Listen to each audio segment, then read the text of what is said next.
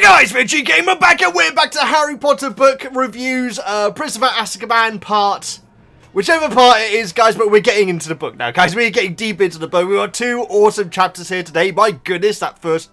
Okay, I should say, we're doing 2 chapters today now, guys. Now, normally we do 3. We're just trying it. We're just trying a 2-parter. If you've been watching them in order, you may know that the previous, I think the previous 2 that we posted have been over 5 hours long, and so I thoroughly enjoy doing these, guys. It's an absolute joy learning this story with all the book detail and everything, but also hearing your opinions over in the book club as well. But when we're doing 3 chapters, it does kind of take it out of me. So we're just for now, not even for now. For this episode, we're going to trial two chapters. Give me all the feedback that you have, guys. If you like the idea of keeping it at 2 chapters, and that's great. That will mean that they will be slightly more regularly, naturally, because it's only 2 rather than 3 chapters that we're covering. But the videos will probably be slightly shorter. We shall see. We have a lot to discuss in these chapters. So if you like it, or if you don't like the idea, please let me know in the comments, guys. That's how we make our decisions. So if you're absolutely, if you much preferred 3 chapters, we'll go back to that, guys. And so we're just trying it for now to see how it goes. But that being said, today we are doing 2 chapters, guys. And like I say, they're doozy of chapters. We're covering Snape's Grudge and the Quidditch final today. Snape's Grudge has some good moments in it, guys. My goodness, we will be getting into that in a moment. And then we have the Quidditch final. Now, apology. Apology time, guys. Put your apology glasses on. Pause, I can't find my glasses. Oh, here we go. These are my apology glasses. No, they're not. Right, guys, I'm sorry.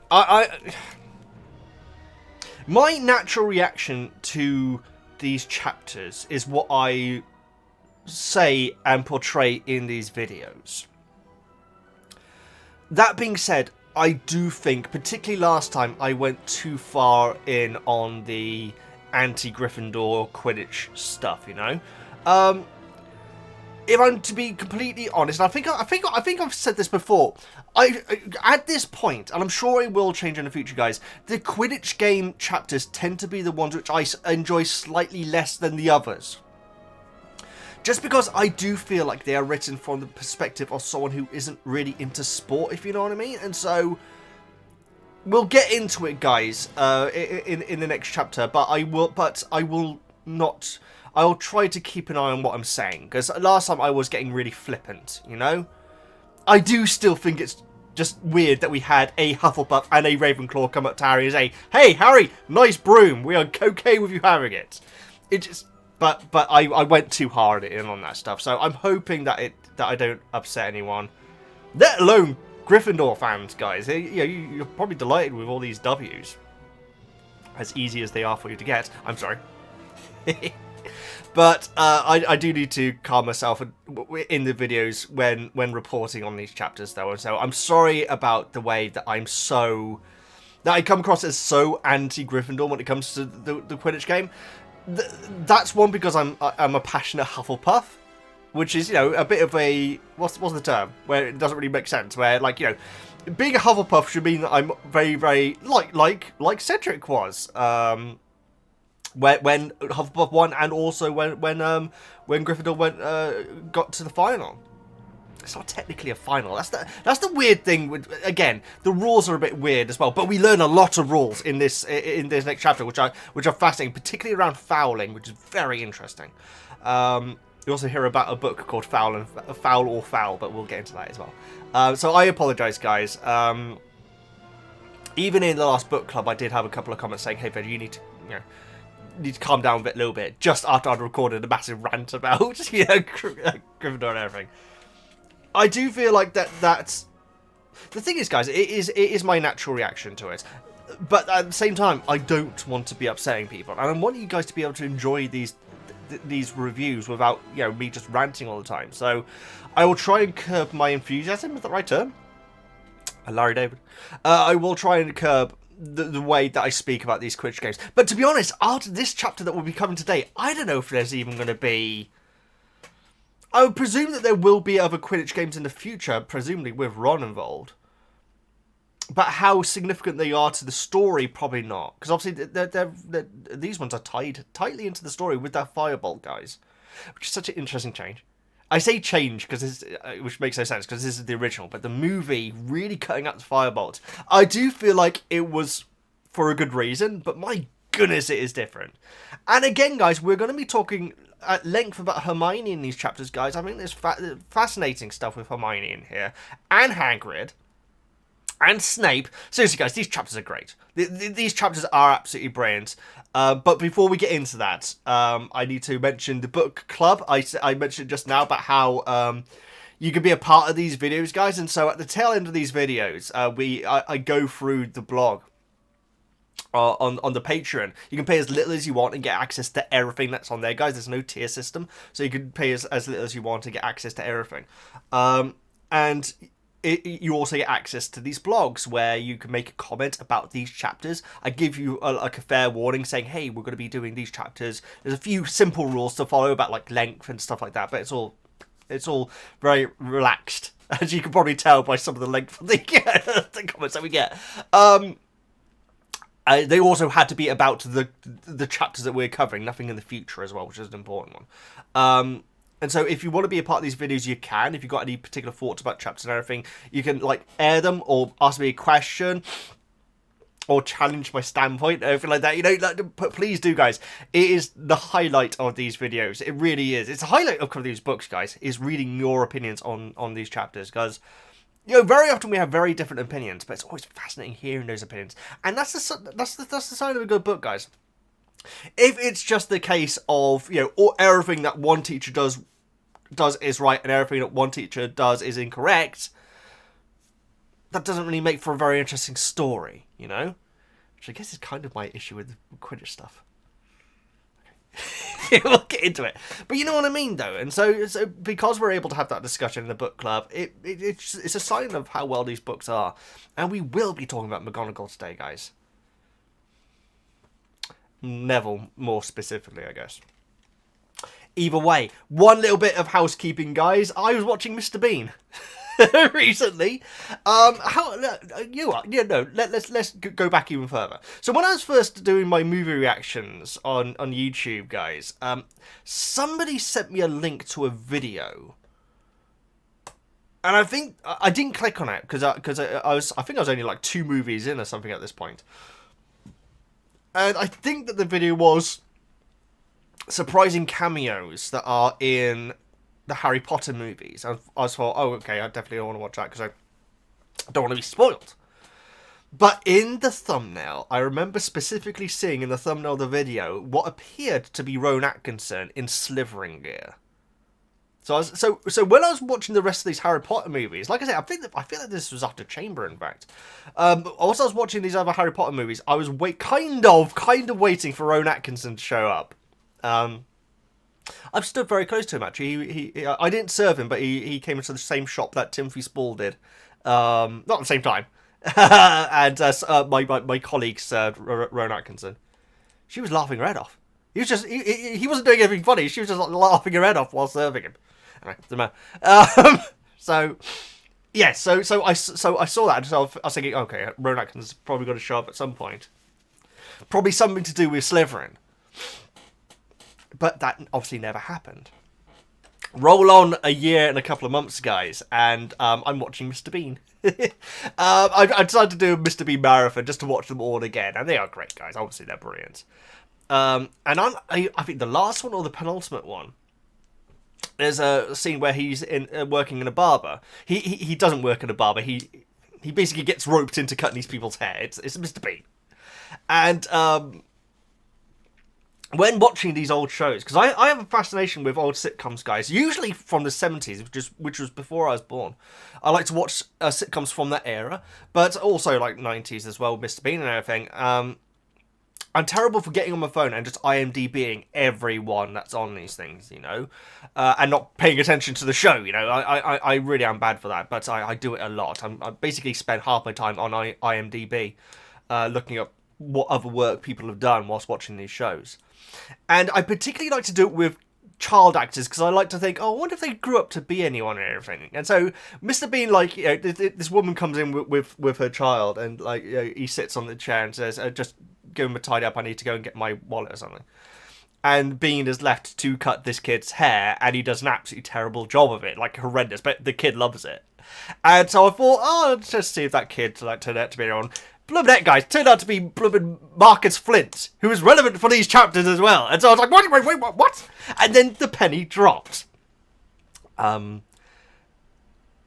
I then realised that the thumbnail that was this video about, you know, cameos that are in Harry Potter. It was Rowan Atkinson, but he was wearing a hairdresser's outfit, and the person that we're meant to be focusing on in the thumbnail was the kid who went on to play Marcus Flint. And so I was like, what?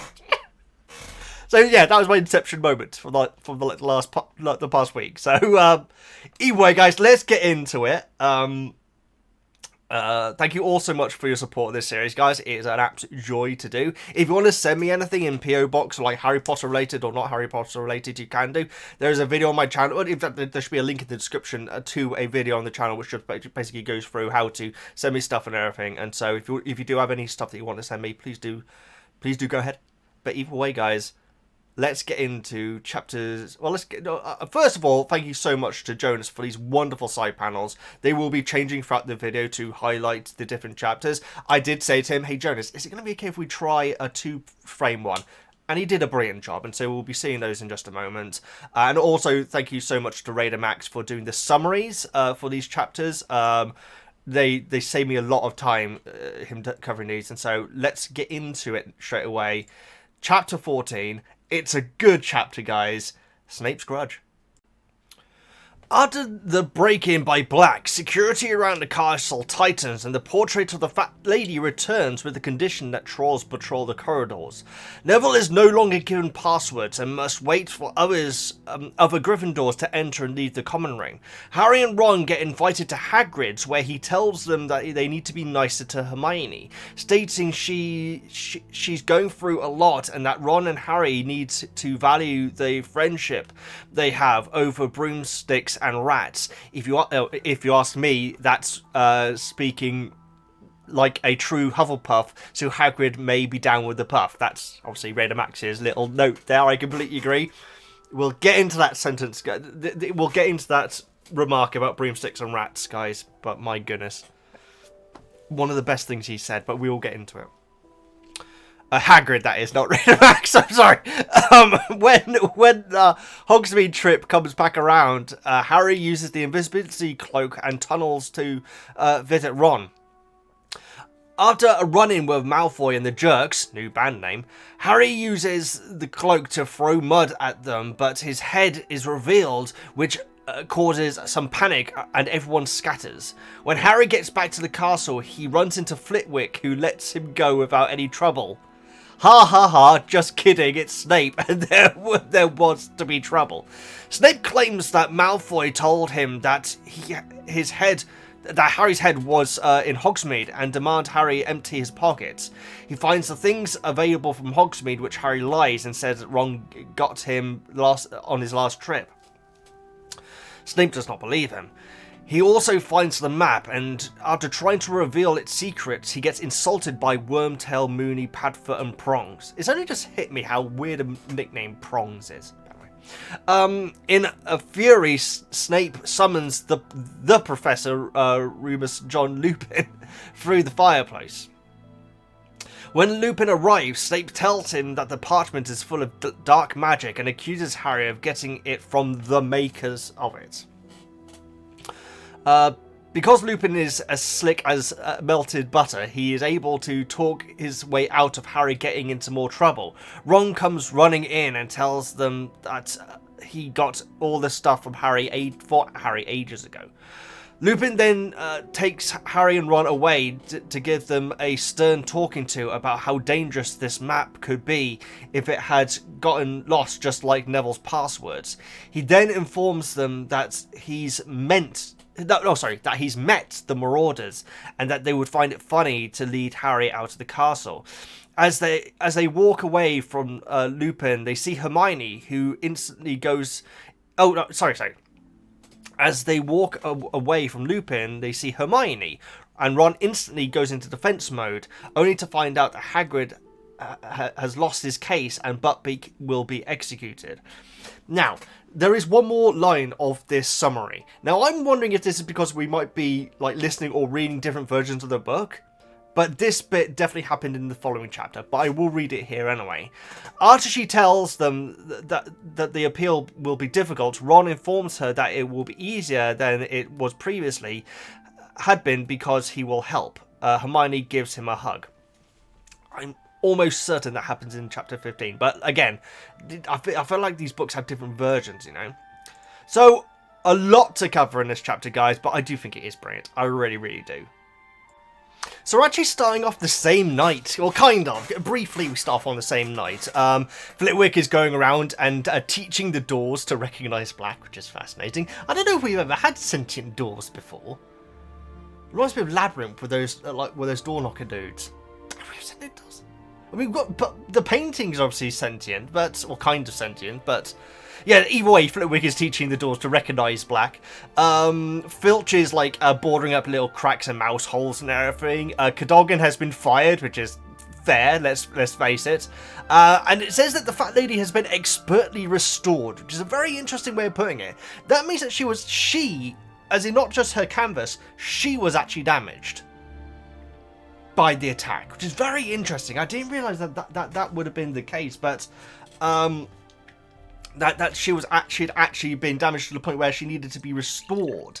And obviously it's using the word restored like you do with a painting, like someone restoring a painting, you know. And so it's very interesting that there presumably is an artist.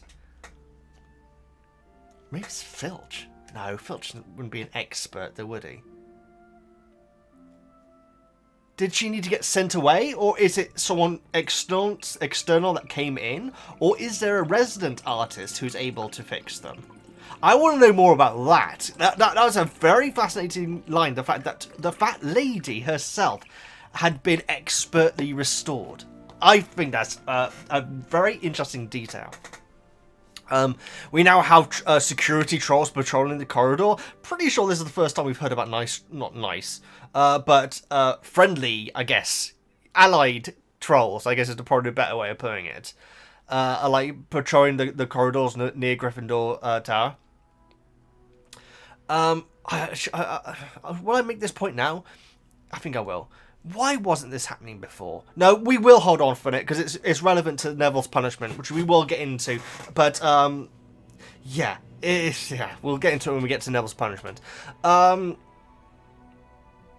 Hidden passages not being guarded. Oh, sure. Okay, so Harry has noticed that the trolls, even though they are guarding like areas of the castle and everything, aren't actually covering the entrance with the one-eyed witch, hunchback witch. Sorry. And actually says to Ron, maybe he should tell someone about. I think tell someone at least about the entrance or about the actual map itself. So it can be guarded. And Ron like says, no, you shouldn't do that. You won't be able to go to Hogsmeade and everything. And Harry is happy that was Ron's response. So you kind of get the impression that Harry said it with the intention of he wouldn't have said it to Hermione. Obviously, right now he absolutely wouldn't have done. But he said it because he wanted that clarification of his point being agreed with. You know what I mean. He asked Ron because he knew what answer Ron was going to give. That being said, Harry at this point is being pretty damn selfish. I do feel like this, guys. Particularly in this chapter, there are bits where I'm thinking, dude, someone could die here. Sure, Black didn't kill Ron, but they go into it. They say, why did they silence Ron? Why didn't Black silence Ron? And they theorize because if he did that, then he wouldn't be able to escape because there'll be pandemonium, presumably. Oh, he did it silently. Let's not get into that. But yeah, so that's the rationale about why they think that Black didn't kill Ron for seeing him. Talking about Ron is now an instant celebrity around Hogwarts. He's like the, I think they say the cock of the walk. Which you need to be careful with that word on YouTube. Stupid. The first time I ever had a video age restricted. Now this is before the yellow demonetization thing. This is long before that. The first time I have ever had a video get tagged with it can't be monetized at all was the time that I used, I guess I can say this in the video, is the time that I used the word cocky in the title. Now I don't know if that's a particularly UK term. No, it's not, because Han Solo says it in Star Wars. So yeah, it was, oh god, one of my very, very first YouTube series I started. I've already got sidetracked. Is a game called Cloud Built. All one word, Cloud Built, but all one word. And it's awesome, guys. It's high adrenaline. It's one of these things where you start playing it and it's incredibly difficult, and you're like basically like going incredibly slowly through the level. But if you can master it, you can fly through those levels so fast. It's like a parkour third-person shooter game. It's cool, guys. It's a lot of fun. It has a great soundtrack as well. I haven't played it for years, but when I first started YouTube, I wanted to do series that I knew about. So Minecraft was the first series which I had on YouTube because it's the only thing I could run on my computer. But then when I gained enough money to upgrade to a better computer, the first game that I wanted to show off on the channel was a game called Cloud Built. I think this is even before I'd even played things like Five Nights at Freddy. Certainly before I started playing things like Under Simulator. This is going back, guys. This is going back a long time. Why am I talking about Cloud Built? Why the hell am I talking about Cloud Built? Oh, cocky! There we go, yes. And, I think that I used to refer to myself in my titles quite a lot. And so I think that one of my very, very, very early videos was called something like Veggie Gets Too Cocky. Because I was like really getting into the controls. Because once you get into the controls of Cloud Built, it feels great. It feels like a real accomplishment, you know. And yeah, I put that in the title and it got blooming demonetized. Ridiculous. But anyway, Ron is now the cock of the walk, and everyone's like, everyone's asking about what happened and everything. And he's like telling it in like this really ghost story sort of way, like really suspenseful, dramatic way and everything. He's not putting himself over. He's not like saying, yeah, I awoke and I fought him off and everything like that. No, he's telling it like it actually happened. But because even he is excited by this story, he's telling it completely legitimately, which is a surprise. I guess. No, I don't think Ron would pick himself up like that. He wouldn't. No. Ron's always putting himself down. And so, yes. I love the fact that everyone's coming up to him and asking him about it. There's a great bit there's a great line coming up with Hagrid that we'll get into that in a moment, though. Hagrid's great in this chapter, guys. We need to get to it. So, now the big debate, guys. Now, I do think that someone dared to slip in a previous chapter book club that there was a Neville punishment coming up. And this is what we're talking about, guys. So, this is Neville who wrote down his passwords and either lost them or had them stolen. We actually don't know for sure. But the punishment is for writing down the passwords. Now, we've got a lot to discuss here. But let's go through what their punishment actually is.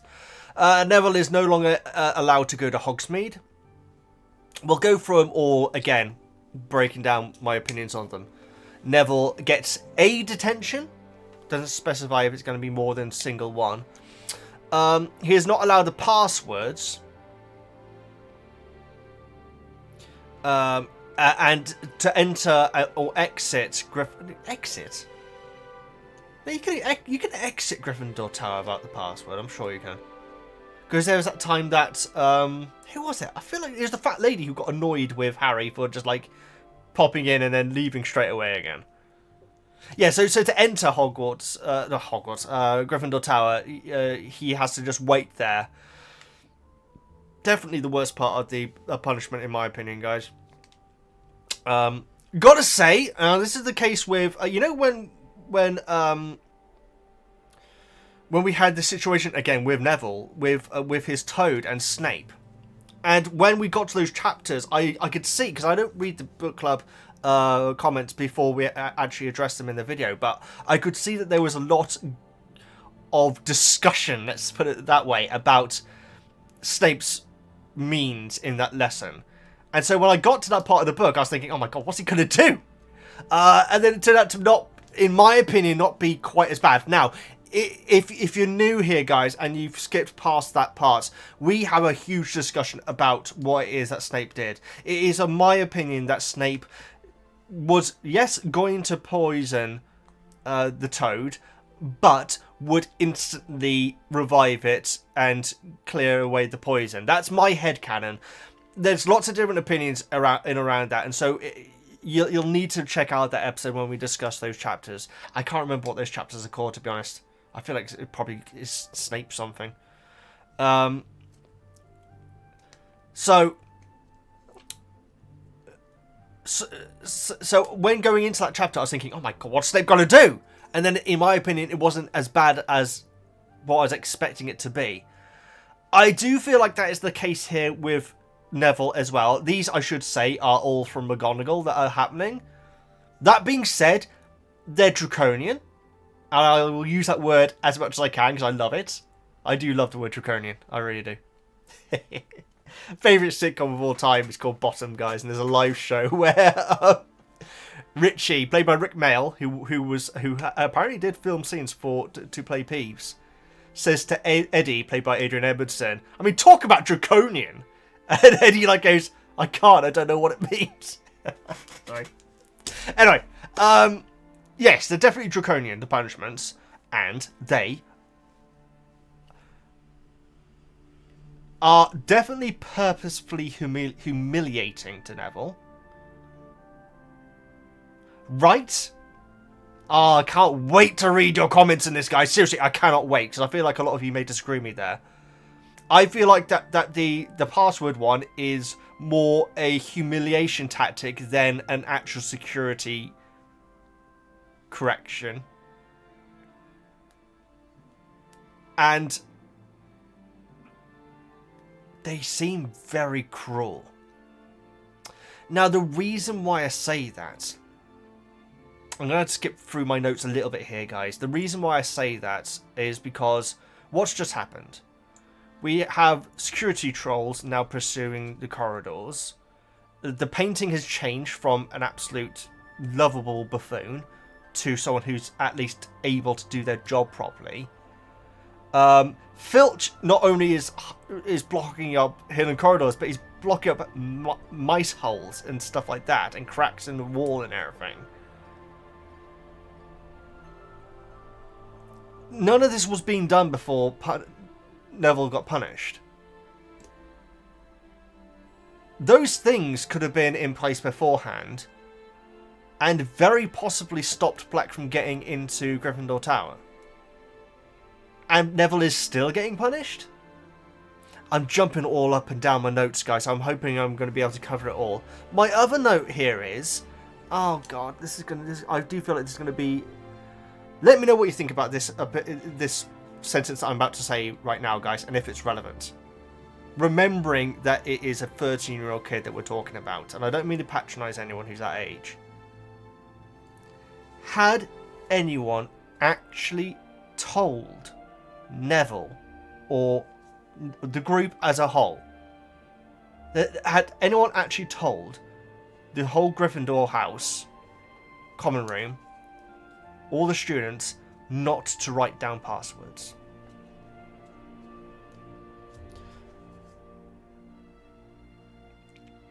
Now, you may say it's obvious, Veggie, that no one should write down passwords. I would argue not to everyone it would be. I don't think it would be obvious to everyone that you shouldn't write down passwords. I know a lot of people who still do it now, in fact.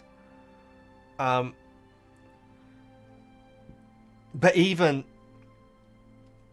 that aside, even if it is plainly obvious that you shouldn't write down passwords, what if the password is changing several times a day and you are simply not able to keep up with it? You can call Neville stupid, guys. You can say that he's irresponsible. You can say, some people will even say that he's a bit of a sociopath, in fact.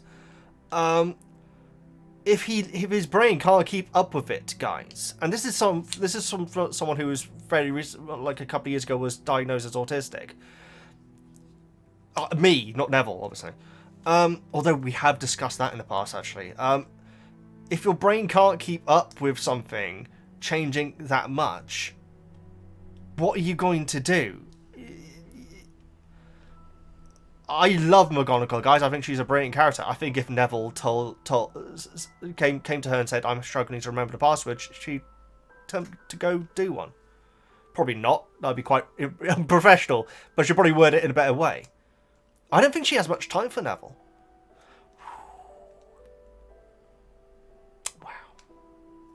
You remember what she was saying about Wormtail as well in a previous chapter? You know, the way that she was just talking about him as a human being was terrible. So I don't think that she has time for Neville at all. Wow. I'd like to see your thoughts on that, guys, and also I would love to see more Neville and McGonagall scenes, because honestly, McGonagall thinks the world of Harry, Ron, Hermione. You know, she's strict with them, but that's her job. She certainly does not have that same respect for Neville. And after that scene where, there were no students around, so she said it in confidence, but at the same time, she did say it. The way she was talked about Wormtail, who again was a Gryffindor, presumably under her, probably. Yeah. I think that McGonagall has done this draconian, and she knows that it's humiliating to have other students let Neville into the common room. It's tantamount of hazing is not the right term, is it? But yeah, in the military, when where like the sergeant will humiliate someone and make everyone else's lives worse. It's basically really it's humiliating. That's the only way of putting it. Is humiliating to Neville. But the trolls patrolling the corridor, the fact that Cadogan was allowed anywhere near the responsibility of securing these children's safety and lives, the mice holes and cracks getting pasted up at this late stage in the story, and you're going to blame Neville for writing down passwords and punish him to that point? Where's McGonagall's punishment? Why wasn't this stuff being done before? Wow, I'm getting heated. I will defend Neville to the hilt, guys. You know what? Because I was not a, I wasn't a bumbling comedy character or anything, but I struggled at school. I really did. And if passwords were changing every couple of seconds, and I literally couldn't cope with it, I probably would have written them down myself.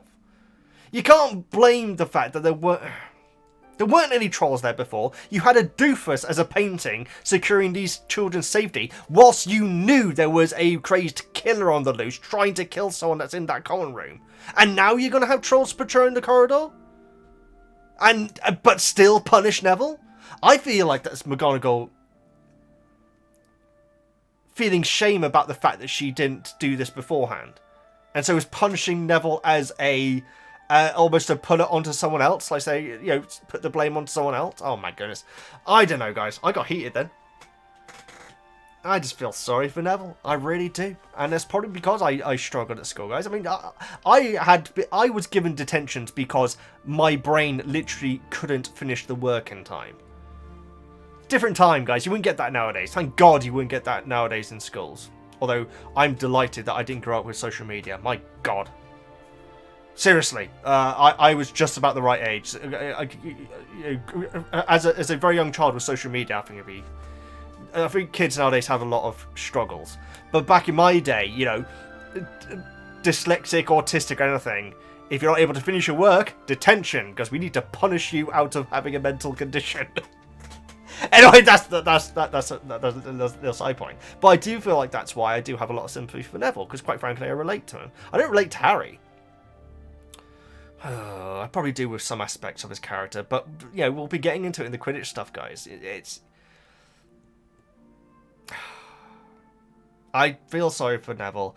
I'm really looking forward to reading your comments, guys. I do think that most of you will think that the punishment is draconian. You probably wouldn't have gone on such a rant that I just did, and that was not scripted, guys.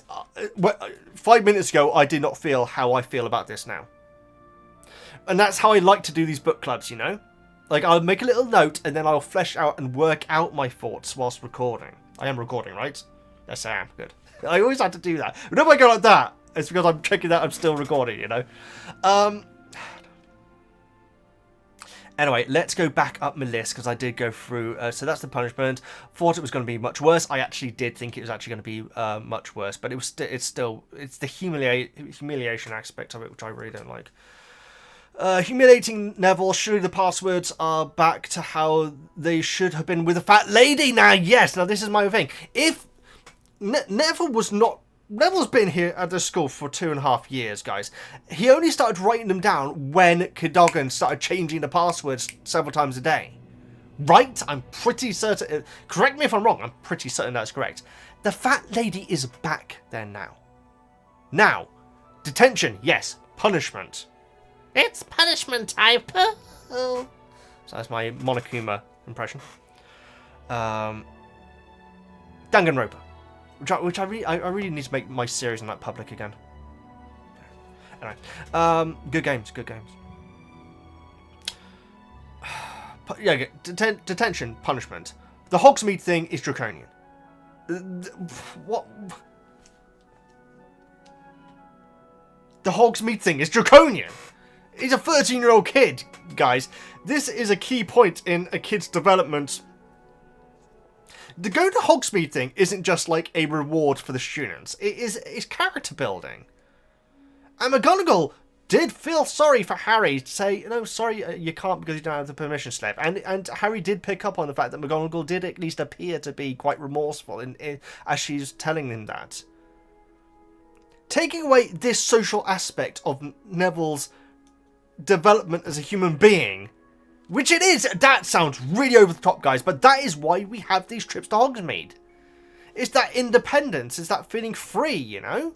It's Harry in Diagon Alley at the start of this book. That was a smart little point I just made. They do happen, like, once every blue moon, guys. So the Hogsmeade thing is absolutely draconian. The password thing is tantamount to sinister. That's beyond punishment. That is wanting to... I feel like it's trying to humiliate Neville. And we know the fat lady's back now, which means that the passwords are going to be easier. Although Neville has forgotten the passwords before, though. Oh, you see, that is definitely the case. There is that line which is in the movie, I'm not sure if it's in the book, where they're going towards the fat lady who is gone. And they say, what's all the commotion? And they say, oh, it's probably Neville's forgotten the password. But Neville's like stood right behind them.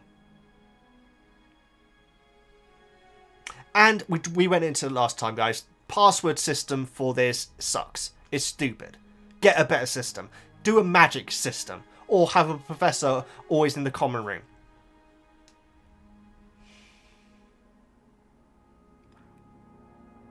I'm looking forward to reading your thoughts on it, guys.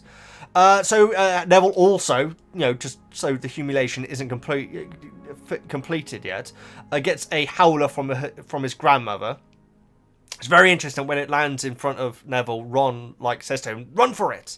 And I thought that meant run away from the letter, but no, he actually takes the letter and goes with the letter to somewhere a little bit more secluded, not in front of all his peers and everything. Again, humiliation. Yeah, the grandmother says that Neville has brought shame on their whole family. Who? What? How did the grandmother know about it? Do you really want it to be publicly known that one of the students let a crazed killer into the castle? Maybe it didn't have that part of it.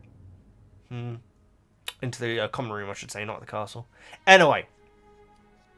Yes, and my final point, which I've actually got in capital letters, had Neville been told not to write the passwords down previously.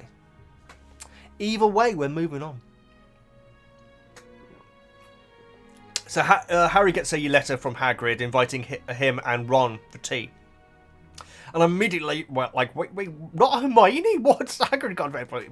That doesn't get explained. I do have it down here that it's a bit strange that Harry just trusts his mail at the moment. The security around mail has been kind of knocked up into the air since the firebolt, you know? The firebolt does question, well, surely the firebolt was sent by owl mail with like no certification of who it was from. I guess it came from owl mail, unless Black literally just placed it in the common room. Blooming heck, he could have done. But that's really giving his position away, though, isn't it? No, it must have arrived from owl mail then, because that would be stupid. Yeah, it must. Yeah, because McGonagall didn't question how it got into the common room, so it must have arrived from via owl mail. But the fact that owl mail can be, you know, played around like that, it does question. It did make me think. Well, Harry instantly just believes that this is Hagrid, but as it's Hedwig, isn't it? That's delivered this letter, so that does make sense. Hagrid is actually escorting Harry and Ron to and from the castle to his hut and everything. I do question, does Dumbledore know that Hagrid is doing this? Or McGonagall?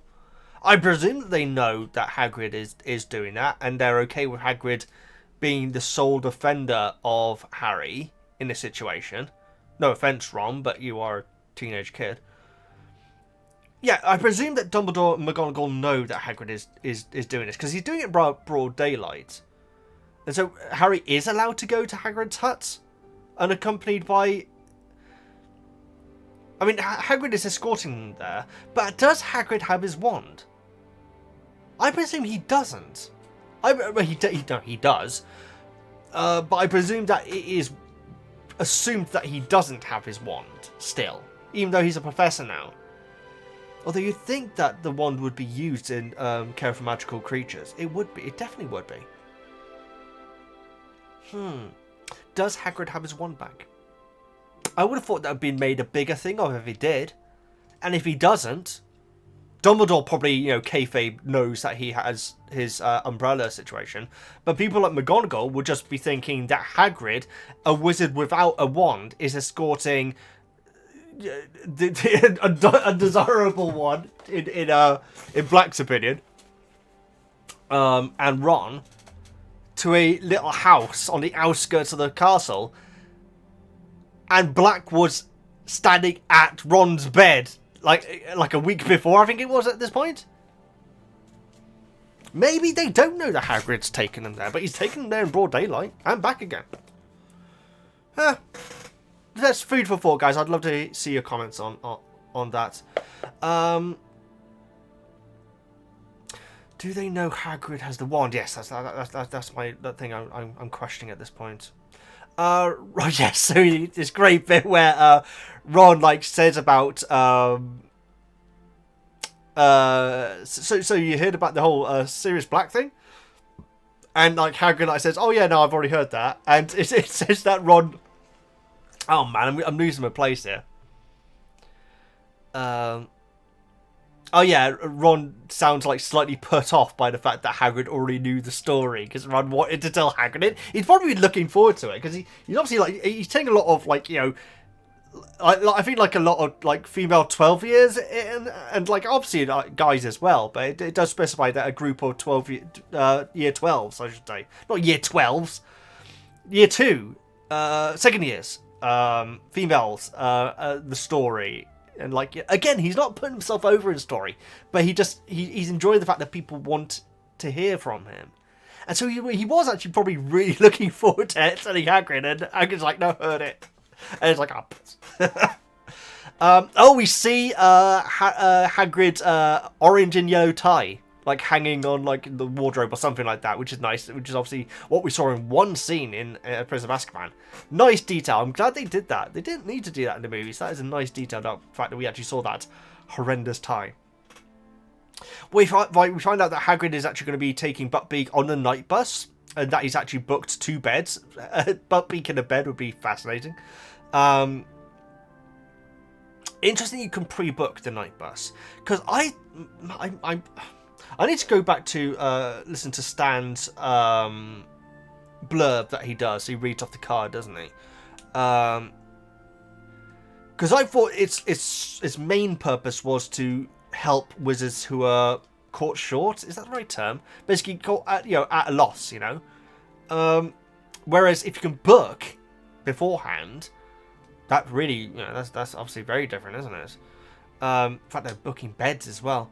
I was thinking, why not flu powder? But well, no, but Harry's not a full wizard yet, though, is he? So Hagrid must be allowed to use flu powder.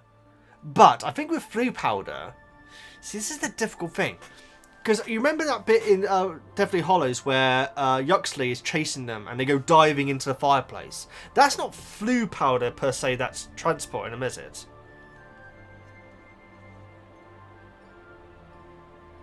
Could be. Because Yuxley does grab hold of them.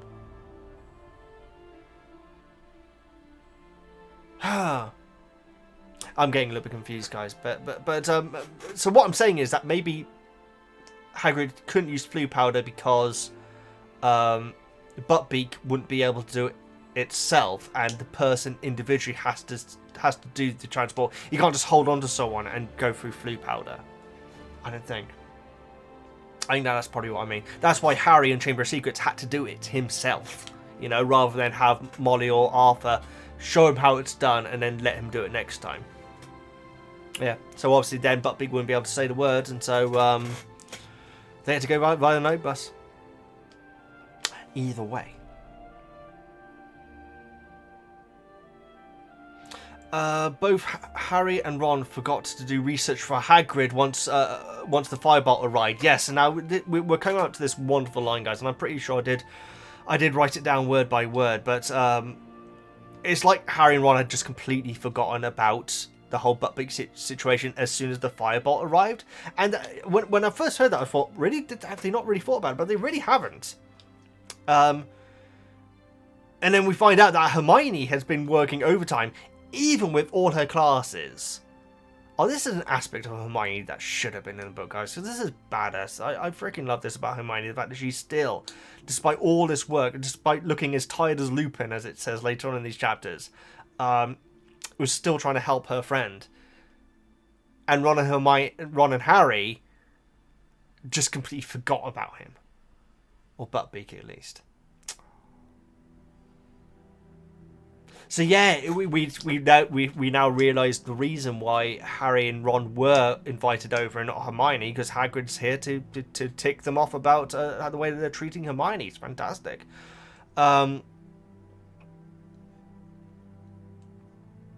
Hermione has been regularly visiting Hagrid, like, you know, with help and research into the Buttbeak, into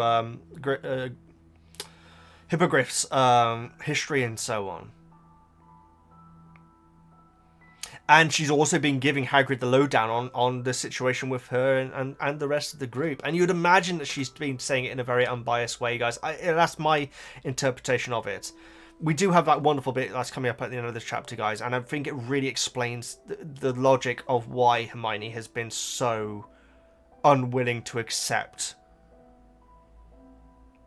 what everyone else thinks has happened. Which is very different than in the movie, guys. There's one bit in the movie which I don't even remember. When I cover these chapters, I had to rewatch the scenes just to make sure that I'm not saying this wasn't in the book, but it was, you know. When we find out that Scabbers is okay, Hermione straight away is like, "Oh, I think you owe me an apology." Then that's not the point. Hermione does. We'll get into it, guys, but Hermione does think that Scabbers has been killed.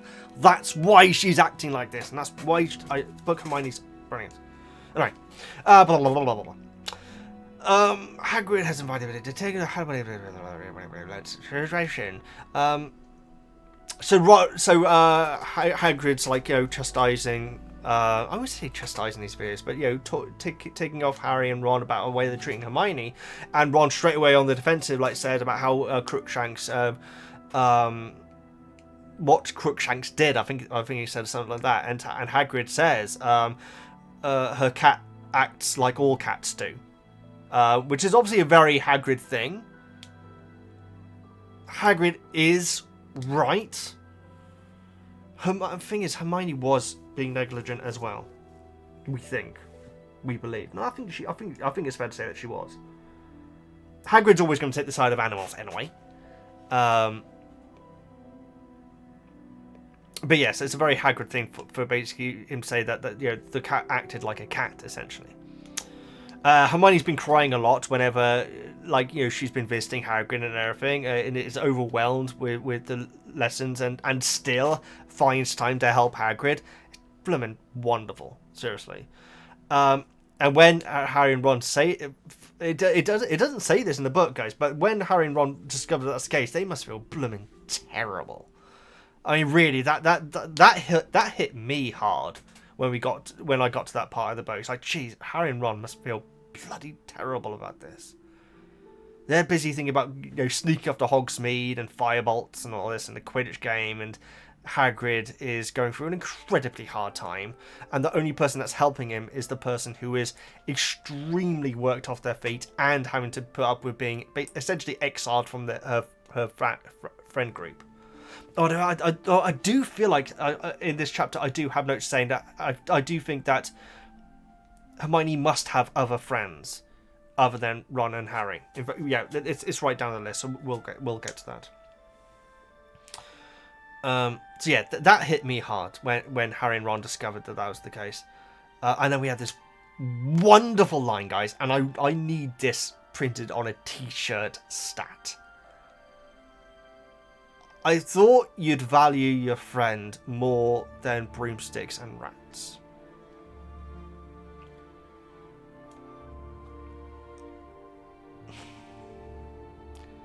I feel like that is at least the best line of this book so far, guys. I loved it. It hit me like a ton of bricks, guys, and it's such a sweet line. Such a Hagrid line, you know? And like Raider Max said in the description, quite a Hufflepuff line as well. I loved it. I loved it. I thought it was such a great line. That I had to pause whilst listening to it because I was thinking that's just wonderful, and I wanted to get it down exactly how it was written. I do think that is the best thing that Hagrid's ever said. I feel like that's Hagrid's best line. Not the stuff about Hufflepuffs being duffers. I thought that was such a brilliant line. And a smart line, you know. It was not even smart, a caring line, you know. A sentence with heart, you know. Ron is still being very defensive and calling Crookshanks a maniac, which he does actually absolutely have a very good point. Hagrid then, you know, defends Hermione instead of Crookshanks and says that people can be a bit stupid about their pets. I do have that down here, that is possibly the stupidest thing that Hagrid's ever said, because obviously that is exactly what Hagrid is. That is basically his main character trait, is that he cares, that he will take the side of his animals over anything. You know, remember when the dragon was basically attacking Ron, and like Hagrid was instantly like having to go at Ron for it. Man, that's Hagrid though. That's Hagrid. I know. So yes, the Hagrid like leads Ron and Harry back to the castle that evening. I think they're there for. They probably talked a lot about Quidditch as well, especially with the big game coming up. So once they get back to the castle, I think there's a notice board saying the next visit to Hogsmeade. Hermione's like basically behind a wall of books. I don't know if she's particularly hiding. It's probably more that she's, you know, just researching and the wall of books is there. But yeah, Harry does spy her behind this wall of books there. And Harry is still considering going to Hogwarts. And we'll get to the stuff with Lupin in a minute, guys. But the fact that Harry is still considering going to Hogsmeade. I've got down here. This is just plain selfishness at this point, right? You think about the effort that's being put into keeping him safe, or the effort now being put into keeping him safe after what happened with Neville happened. The fact that Neville can't be going to Hogsmeade. Oh, jeez. I can't. No, it's stupid to have a Harry versus Neville situation here, because that's ridiculous. Ridiculous. Blah, blah, blah, blah. I'm going all over the place. Selfish at this point.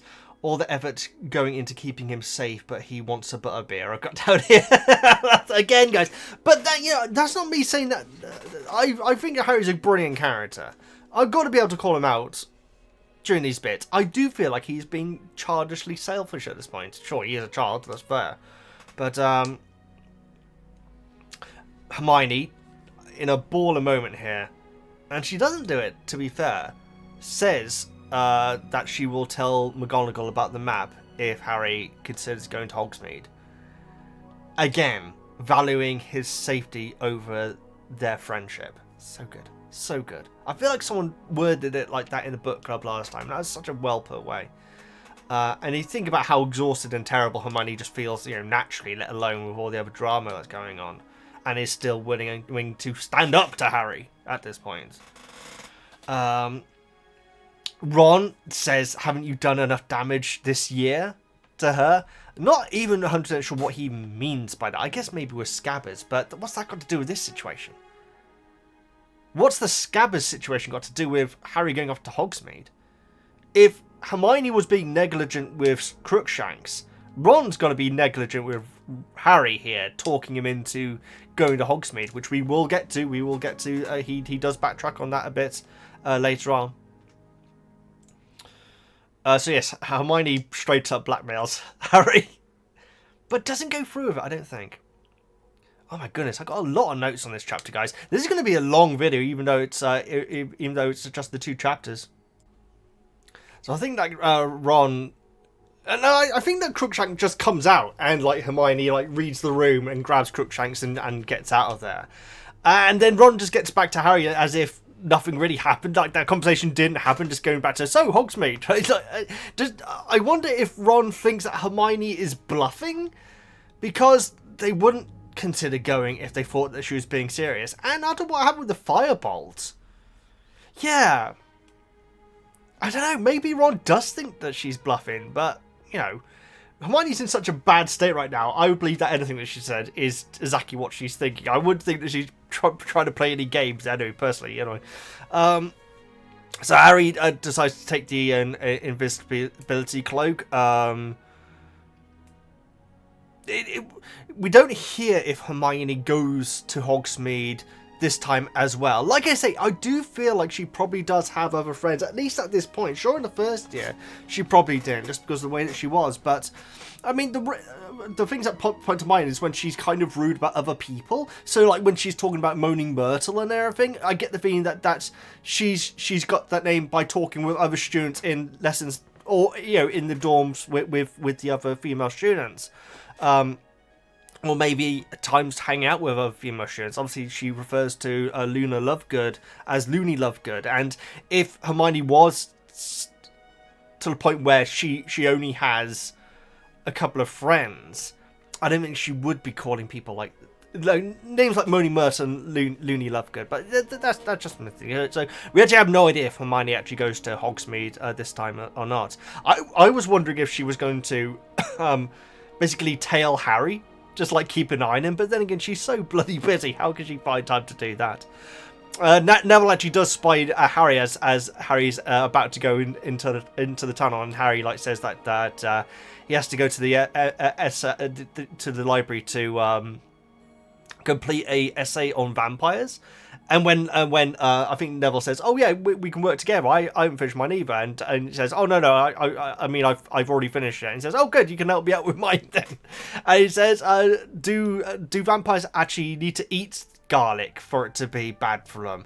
And that is something which I've never understood, the whole garlic thing. I'm guessing it's just like with certain insects in it. I think that people do use garlic actually to ward off certain type of insects. I'm guessing that's the theory behind garlic, but I've honestly never even considered it before. I mean, we're watching Buffy the Vampire Slayer, and there was an episode where Buffy had like garlic around her bed and everything. It's getting good. It's getting good, guys. We're approaching the end of the second series now on the Patreon, so if you want to check out, you can do. In fact, by the time that you're seeing this on YouTube, we will have completed the second series, and it's been a wild ride. Snape arrives, as he likes to do. And it says that he looks at each door and then the statue. So I presume this is just like a straight corridor. And he just like looks at the 2 doors and then at the statue. So Snape's clearly worked out something here. It's not a spoiler to say that this statue is at least visibly in Hogwarts Legacy. But the room that it's describing here does not match where it is in the game. I don't think, anyway. That being said, they've done a fantastic job in laying out the castle. I really need to get back to Hogwarts Legacy. I'm so sorry it's taken me so long, guys. It's just so blooming busy lately. Snape tells them to go back to Gryffindor Tower. I'm not exactly sure. That seems to be the thing whenever Harry sees people, the teachers, they always say, well, get back to Gryffindor Tower. I mean, students are allowed to walk around the castle, right? Harry shouldn't be doing it alone. Definitely not. And we'll be getting to that in the next chapter, how the Quidditch team seem to be better security for him than the Hogwarts staff. But yes, we'll get to that anyway. But yes, Harry yet again is told to go back to Gryffindor Tower. And as Harry leaves, he sees that Snape is examining the statue, and so obviously he's clearly onto something. Presumably, Snape may have been tantamount to spying on him, like I said about Hermione just now, because it is convenient that Snape would appear like that. Either way. So Harry does indeed head over to Hogsmeade after letting Neville into the common room, and heads over to Honeyduke's cellar and meets up with Ron. Harry gets to visit the post office that Hermione was telling about earlier on, which is kind of sad, guys, because you remember the first thing that Hermione and Ron said when getting back to Hogsmeade for the first time. Ron was like, "Oh, Honeydukes and Zonkos and all this," but the very first thing that Hermione says about Hogsmeade is the post office and how incredible she finds it, and it kind of breaks my heart that she's not there to see Harry's reaction to it for the first time, because obviously they're both from, a muggle world, and so they probably would be able to appreciate the post office as being this incredibly magical thing. So yeah, that did make me a little bit sad. That was the first thing that Hermione told Harry about, and the fact that Harry's gone there without her being able to see his reaction to it as well. It's a bit sad. We hear about the Shrieking Shack, so Ron and Harry go over to have a look at it.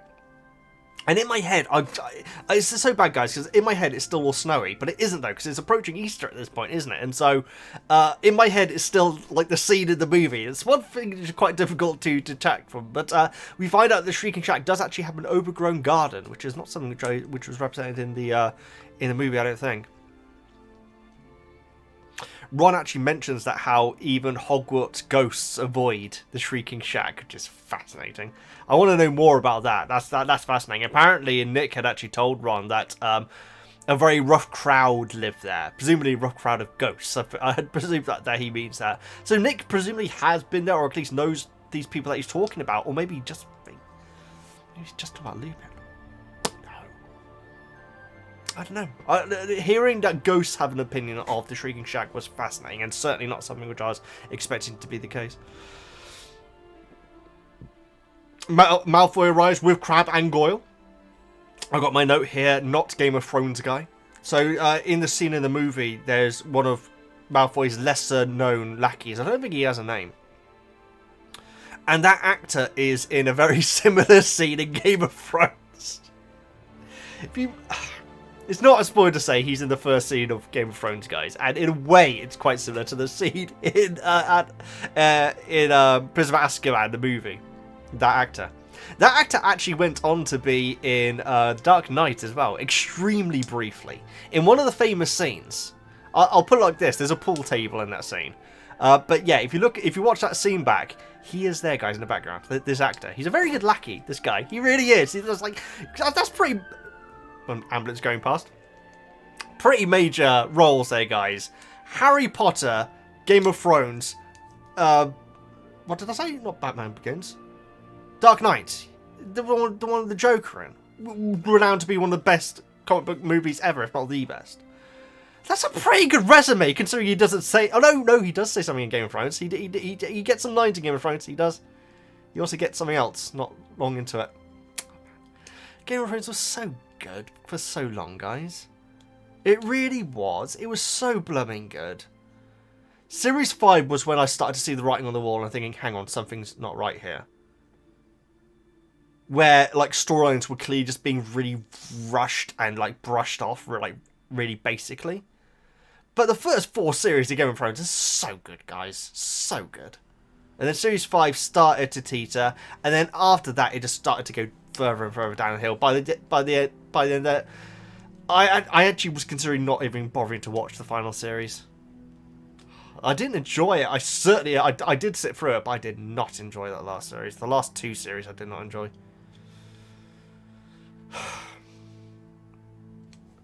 And it was so the writers, the show writers, not the book writer, the show writers could go and work on Star Wars, and then they didn't get that job in the end anyway. Anyway, that's for the Game of Thrones series. That will be starting on one day. That would take a long time. My goodness, those books are huge. But yes, I loved me some Game of Thrones. Here's the person who was I gotta say it like this, was my favourite character, because my god, they destroyed her character in my opinion, but she for the longest time was my favourite character. And you probably tell who that is if you watch Game of Thrones, especially if you look at the sword. Either way. I couldn't stand it by the end. Jeez, shame. Anyway, we're not talking about Game of Thrones. I'm talking about anyway, blah, blah, blah, blah. So yes, Crab and Goyle are in the book scene rather than it being this other guy, and I think Crab, was in the scene. What would your head be doing? Oh, no, I'm jumping way too far forward. Jeez, I really made the right decision by doing a 2-parter this time, guys, because this Snape's Grudge chapter has so much stuff in it, and we're getting through my notes, but we're still not quite there. So Draco's like mocking Hagrid, saying how that hippogriff is as good as dead, and then obviously goes over to talk about Ron and saying how doesn't your entire family live in the same room, sleep in the same room, which is the line which is used in the movie as well. Harry then throws mud at Malfoy instead of it actually being snow, which is where my head started getting a little bit confused again. He's like throwing sticks as well, so it's getting pretty violent. Violent for a wizarding fight, you know? Mud and sticks isn't usually something which you'd see. Then again, Arthur throws hands, doesn't he? Ron's actually enjoying this. So when Harry's like throwing all the stuff in it, and like Draco and like Crabbe and Goyle like freaking out and everything, Ron's like smugly standing there saying, very haunted up here, isn't it? to Malfoy, which is a great line. Obviously in the movie he's like, even after Crabbe and Goyle have run away, and it's blatantly obvious that it's Harry that's done it, Ron's still, but that's movie Ron for you. You see, this is the thing, guys. I do need to do audio-only versions of these reviews eventually. But you're going to miss wonderful faces like the face I just pulled. Yes, Ron's actually really enjoying the moment.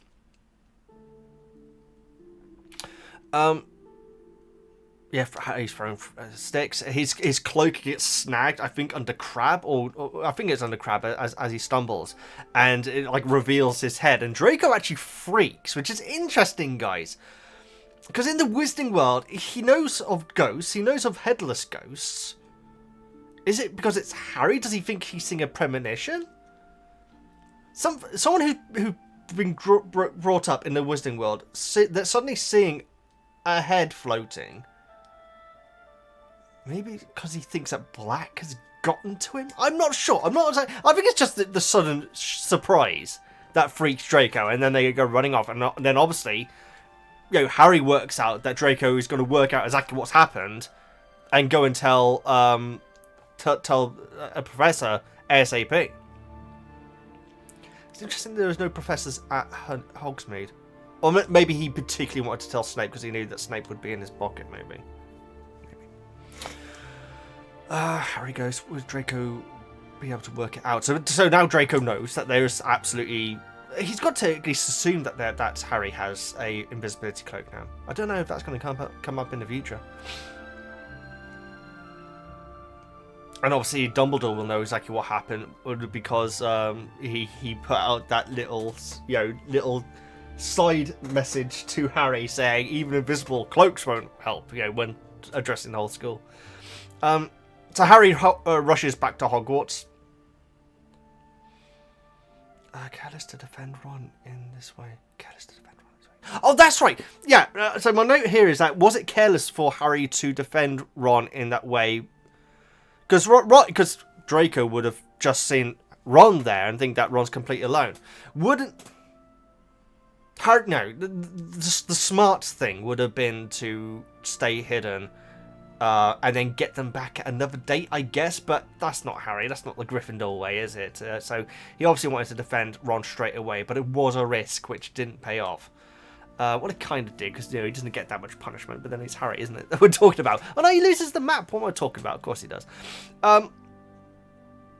So yeah, Harry comes through the statue, and Snape's right there. He says, "Yep, gotcha." And so Frog marches Harry off to his office.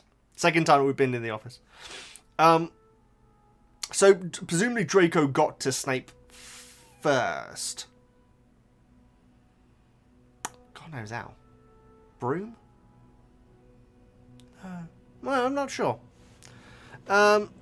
But obviously Harry, maybe actually that's the thing. Maybe the tunnel, despite it being a secret entrance, is actually a scenic route. Maybe it does actually take longer to get to the destination than it would just running straight over the bridge into the castle. So maybe that's it.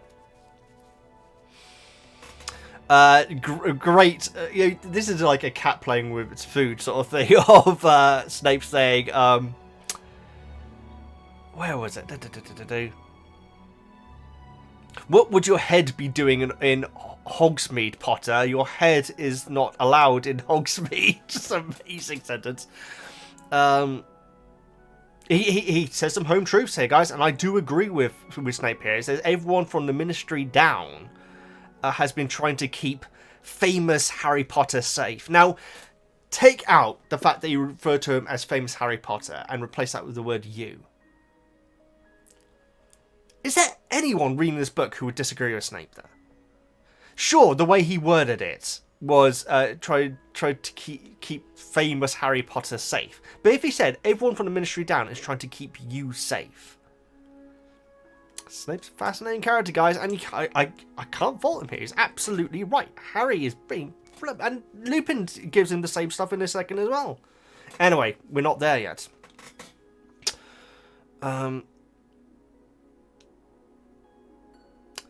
We hear about Snape's resentment to James, and we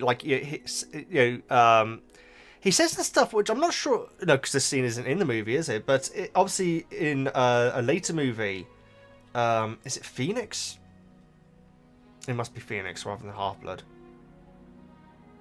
Wait, it is Half-Blood.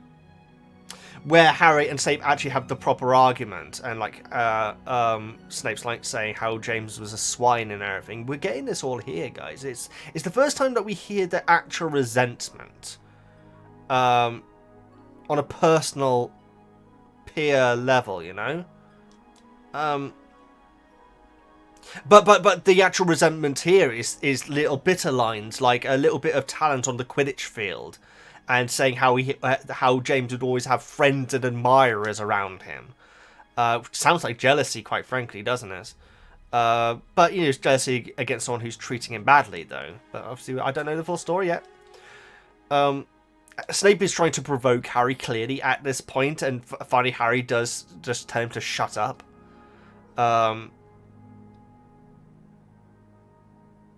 Harry tells Snape Dumbledore told him he saved his life. Oh, that's right. So this is going back to Philosopher's Stone, I believe. I think it's going back to Philosopher's Stone, where Harry learns that Snape was saved by James. Maybe it was Chamber. It certainly wasn't in this book. Dumbledore's barely been in this book. I mean, on a personal level, not at all, I think, with Harry.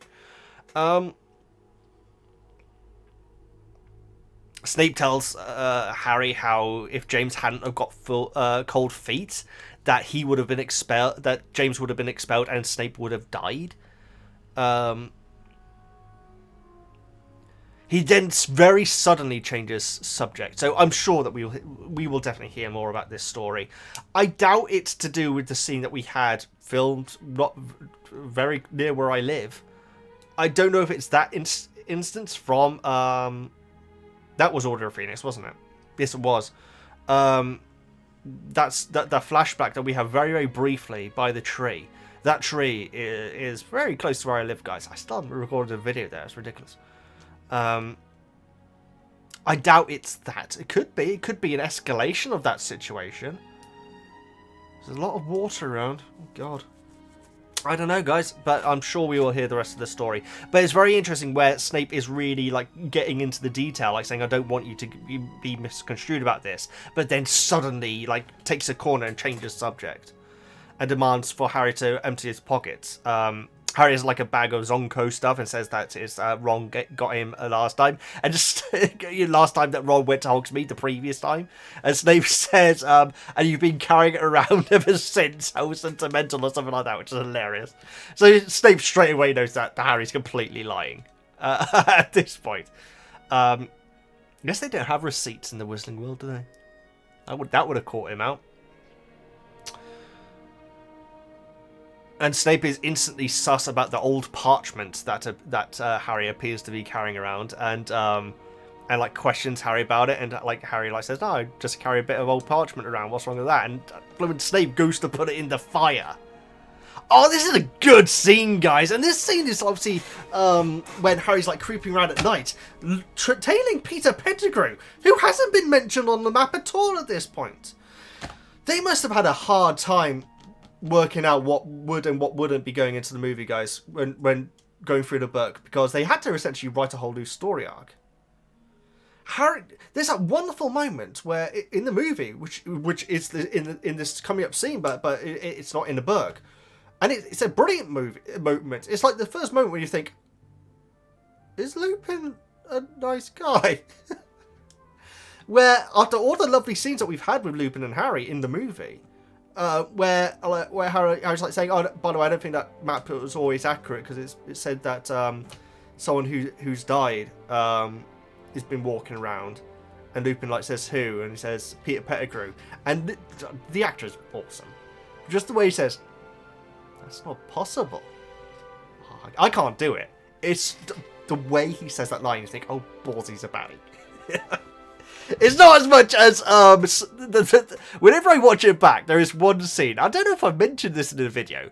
The best scene from Prisoner of Azkaban when Black is there and Lupin, Snape about to come in, and obviously at this point we're meant to think that Black is a baddie, is evil, and the performance it's a very good balance. Where he's like performing the fact that he's like really serious, but he's doing it for good intentions and everything. But there's one bit where like Harry like gets Black serious on the ground, and it's shot down at him. And oh God, what's his name? It's not Jerry Iron. What the hell? I'm terrible at actors' names, guys. This is the crazy thing that I was able to call so many names out during the movie reactions. I'm terrible at actors' names, but he really camps up the evil side of it, where like it's shot down of him on the ground, and that goes, "Harry, gonna kill me, Harry." That's the way he says it. It's like, there's no way that's a good guy. That is 100% an evil bad guy, the way he's saying it. Brilliant. Absolutely. I mean, I love that scene so much. Serious. I need to look this up. Serious Black actor. Gary Oldman. There we go. Just the way he says, "Harry, gonna kill me, Harry." It's like, there is no, all the other scenes, all the other moments in that scene, I should say, is that it's brilliantly done by Gary Oldman, where on the face of it, it's scary bad guy, but just like a little bit behind there, you can see the real character. And it's another brilliant bit where Hermione like says he's a werewolf, which I completely missed in my reaction. I'm so sorry. And the way that Lupin reacts to that is, again, it seems like he's being evil, but he's actually not. Where he like says, "Oh, my Miss Granger, you really are the smartest witch I've ever met." It's brilliant. It's just, I love that scene so much. Just that one shot of Gary Oldman going, "Are you really gonna kill me, Harry?" It's like just pure evil. I don't know why I bring that up, guys, but whenever I watch that back, I do think, I mean, Sirius Black is a nice guy, But that one shot is like, I don't see no goodness in him at all. I'm sorry, guys. I got completely sidetracked there, but that is something which I've noticed so much whilst rewatching that scene, and I've never mentioned it during a video. Like, all the videos which I've done, this might actually be my 50th Harry Potter video, in fact. It's the way he says it is hilarious. Are you really gonna kill me, Harry? Sorry. Right, moving on. We're getting so sidetracked. So anyway, going back to the book review. I'm so sorry, guys. Harry's reaction to the map being put on the fire is good, guys. It's a part of Harry which we don't get in the movie, where he seems vulnerable and threatened by Snape, because very often he'll get the upper hand in scenes with Snape pretty much consistently, whereas here he's like, oh, balls. And so Snape tries to undo the mystery, the secrets that the parchment has, and he refers to himself as Professor Severus Snape, Master of this school, demands that you show me your secrets, or something like that. The fact that he refers to him as Master of this school is amazing. Not Potions Master, Master of this school. Unless the audiobook missed out a word, but the audiobook did say Master of this school. And we get the message about Snape from the individual marauders. So each marauder gets a pop at him here, which is very interesting. So that's nice. It's nice that it's really. It's the first time that we've really established that Wormtail, Padfoot, Prongs, and Moony are individuals rather than, because it's just like, yeah. Yeah, I think it is. I think it's the first time that we've really established that it's actually individual people, You may have been able to work it out beforehand, but if I was reading for the first time, I probably wouldn't have, having not seen the movie, I mean. Snape immediately, upon seeing these names, like, insulting him and everything, instantly goes to the fire and calls for Lupin, which is very interesting that he calls for him via the fire. I don't know if that's anything to do with flu powder. Probably, considering that Lupin then does arrive via the fireplace, but the fact that you can call for someone via the fireplace is definitely not something which I've heard of before. And the fact that he calls Lupin, it's gotta mean that he knows that Lupin is involved. Man, which is again not. We didn't get any of that in the movie version, did we?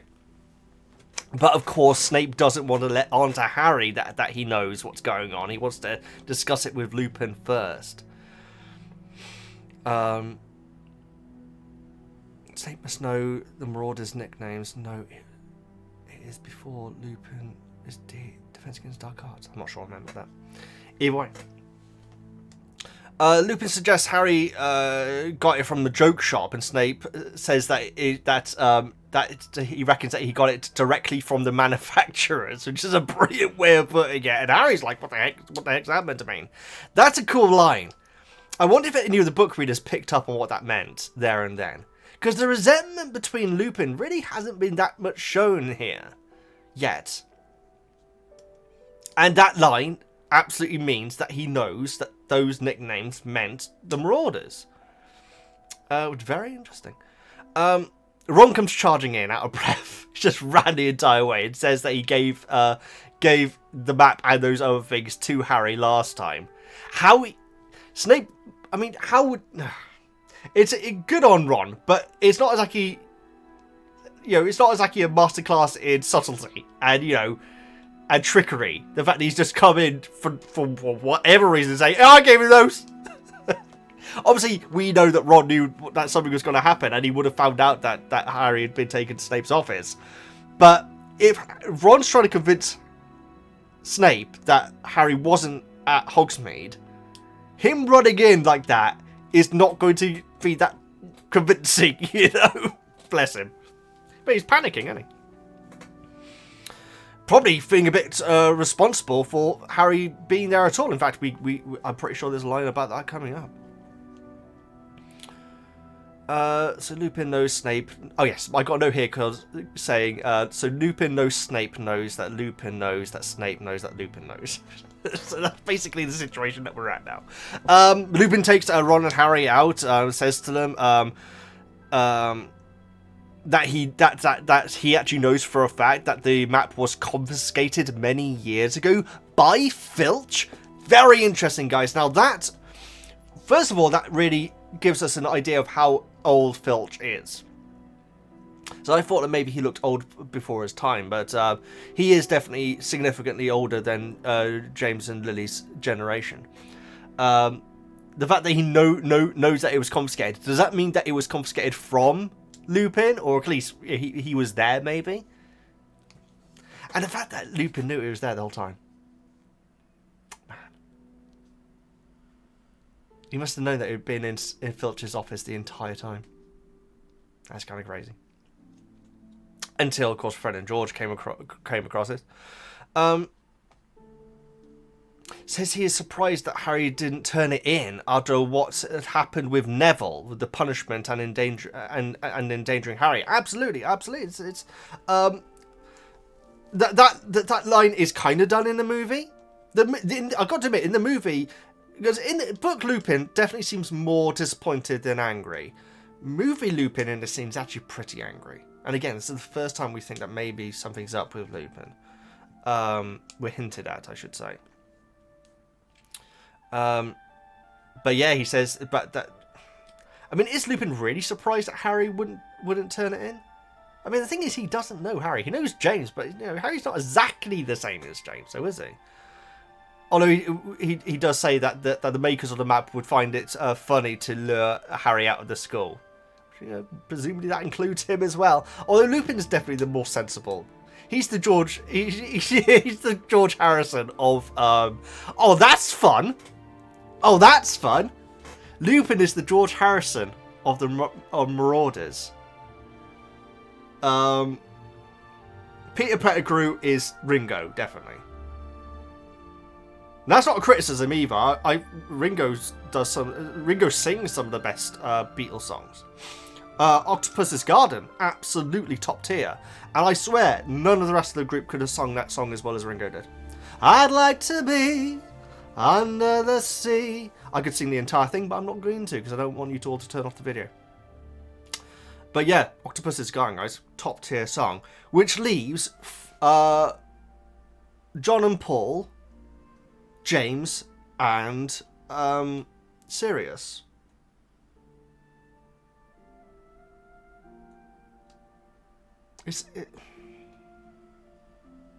Yeah, it's definitely the glasses. It's not the glasses.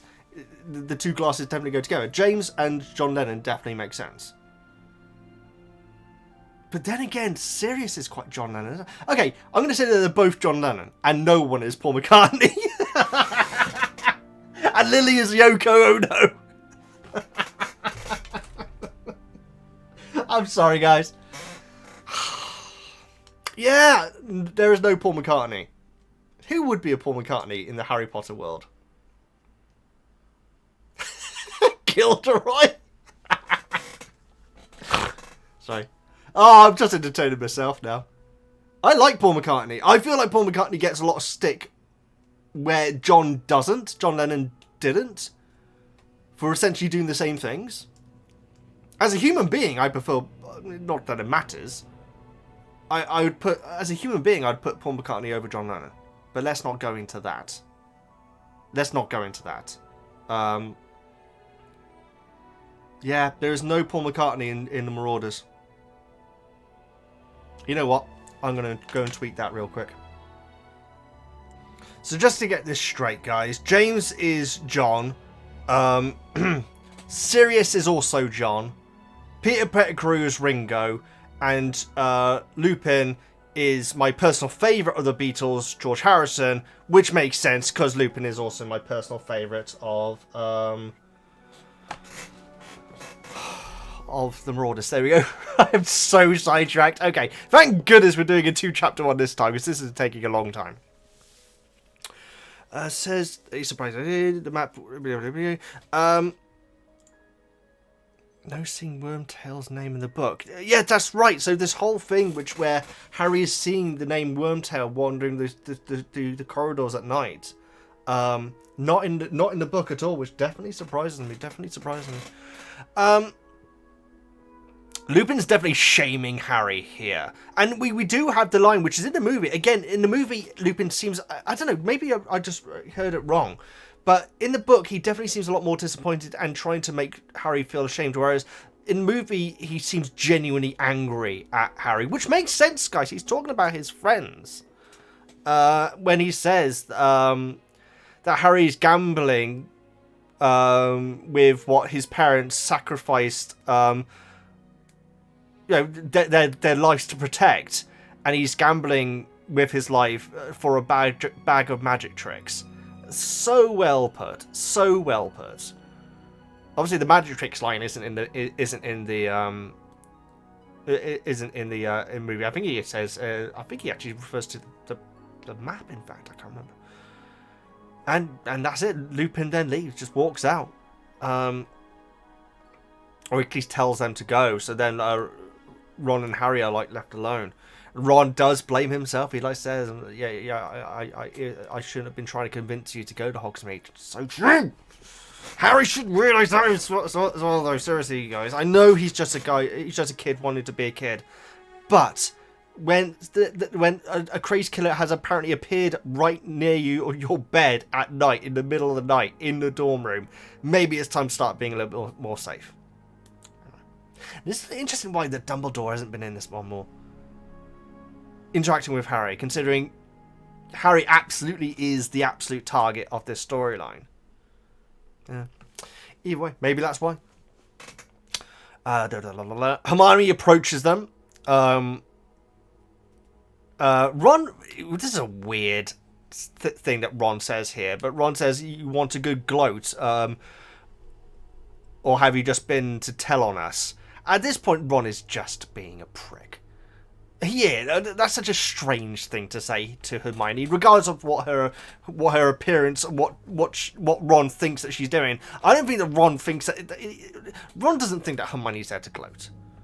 The way that she warned Harry earlier on wasn't I'm going to tell on you. It was like a stone-faced. If you go, I will report that tell McGonagall about the map. Soulless, emotionless. That is it. No gloating to be had. And again, I don't think that Ron would have thought that Hermione had gone to tell on them, because earlier on in this chapter, he just completely forgot what Hermione was saying to go back to talking about Hogsmeade to Harry. So I think that Ron's just feeling a bit ashamed of the whole situation. Again, which is why we find out it was the gig with Hermione as well here as well, in the next chapter, I should say. And Hermione says that she thinks that you should know that Hagrid lost the case. Yeah, brutal. This chapter started with Harry kind of convincing himself that'll be fine, and just shame upon shame upon shame. Hagrid saying about Hermione, then realizing that they haven't been doing research for Hagrid because of the firebolt. The scene with Snape, the whole thing that Harry's clearly been holding on to with Snape is that James saved Snape's life, but now that's been retracted by Snape filling in the blanks. To Lupin, the person who's been the kindest to him this year, just completely disappointed in him. Jeez, this chapter is full of shame for Harry, and quite frankly, I'm glad. He needed it. He needed it, guys. He really did. Let's hope that all that shame isn't completely erased by what happens in the next chapter. So now let's move on to... I'm not going to be doing... I will not be doing it this time. We'll move on to chapter 15, the Quidditch Final. As the Golden Trio gaze at Hagrid's notes, Hermione begins to apologise for the death of Scabbers, and things go back to normal between her and Ron. During the next care of magical creatures, Malfoy mocks Hagrid's sadness and tears, which awakens the Muggle in Hermione. Instead of using magic, just open hand wallops him. That's a great way of putting it. Open hand wallop. Hang on, just move over there. She tells Harry that he must beat him in the Quidditch final match. Soon after that, Hermione freaks out because she missed the Charms class, and after Harry and Ron wake her in the common room, she is then late to divination's class, and after calling out the Grim for being dumb, is told by Troll, that's a great way of putting it, Trawley, that she simply doesn't have the gift. Hermione then leaves class, to which it is pointed out that Trawley's prediction at the beginning of the year, in which one would leave in April, has come true. She really is good at her job. She's good at something, just not her job. That's my opinion. Anyway, she's definitely good at something, though. Tension at the school is at an all-time high as the final match is coming up. Harry wakes up late and arrives to the match only to discover it's already over, and Wood had to replace him with Neville, and Slytherin were all on dragons. This is of course this was a dream, of course, and Harry wakes up. As he looks out of the window and sees Crookshanks, and what at first he thinks is the Grim, only to realise that Crookshanks sees the dog too. So how could it be an omen? We will discuss that sentence right there. That whole assumption by Harry threw me off a little bit. We'll talk about it. Before he can wake up Ron to tell him they are gone. The day of the match arrives, and Wood expresses that they need to be up by 50 points before they can get the snitch, or they win the game but lose the cup. The match starts and the teams battle. Once up by 50, Harry and Malfoy race for the snitch, which Harry catches and wins the game and the cup for Gryffindor. Happy tears all around as the team, especially Wood, are celebrating the victory. Harry wished there were Dementors around because he had never felt happier and could produce the world's best Patronus. It's very interesting that Lupin isn't there. It appears that Lupin isn't there, anyway. Either way, thank you so much. Oh no! Damn it, that is frustrating. Okay, that's fine. So, little bit of behind the scenes stuff here, guys. I didn't change this image for the first chapter, so I will have photoshopped it, not photoshopped it, I will have edited it in over it, so it looks like it's been there the whole time. But unfortunately, that's going to mean that the exporting time is going to take a lot longer now. Balls. Oh no, I'm really messing up now. Okay, bear with me. So sorry about that, Jonas. So thank you so much to Jonas for the side panels and Raider Max for the summaries that we just covered just now. Very nice about the dream just now, Max. That's very good. Okay. So my notes on this chapter go as follows, guys. Hagrid only wrote to Hermione. Sad, isn't it? That kind of suggests that he doesn't think that Ron and Harry really care about him anymore. The thing is, when he invited them over, he wasn't saying, hey, why haven't you been helping out with the research or anything? He wasn't talking about him at all. He was talking about Hermione. In a wonderful scene. I love that moment in the book, guys. But he's written specifically to Hermione, presumably to not bother Harry and Ron. Sad, isn't it? Oh my god, it's sad. Apparently Beaky is enjoying London, or enjoyed London. Beaky's what he's now referred to Bugbeak, which is amazing. There's going to be an appeal. Apparently there always is an appeal, which is good news. Obviously, well, at least it buys Bugbeak some more time. Ron, Hermione says it's going to be tough to win the appeal, but Ron does say that it's going to be easier because he's going to help with the research. And straight away, Hermione is in tears and hugging Ron. And this is it, guys. This has been... I feel like we've discussed it a lot in the chapters leading up to this. She instantly apologises for what happened to Scabbers. Now, that to me, 100% means this entire time she has believed that Scabbers was killed by Crookshanks, but couldn't bring herself to admit it, especially with Ron being I don't know. Being mean to her is not right, guys. But I don't know. You know what I think it is? I think that she was worried that Ron would never be her friend again. And so because of that, she wouldn't admit that she or Crookshanks screwed up, because that would be confirmation that she was in the wrong, and then that would be it. Ron saying that he's going to help out with the research with Hermione and help her out with the research is... I'm getting emotional here, guys. I'm getting emotional! It is Hermione... It's the moment where Hermione realises that it's not all over. And the fact that they can be friends again. Because they were... I mean, Ron has been bloody cruel to Hermione since what happened. And you can say rightfully so, guys, because Hermione was... Oh, man, guys, it makes me sad. It makes me sad. I presume that's why this is the moment where Hermione's like, we can still be friends. I'm sorry. And admitting that she was wrong. Beautiful. Beautiful, guys. Oh, man. And obviously this is not in the movie at all. The whole Crookshanks and Scabbers thing in the movie, guys, is so... It's barely in it, but also Ron and Hermione are just at each other's throats all movie long. Obviously, that includes the Defense Against Dark Arts class with Snape as well, which a lot of you you aired your opinions on in the book club. And I completely see why. So that's lovely, guys. In fact, I feel like that's the reason why Hermione is finally willing to admit. Because I feel like she, in her head, has known this entire time.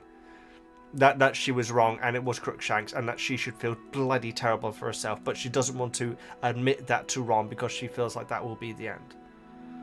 When she finds out that it's not the end of their friendship, she can then admit to it. So sweet, guys. It's so such a real person thing, complication, you know?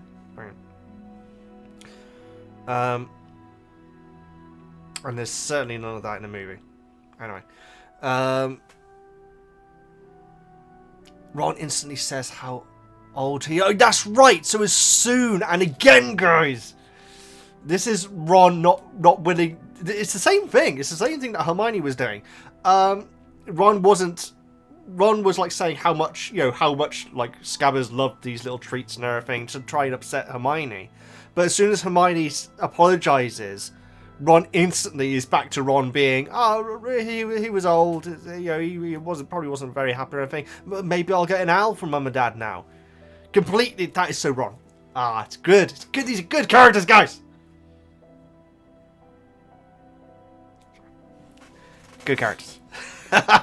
This bit was great. So now, and again, this is the Hermione and Ron thing. It's like, we have a problem.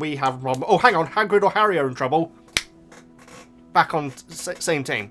It's happened several times in these reviews so far, and it makes me happy. It makes me happy every single time it happens. We hear about the hearing that Lucius was there, and Hagrid blames. Hagrid is actually blaming himself because apparently he was like bumbling and like dropping his papers and everything, and he was fish out of water. Not really knowing how to behave and making mistakes and everything, and he completely blames himself. Again, Hagrid, typical blaming himself. Oh well, that's not true because he blames Ron quite a lot as well, doesn't he? So yes, Draco is like mocking Hagrid and Buckbeak and so on in the Care for Animals, and Hermione just straight up slaps him. Obviously in the movie it's a little bit more different. Like she gets her wand out, doesn't she? She goes to... Well, this is the thing. In the movie, she gets her wand out first, and Draco's immediately... But here, it's slap, and then chastising, and then gets the wand out. That's the order that it goes in. It's a bit different. In the movie, it is a straight-up punch. It's like a proper push. Like, almost like a... what do you call it? A hook. Straight to the face. But in this, it's a nasty slap, though. And she says, "Don't you dare call Hagrid pathetic, you foul, you evil." And I think like Harry and like Ron cut her off or something from finishing that sentence. And she whips the wand out, and Draco like immediately retreats with Crab and Goyle. And she immediately turns to Harry, like Max said, and said, "You better win the Quidditch final." This is the thing, guys. It's like in Chamber, where I do feel like Hermione was trying to will into existence Draco being the heir of Slytherin. You know what I mean? Because of the Mudblood thing. And so whenever Draco says something, she takes it seriously personal, and she wants repercussions. You know, and in this case, it's the Quidditch match. In the previous one, it was trying to convince everyone that Draco was the heir of Slytherin. We have Flitwick's lesson. They're doing a cheering charm, and everyone's just like really happy as they come out of it, which is hilarious. Without Hermione, though, she's actually missed this lesson. Hermione's actually asleep in the common room. I'm not surprised. This isn't the same day. No, of course it's not, because Hagrid was at the care for magical animals. So this is obviously a while after, you know, they're back to being friends again. But she probably overdid it with the Draco thing, and now she just like completely collapsed after it. Draco lives rent-free in everyone's head, guys, especially with Harry. With a line that we're coming up soon. She goes to apologise to Flitwick. This does make me wonder if Flitwick and the other professors know about the Time Turner. Obviously, we're not meant to know about the Time Turner at this point. I do think that they must do. I don't know if they'd have to change anything up for their lesson per se. I can't imagine why they would. But all the other professors must know that Hermione has this Time Turner. I bet Snape's not happy with that. But he wants Bloom and Draco to have it. Imagine Draco with a Time Turner. Jeez, doesn't bear thinking about, does it? So now we're over to Trelawney's lesson. Always forget the name of it. It's not deviation, because that would be you can't get to a Trelawney class if it's divination. Divination. That's it. No, not divination. Divination. There we go. She teaches people how to deviate. Anyway, Pavati and Lavender are just absolute fangirls for Trelawney now, and I'm not hating on it. I think it's great. I think that there's absolutely reason to think that Trelawney is amazing, because she absolutely does have an ability. She's just not a great teacher, in my opinion. No, she's not. She's telling people their bloomin' fates, and then later on, like saying, "Oh no, I could never tell someone their fate about this, it'd be too cruel." Yeah. I think that she doesn't know her abilities. Much like a hero from Danganronpa 1. If you play Danganronpa 1, he kind of doesn't really know if he actually has psychic ability or not. He does say that his skills are correct 30% of the time, which is kind of good. As long as it's a random enough situation, that's kind of good. And like I said, I think I said in the last book review, but there is a hilarious bit. It's a good payoff where he actually does predict something actually being right. So, anyway. Captain Frizz, I called him in my Danganronpa playthrough series. I was watching someone play Danganronpa a couple of days ago, actually, on a live stream. That was cool. Good games. Good soundtrack. Good soundtracks. Anyway. Blah, blah, blah, blah, blah.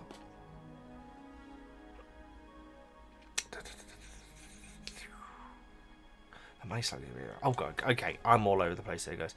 Hermione is the one to lead the group. Oh, I'm so sorry. Okay. Yeah, I'm all over the place. The Fates have informed Trelawney that the exams are going to be covering crystal balls. Hermione does then point out, well, she's the one who's going to be setting the exam, so of course she's going to know that it's going to be the case. But, I mean, does that make if what Hermione's saying there, then that makes Trelawney a charlatan and a con woman? But if she doesn't, but if it isn't the case, then Trelawney's being very unethical by telling the students what their exam paper's going to be. Kind of, because I know that schools do kind of, I mean, they work on a prediction of what it's going to be, so I guess it's kind of the same thing. But if you know the answer, I don't know.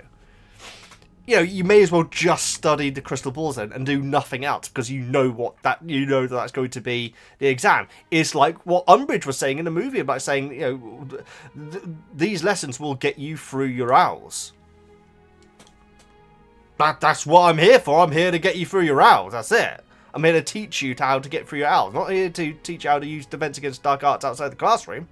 I'm here to get you to pass an exam. Anyway, we'll talk about her in the future, no doubt. Looking forward to it, actually. I'm looking forward to meeting her. And Rita Skeeter as well. Apparently she's much worse in the books. Anyway. Harry waiting for her... oh, yeah, so Harry's basically waiting for Trelawney to say some terrible thing is going to happen to him. He actually says that he's saying to himself that he's willing to bet everything that he owns, even the firebolt, that Trelawney's going to bring up something bad. And she does. She brings up the Grim again. You know what, guys? Because this chapter is called the Quidditch Final, and because Harry has the firebolt, I did assume that Gryffindor were going to win. It wasn't some massive twist, you know, because we know that now Harry has the firebolt, they can basically dismantle any team. We get into it, guys. There is literally the line, Draco is miles ahead of him. Harry still got there first, though, didn't he? We will get into it. And I know that a lot of you guys were saying that the firebolt was more of an inspiration for the team to do better and everything. But you got to accept the fact, guys, that the firebolt is giving Harry...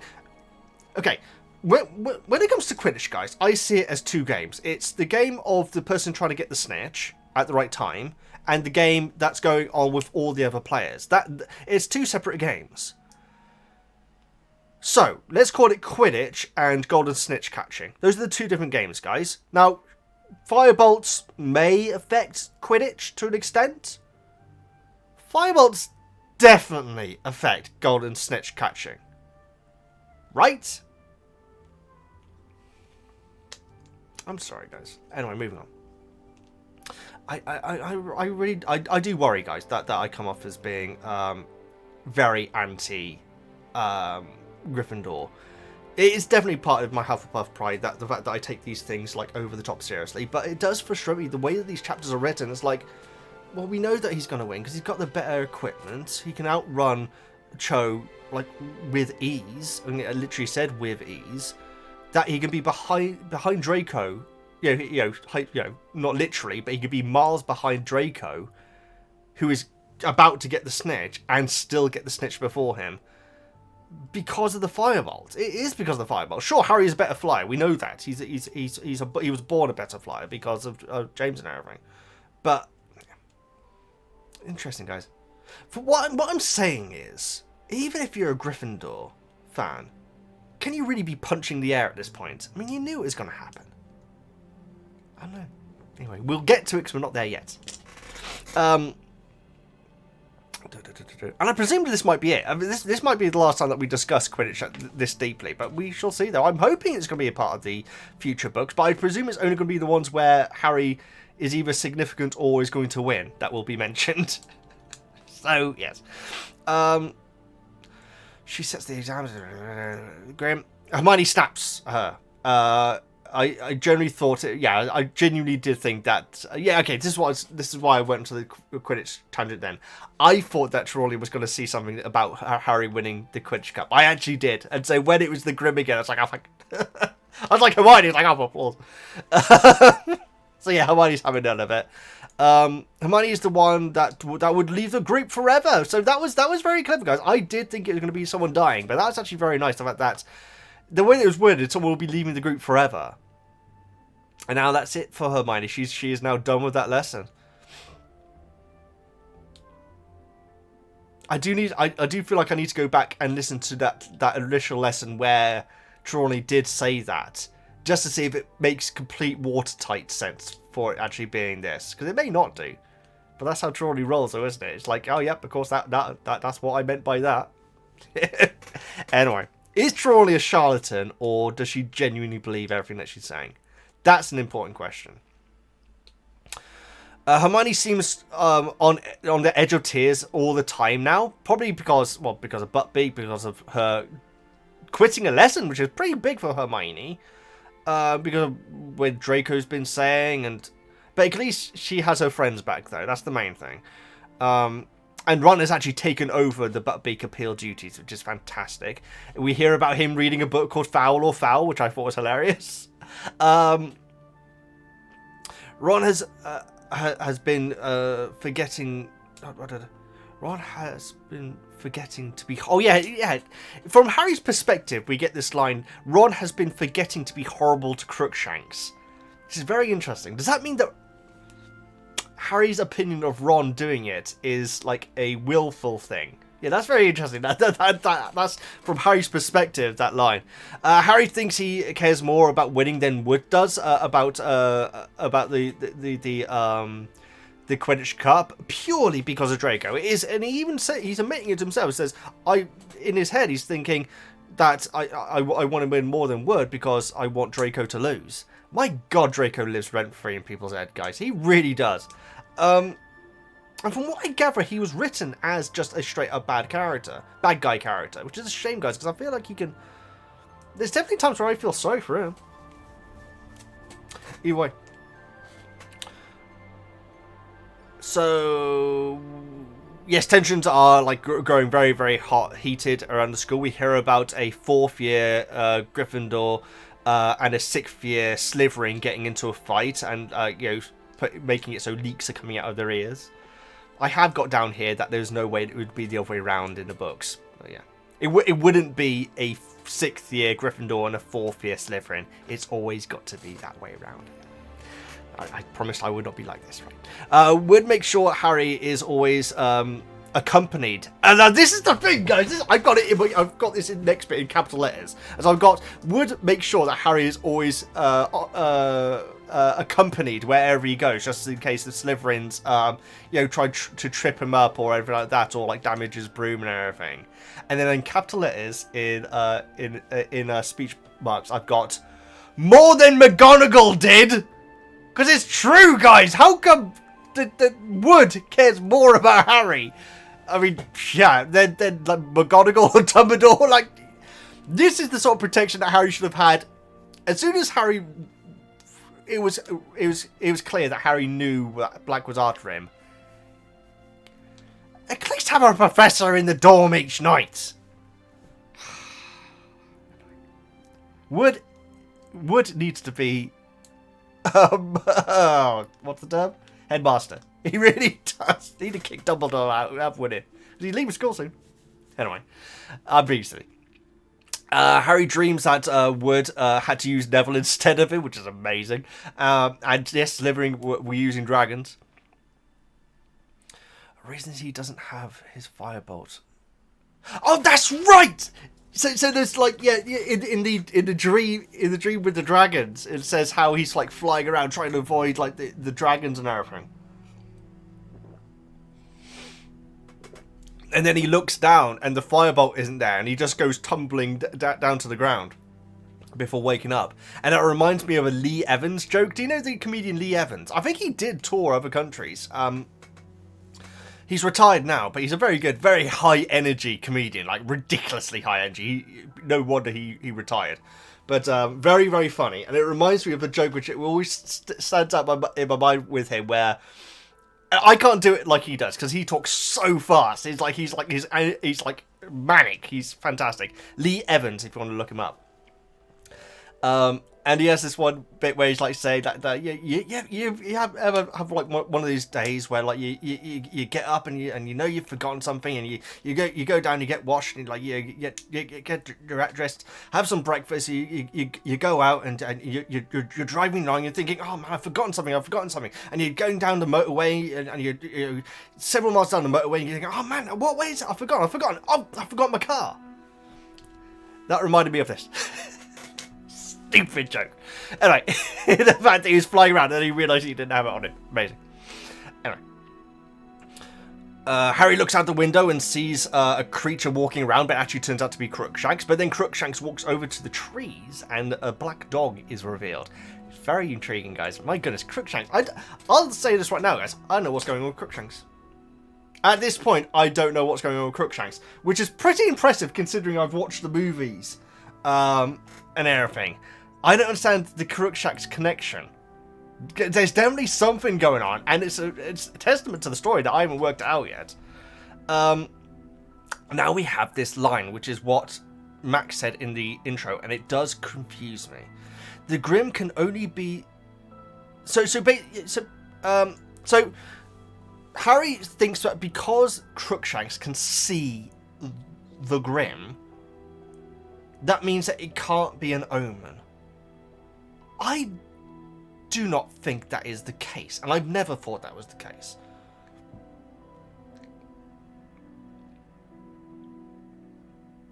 In my headcanon up to this point, if two people are walking down the street and one of them looks over to the side and sees a black dog there, a Grim there, and says, "Oh my god, look at that," and the other person looks, the other person would still see it. But it's the fact that it's been present there, and the first person to see it was the person who's cursed.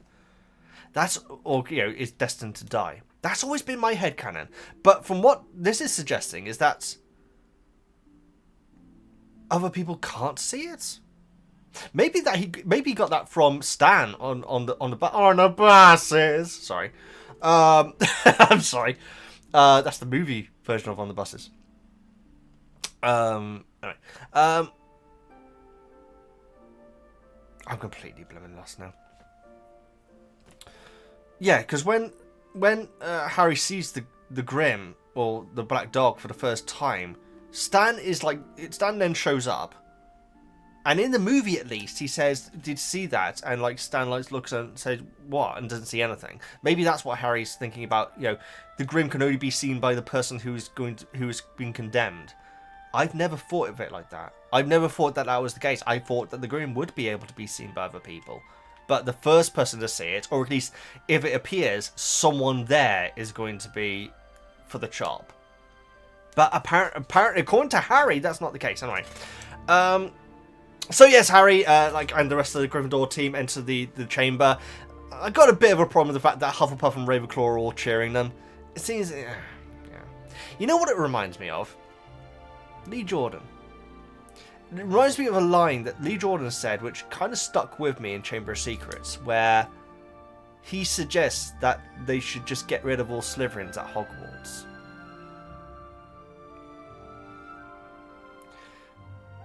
And that line's always bothered me, guys, because that's not great. There has to be nicer Slytherins. I think the Hagrid's thing about Slytherins isn't it that any wizard that became bad would be Slytherin, rather than any Slytherin would be bad. That's got to be the way around. I'm pretty sure that's the way he put it. And so the fact that Hufflepuff and Ravenclaw are cheering Gryffindor, why? Is it because all Slytherin are nasty to all of them? That seems a bit unrealistic, the fact that a quarter of the school is always nasty to everyone else.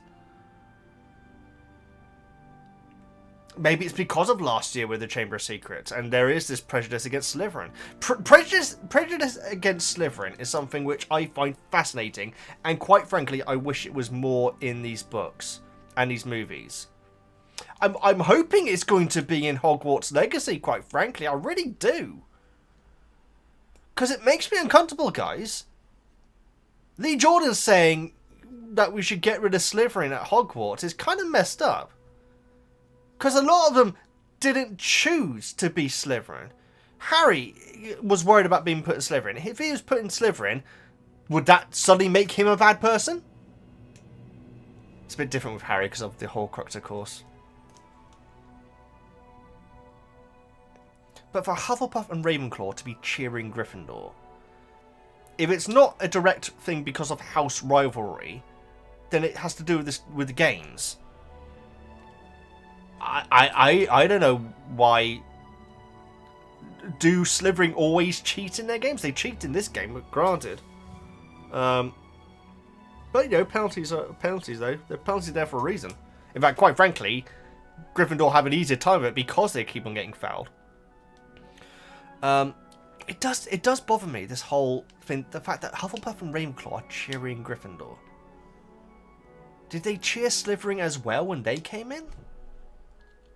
That would be respectful, at least. I could see Cedric certainly doing that. I don't know, guys. Let me know your thoughts in the comments. It's starting... Yeah, you know. Wood is, like, encouraging his team to eat. Like, eat. But he's like, forgetting to eat himself, which is amazing. Very, very Wood. Wood's been amazing in this book. We hear from Cho. The first thing that we've actually heard Cho actually say is she actually says good luck to Harry, which is very nice. And, like, Harry blushes, I think. I think the only thing that we've heard her say beforehand is, oh, like that, during the Quidditch match. But when she sees what appear to be Dementors. Maybe that's why they're cheering Gryffindor, because of what Draco and Crabbe and Goyle and Flint did. Flint of Mr. Bean fame. Either way, on to the game, guys. Now, my notes on the games tend to be quite limited because there's not much I can really note down about it. I have got some fascinating rules that we've learnt in this particular game, though. I will say first and foremost, though, that Snape is wearing green, which I'm pretty sure is a first, which is pretty amazing. I think he's actually front row as well. Lee Jordan says that the Gryffindor team is the best at Hogwarts has seen for years. I have got a little side note saying, well, why have they won beforehand then? Because it's largely the same team again, isn't it? Are there any...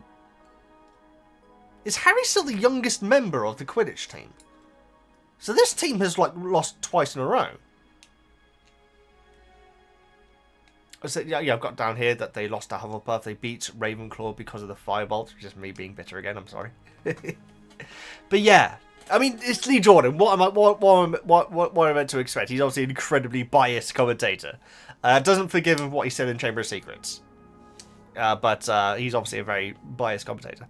Slytherin appear to have chosen a lineup based on size, which is very odd. Why? I'm guessing that is meant to make the reader think that Gryffindor are at a disadvantage, but size has never been a thing, particularly for Quidditch. Particularly when it comes to, like, the Seeker. Obviously, Draco is... It says that Draco is by far the smallest out of his team. I don't know if it's... the prejudice against Slytherin in Harry's head and in the writing does bother me, guys. It does bother me. I'm guessing it's meant to be making us think that they're all big and dumb. Maybe? I'm not sure. I'm not sure what the relevance of them all being bigger is, but it makes a particular note of it.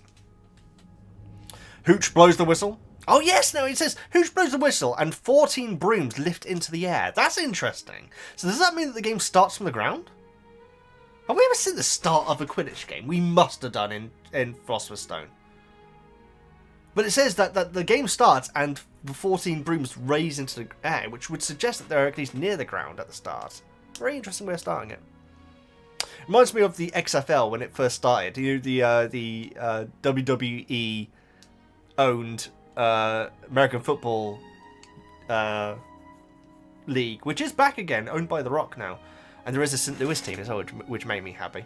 I've got to support them because it's St. Louis and that's where the Rams were when I first started watching. But they decided that they'd have a new rule for kickoffs. So like the first play of the game would be one player on each team at like I don't think they're at far end of the field, but opposite sides of the field with the ball in the middle, and the whistle will blow, and it's just the first person to get to the ball and hold on to it, and so they're just running at each other to go and grab the ball. First game of the XFL's first ever season, first play, players get injured because of it. I don't know if both of them got injured, but one of them definitely got badly injured by this stupid play of just having them run straight towards each other. Anyway, that's what I thought about when it said about how the brooms lifted into the air. Interesting. I would have thought the game would start in here, but anyway. We've at least the goalie by the goalposts, right? That's an interesting. It says 14, so yeah, presumably the goalie's on the ground as well at the start of the game. He has to get up to the blooming spot. Or they, I should say, not him. Have we had any female goalies yet? There definitely is one in one of the movies. There definitely is, because I remember them going like that. Well, it wouldn't have been Slytherin, because they're all guys, right? There is definitely a goalie who goes at one point during... Okay, I need to look up this scene, guys. I'm sorry.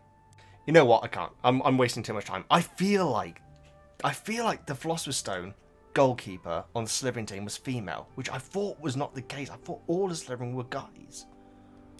But I remember a CG girl like going like that after a goal going in. Anyway, let's get on with this. We will get through this chapter, I promise you guys. Flint flies into a spinach shortly after the first goal, or one of the first goals, and Fred throws his club at the back of Flint's head, which is pretty brutal. Penalties get shared around. Flint misses his. They are walking over Slytherin. Oh yes, at this point, it's like, I mean, the fact is, you know, Slytherin are giving away penalties, and Spinnet, and I think Wood as well, are cashing in on it. And Wood is a very good goalkeeper as well. So it is like a penalty shootout, where it's basically the goalie versus the player. Wood is a good player, so causing all these double penalties is bad tactic by Slytherin. It really is. McGonagall is scorning Jordan again. Jordan tells... Oh yeah, and Jordan's like calling out, telling Angelina to poke the Slytherin players in the eye, which is pretty brutal. Oh yes, that's right. Flint actually scores, and Jordan like says, he doesn't say what the swearing is, but apparently it's bad, and like McGonagall gets seriously angry at him. Slytherin hit the bludgers at Wood. Now this is interesting, guys. This is a fascinating rule that we learn here. That's right, yeah. So actually, it's actually McGonagall who calls this out. I'm pretty sure. When the Slytherins have knocked the bludgers at Wood, McGonagall does say that you can only attack the goalkeeper when the quaffle is in the scoring area. I like that. I like that a lot. I do. That seems like a real rule, because the bludgers, or the beaters and the bludgers, when you think about it, when it comes to real sport, they can't be there to just beat up the other players. And so you can't be by down the other end of the quaffle, just like nailing a player with the bludger over and over again. That's not sport. That's just abuse. And so you can send them at the goalkeeper, but only when the quaffle is in the scoring area, which I would imagine like meant to be like the penalty area of in football. I like that. That's a good that is a good rule.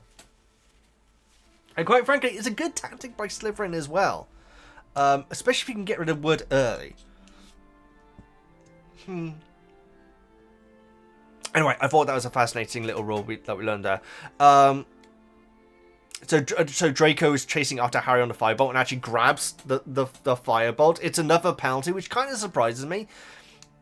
But his handling is it? Yeah, you can't do that. But it's the whole thing of players having financial advantages over each other, and the fact that you basically, it's not pay to win, but you get a huge advantage if you have money.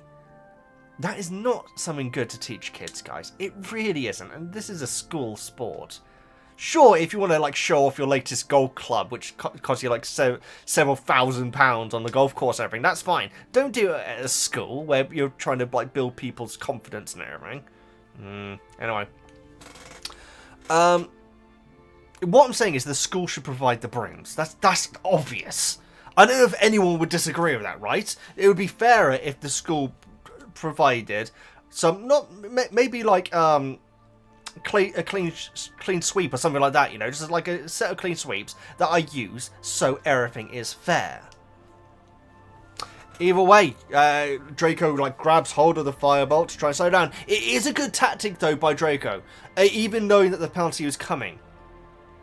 Because if in this situation, if Harry gets the snitch, then they win the cup. What's Draco gonna do then? So grabbing hold of it and giving 10 points to Gryffindor is actually not that. It's better than letting Harry go in and get it. Quite frankly, because of that, a holding penalty on a seeker should actually be a much worse punishment than just a penalty. God, there's an example, and I can't think what it was. In a real sport. Where, I think it's like someone like a player like blatantly handballed the ball, not a goalkeeper in football, in soccer, blatantly like knocked the ball away. Because the ball is going in, but what can you do? You knock the ball away, you're going to give him a penalty? Okay, that's better than the ball going in. And so if they miss that penalty, that won them the game. And so the punishment for holding onto a seeker like that, literally holding onto a seeker, should absolutely be more severe than just another penalty. It should probably be like 50 points. It probably should. Man. But even then, sometimes it's going to be the rational thing to do. Let me know your thoughts on that, guys. What I like about this game is that we're hearing about the rules. And I find them fascinating, I really do. Get rid of that, we're nearly there. What if a non-seeker catches the snitch? Oh yeah, I just like that's got to happen when like a it must have happened at some point where a non-seeker has the opportunity to catch the snitch. If they grab the snitch, is it a penalty? And if it's not a penalty, can that player not just go straight over to the seeker and hand it to him? You know what I need? I need to read the rule book. I wonder if that's in it. I wonder if that's in it. Slivering blocks a Spinnet from getting into the goal. This is the bit which does bother me about the Firebolt, guys. And it also sounds like a Scooby-Doo cartoon. Where they're basically lined up in front of Spinnet to block him, knowing that they are much bigger players than the Quidditch, than the Gryffindor squad.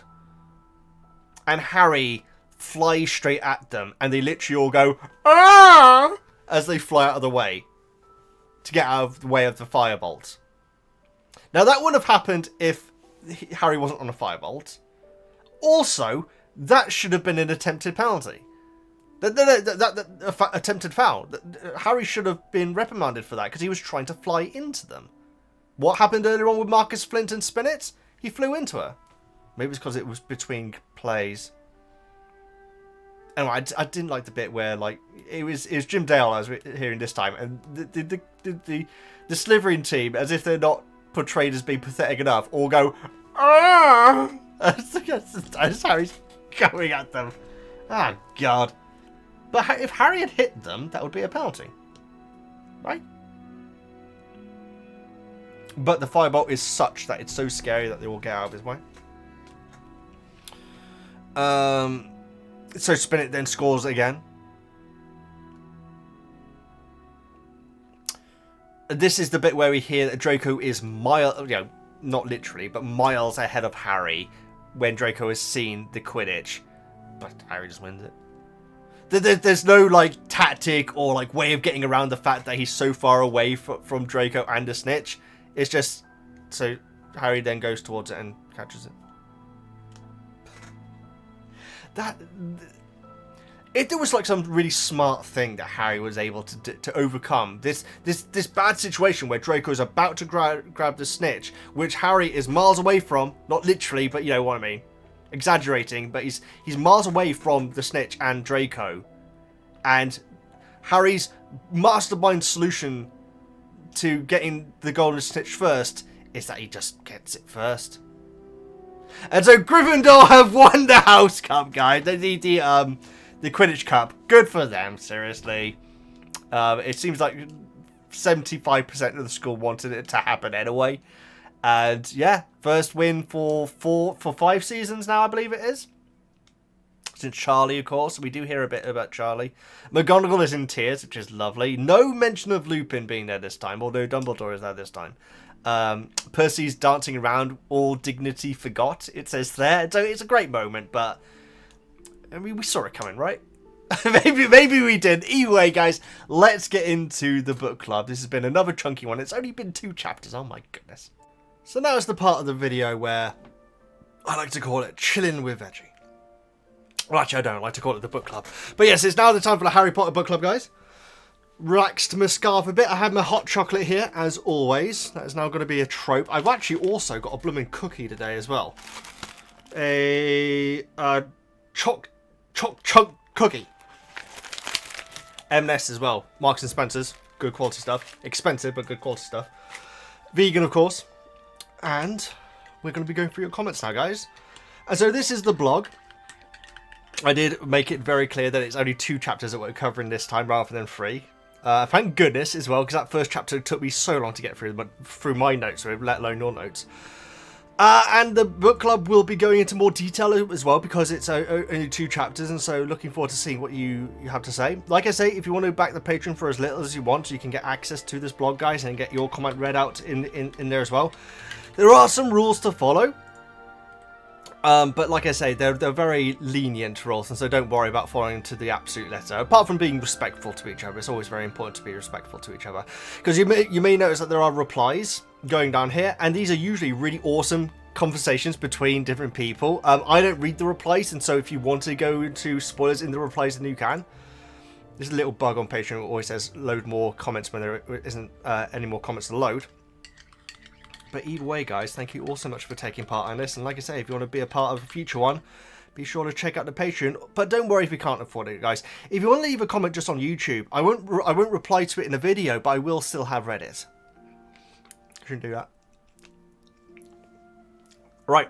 Either way, we're going to start off with Lizette. Now, since from last one, guys, in previous book clubs, I would try and like really get through the comments as quickly as possible. I'm not going to do that anymore. I'm going to slow down. It means the video is going to be longer, but at least then I'm going to be able to read each comment properly, though. And so we're going to start off with Lizette. Just a quick comment. Did you notice that Harry now has lost the map to Lupin without even seeing Pettigrew's name on it? Yes, absolutely, Lizette. And you know what? It was only like this past week I was thinking, oh, we're coming up to the bit where, because I love the bit in the movie where, I can't do it, but where Lupin goes, that's not possible. The way he said it is so good. I love, that actor is so good. If you haven't seen An Inspector Calls with him in, guys, go out and watch it. He is brilliant in it. Yeah, so it was only recently where I was thinking, oh, we're coming up to that bit, but hang on, how can that bit happen? Because Peter Pettigrew was barely, Harry hasn't seen Peter Pettigrew around, so yeah, it's very, very interesting. I did pick up on it, but late into the game, though. Thank you so much for your comments. Jake, Paul Neville, banned from Hogsmeade indefinitely? Is it indefinitely? That's balls on toast. I did not pick up on that. Not only this, but forced to wait outside his common room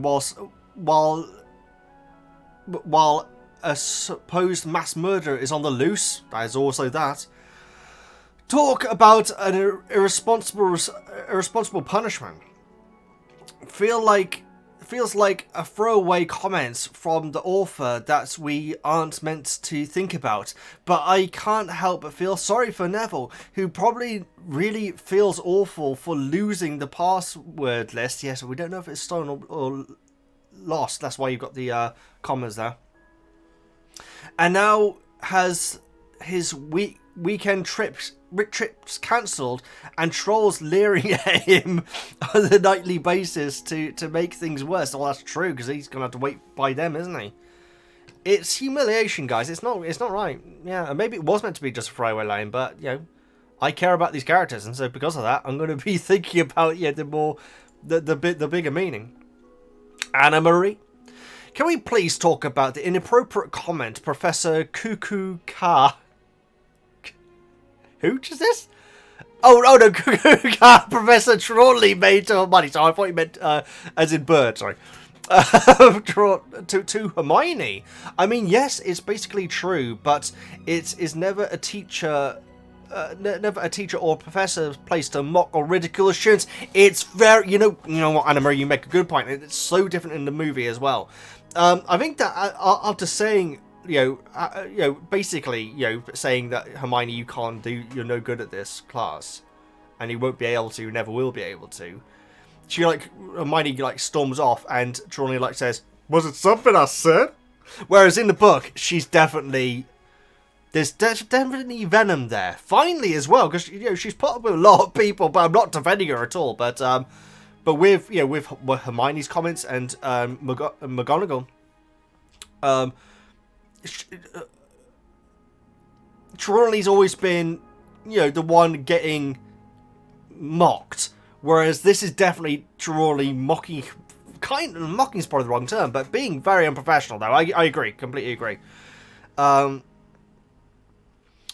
This upset me when reading the books beyond belief, because book Hermione is the perfect representation of a female nerd. Movie Hermione looks and movie Hermione looks and smarts made her seem like a fictional character, where the book made her realistic.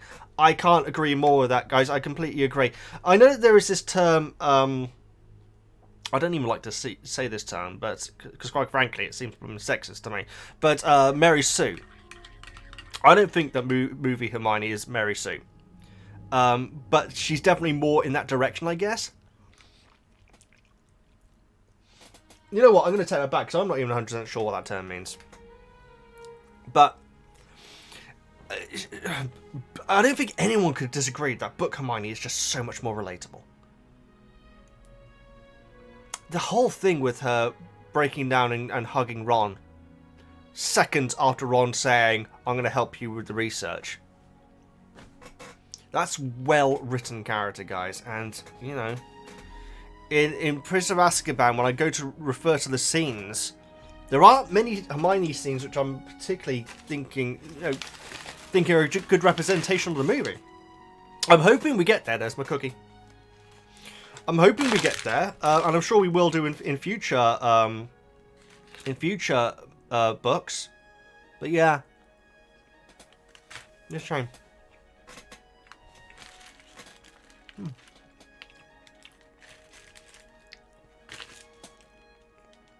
Anyway, oh guys, I'm getting sidetracked by my cookie. I completely agree, Anne-Marie. Book of Hermione's brilliant. She really is, and she's such a relatable character. Kenzit! Neville's punishment for the password list being stolen seems a bit harsh. No longer allowed to know the password and just has to sit and wait around to enter with other students. I would say that's more of the fault of this system rather than Neville. Seriously, it's not like Neville wanted to. It's not like Neville wanted to forget the passwords. He couldn't remember them. Because Dumbledore put a blooming clown as the password. To be fair though, he was the only one willing to accept the task as well, also.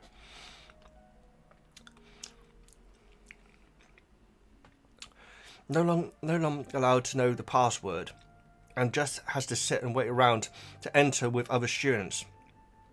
Given that the supposed killer is on the loose, and he tried to get into the common room twice, succeeded once, it doesn't seem safe to just let a student sit out in the open. I completely agree with that. Also, not allowing him on the Hogsmeade visit. Yes, that seems vindictive. This does come back to play later. Oh, but remember the scenes. I'd love to see how you would view more punishments. Okay, great. Okay, yeah. I skimmed over the rest of that sentence. It's, yeah, I'm sure. Well, we will cover it. Thoughts on Harry's protection before the match? I find it amazing how everyone is ready to protect Harry. Yeah, and just so he can be at the blooming match. Quite frankly, this protection around Harry should continue on, guys. It really should. It should have been there beforehand. Then Neville's password losing wouldn't have meant anything. It's like, well, it wouldn't be that important because it'd be the Dursleys, wouldn't it? But if Harry was killed by Black, completely hypothetical, obviously, because that's not how the story's going. But if Sirius did kill Harry in his bed, are the teachers really going to say, well, one of the students gave the passwords out to the Dursleys? Nah, it's your fault. It's the professor's fault, guys. It's not Neville's fault. It's not Neville's job to keep Harry Potter safe. Not yet. Kind of is in a way. No, it's literally the other way around. It's literally the other way around. It's Harry's job to keep Neville safe. I mean, no, it's not. No. Well, just a bit of cookie. I'm sorry, this is very rude.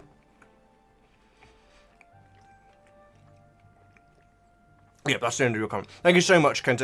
Very well put. Dara, I need to stop eating, guys. This is so rude. Dara, evil cackle. Snape grudge. No, it's not suspicious at all when Ron bursts into Snape's office. Yes, here we go. without knocking and just yells, "I gave them to Harry." Why the heck would he think Harry is in trouble if he had not been in Hogsmeade? I know, and it's interesting that that isn't followed up on. I guess because Lupin has basically taken over the situation, hasn't he? He's owned the situation. And also, I guess that Snape's more angry now at Lupin than Harry. Maybe that's it. Yeah, because he's kind of stopped having to go at Harry, and he's more having to go at the manufacturers. So maybe that's why. Maybe he didn't even notice Ron come charging on him. Bless him. Ron, I mean. Bro. Also, am I the only one who thinks Snape's comment is hilarious? Your head is not out in Hogsmeade. No part of your body has permission to go to Hogsmeade. And that was brilliant. I made a note of the first part of that, but that is amazing. He's enjoying it. Snape is enjoying this moment because he knows the power that he has over Harry. Not saying much towards the Quidditch chapter. Well, yeah, Slytherin was playing nasty again, sadly. Yeah, but they were the ones who reaped the repercussions for it, though. Those penalties were losing them points. The Draco one I can justify, because of the way the rules are, it is better for the other Seeker to stop the Seeker from getting the snitch, because the game then continues. And so it's good tactics from Draco. It genuinely is. That's why the punishment for grabbing hold of the broom needs to be more severe. Cool, that's hot. Veggie, do what makes you feel most comfortable. Thank you. This is regarding the 2-chapter thing. Thank you, Dara. Well, today, it was definitely the right choice. It was definitely the right choice. Will. We've reached one of my favourite parts in the book. The Marauders map trolling Snape. Yes, it's amazing. Which of the Marauders insults was your favourite? Oh, man. I found them all a bit mean. I mean, I can't, was it Padfoot who says, I can't believe that Hogwarts would have him as a professor? Probably that one. Because that one's not as personal as the other ones, you know, but because they are pretty mean towards old Snape. Now I must confess, I've never liked Hagrid that much. Controversial, I know. But I do respect him for scolding Harry and Ron about their fight with Hermione. Very interesting, Will. I would love to hear your thoughts on Hagrid. Is it that that he is a liability when it comes to student safety, or is it more just the character himself? I'd love to know. I'd love to know. Everyone has their own opinion, guys, and so I'd love to hear your thoughts on that. And after all Hagrid says to them, Ron still doesn't listen. I find it unfair that Hermione needs to apologise to him about Scabbers, but he doesn't apologise to her about the nasty things he had said and done during their fight. But yeah, he's a teenager, so whatever. I feel like that's the thing. I don't think that Hermione cares. Sure, they cut to her heart probably at the time. They must have been horrendous for her to go through. But that hug is just like, okay, white, slick, clean, we're back friends again. Just like teenagers, guys. Just like teenagers. This was a mistake. I'm sorry, guys. I shouldn't be eating whilst talking to you guys. It's very rude. And I don't even stay mad at him for long because I was already laughing at the comments he made during the divination class. Oh yes. But then I hated reading chapter 15 because how unrealistic it would be that literally everyone is against Slytherin. I'm so glad you say that because it does bother me. Unless it's in Harry's head. It could be in Harry.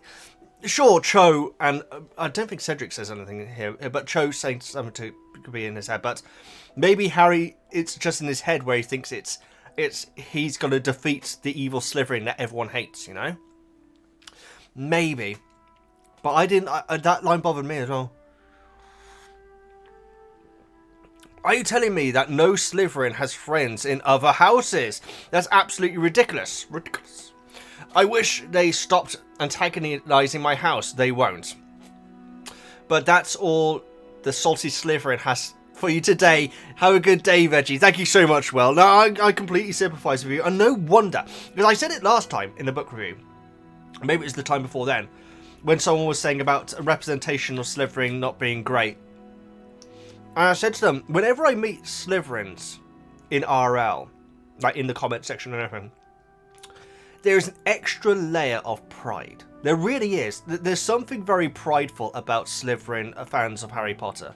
And so that's probably born by things like this, saying that Hufflepuff and Ravenclaw really want Slytherin to lose. I know it did say that, but it's what is hinted at.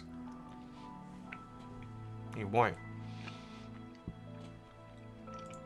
I think it made perfect sense for Hagrid to chastise the boys over their treatment of Hermione. Okay, Catty, sorry, I didn't even introduce your comment. Catty says, I think it makes perfect sense for Hagrid to chastise the boys over the treatment of Hermione. I'm not surprised that she's upset, but I can't feel like she can show it to them. I completely agree. All of this has reminded me of the time my nephew's bird was attacked by the family cat. He was understandably upset.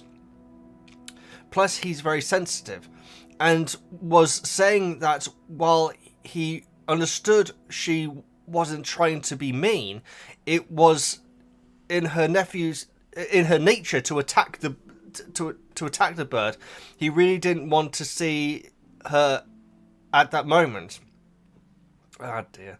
Having an 8-year-old understand something that a 13-year-old seems to struggle with is surprising. But then Ron never liked Crookshanks, while my nephew loved it. Well, there is that Catty. Yeah, pet lovers will it's like Hagrid was saying. Pet owners and pet lovers can act in strange ways, particularly Hagrid. Oh, I'm hoping the bird was okay. Either way, it's great attitude by your nephew. Thank you so much for your comment, Rebecca. I really admire Hermione in these chapters. She is taking on so much work, and Ron is relentlessly punishing her for, among other things, putting his and Harry's safety above their friendship. Well put, Rebecca. There is obviously the Scabbers situation as well, which is definitely a little bit more cloudy. She's miserable, alone, stressed, exhausted, and she still finds time to put others before herself and help Hagrid with Buckbeak's case. If Ron hadn't finally forgiven her and taken on some of the work herself, I'd have been so angry. Well, that's the thing. Snape's grudge, particularly with Harry, but also with Ron. So much shame. They are shamed to the tilt. Is that the right term? Probably not. Hilt. And so because of that, Ron is finally... Particularly the fact that, it's Ron... It's like Xander from Buffy, where he's kind of airhead until something needs to be done, and then he gets really focused. And I get that with Ron as well, where... And Hermione sometimes. Where, like, he can have, like, these personal begrudges, and, like, everything like that, until one of his friends needs him, and that's when, boom, he goes into action. Quite frankly, he didn't do that soon enough with Hagrid, but I don't know how much he would have helped, actually. But at least being there with Hermione would have at least helped Hermione get through, because she must have been thinking, I'm having to do this all by myself. Even if Ron wasn't doing useful research, just him being there with her would have been a comfort, I think. Either way. One thing I'm sure Hermione and Snape would agree on is how unbelievably frustrating it is to try and keep someone as stubborn and reckless as Harry safe. Say what you will about Snape, he certainly had the measure of Harry when he said, "You have a habit of turning up in unexpected places, Potter. And you are rarely there for no reason." Ain't that the truth? Well, absolutely. He's definitely clocked onto that. That's a very good description of Harry. Also, I find it very interesting that the film gave Snape's line about James never setting much store by rules either to Lupin. It's true, they bloomin' do, don't they?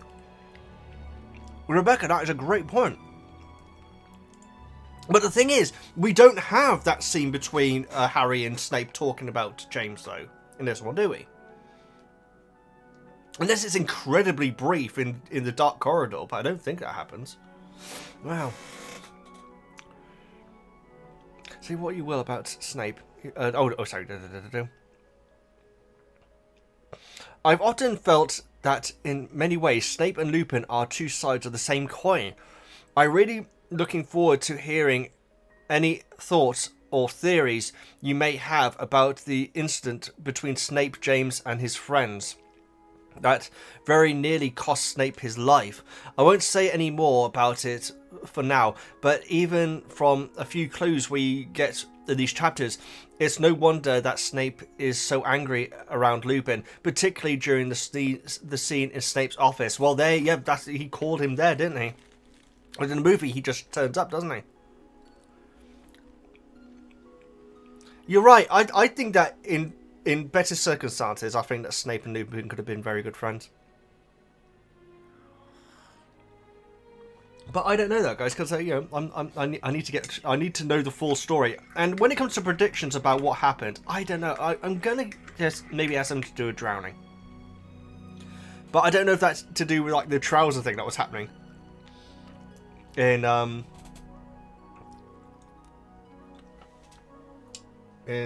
Phoenix. Either way. P.S. Thank you so much for these videos, Veggie. They are something I look forward to and always make my days so much brighter. Thank you so much, Rebecca. That's so kind of you. I really do appreciate it. I love doing them. I'm so sorry it takes me so long. I do think like with the two chapter ones we can do them more regularly. But thank goodness I did 2 chapters with a Snape's Grudge, because Snape's Grudge, that we were talking about that for over an hour. Thank you so much for your comment. Slim. I can appreciate the circumstances and pressure Snape is under, but his mischaracterization of James to Harry has always rankled me. It is possible Snape simply misremembers rather than engaged in outright deception, but other characters remember the incident very differently. Yeah, but it depends who those other characters are. I don't know, because I haven't heard their telling of the situation yet. So, notice too the difference in approach between Snape and Lupin when it comes to breaking the rules. Snape uses insults and threats, whilst Lupin effectively guilt trips Harry over his parents' death. That's very true. I mean, both are pretty brutal, though. I would almost say that Snape. No, I would say that Snape's is more ethical, but guilt tripping a child over their parents' deaths. I mean, but Lupin was their friend, though. Again, it's unprofessionalism, though. Which do you think is more effective? Effective? Definitely Lupin. If we're talking about affecting, as in stopping Harry from, breaking the rules and going out to Hogsmeade every night and everything, not every night, then definitely Lupin. Absolutely, because Harry just doesn't want to get caught by Snape. Harry doesn't want to let Lupin down, or his parents, and so I do feel like Lupin out of those two. I understand your criticisms of Quidditch and the Fireballs. However, let me share some thoughts. Oh, here we go. Firstly, Harry is given the Fireball. He doesn't buy it himself. Hardly pay to win. Oh, Slim. Okay, what I mean is Quidditch as a whole would be pay to win if this is how it works. Harry having been given 2 broomsticks at this point is very lucky for him. I wasn't saying that Harry's games are pay to win. I'm saying Quidditch at Hogwarts is pay to win.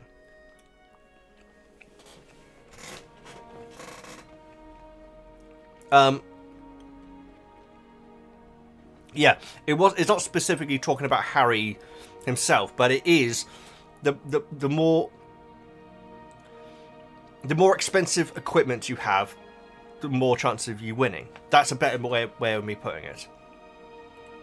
Secondly, a good broom can help you, but skills as a player are still important. You couldn't stick Neville on the firebolt and watch Gryffindor sweep the cup. Very true, Slim. I would refer though to the end of this current game. Now, granted, I did miss one part out.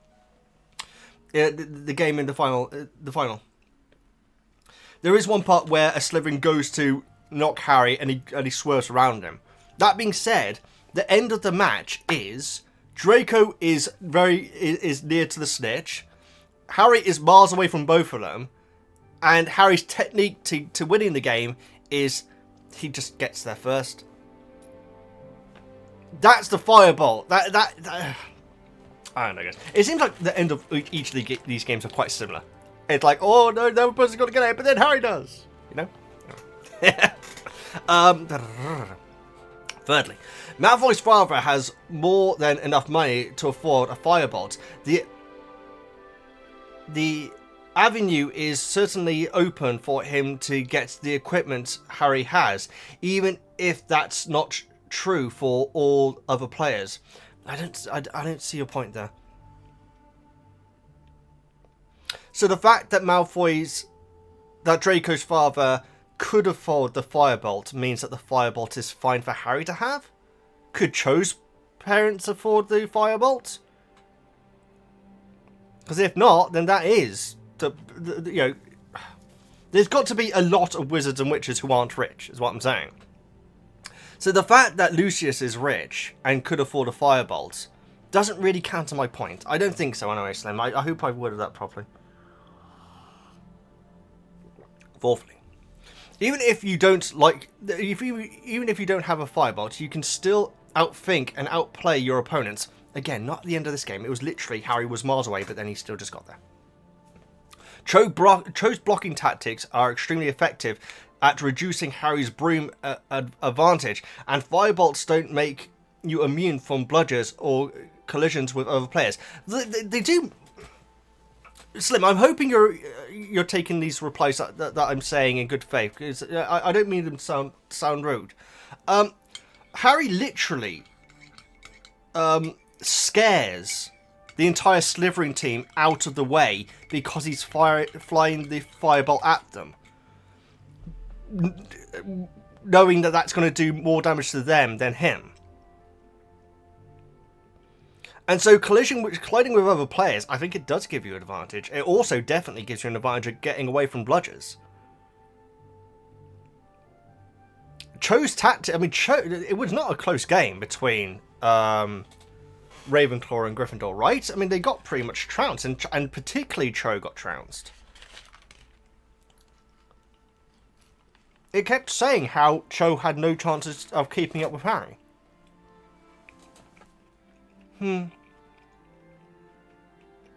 After reading these chapters, you are seriously telling me you'd prefer Malfoy to win because he is a slightly slower broom than Harry? Oh, when it comes to that, it's not about Harry or Draco. I would like there to be games where, everyone in the galaxy isn't against Harry, and Harry's still just losing, I like underdog stories, guys. That's why Rocky is such a popular movie, because it's like a brilliant underdog story. If Rocky was by far the better boxer, but just never had a break, that would take away the story. The fact that he is actually an underdog and is able to achieve so much is why we love him and why we love those stories. The Quidditch games in this is Harry's been given a broom. It's better than everyone else. His team do a lot of work, but he always gets all the major credit for it. It's a setup of the game as well. This is why I'm saying it does seem like it's written by someone who doesn't know much about sport or doesn't follow sport. When it comes to Slytherin winning the House Cup, I'd be fine with that as well. I probably wouldn't be as... I'd probably be more happy with it just because this story is written from the standpoint of Harry. And it seems like 75%... Actually, yes, I would prefer if Slytherin won this game. And I'll tell you why. Because 75% of the school wanted it to not happen. That's an underdog story. Slim, great comment. I need to go back through these at some point because I'm not 100% sure on the answers that I gave then. But it's not about Harry it's not specifically Harry that I have an issue with here. It is definitely the fact that the more expensive equipment does give you an advantage, because they keep saying it in the pages. In the pages, they keep saying, "Oh, Ravenclaw don't stand a chance." They literally said that, and they said that because Harry had a firebolt.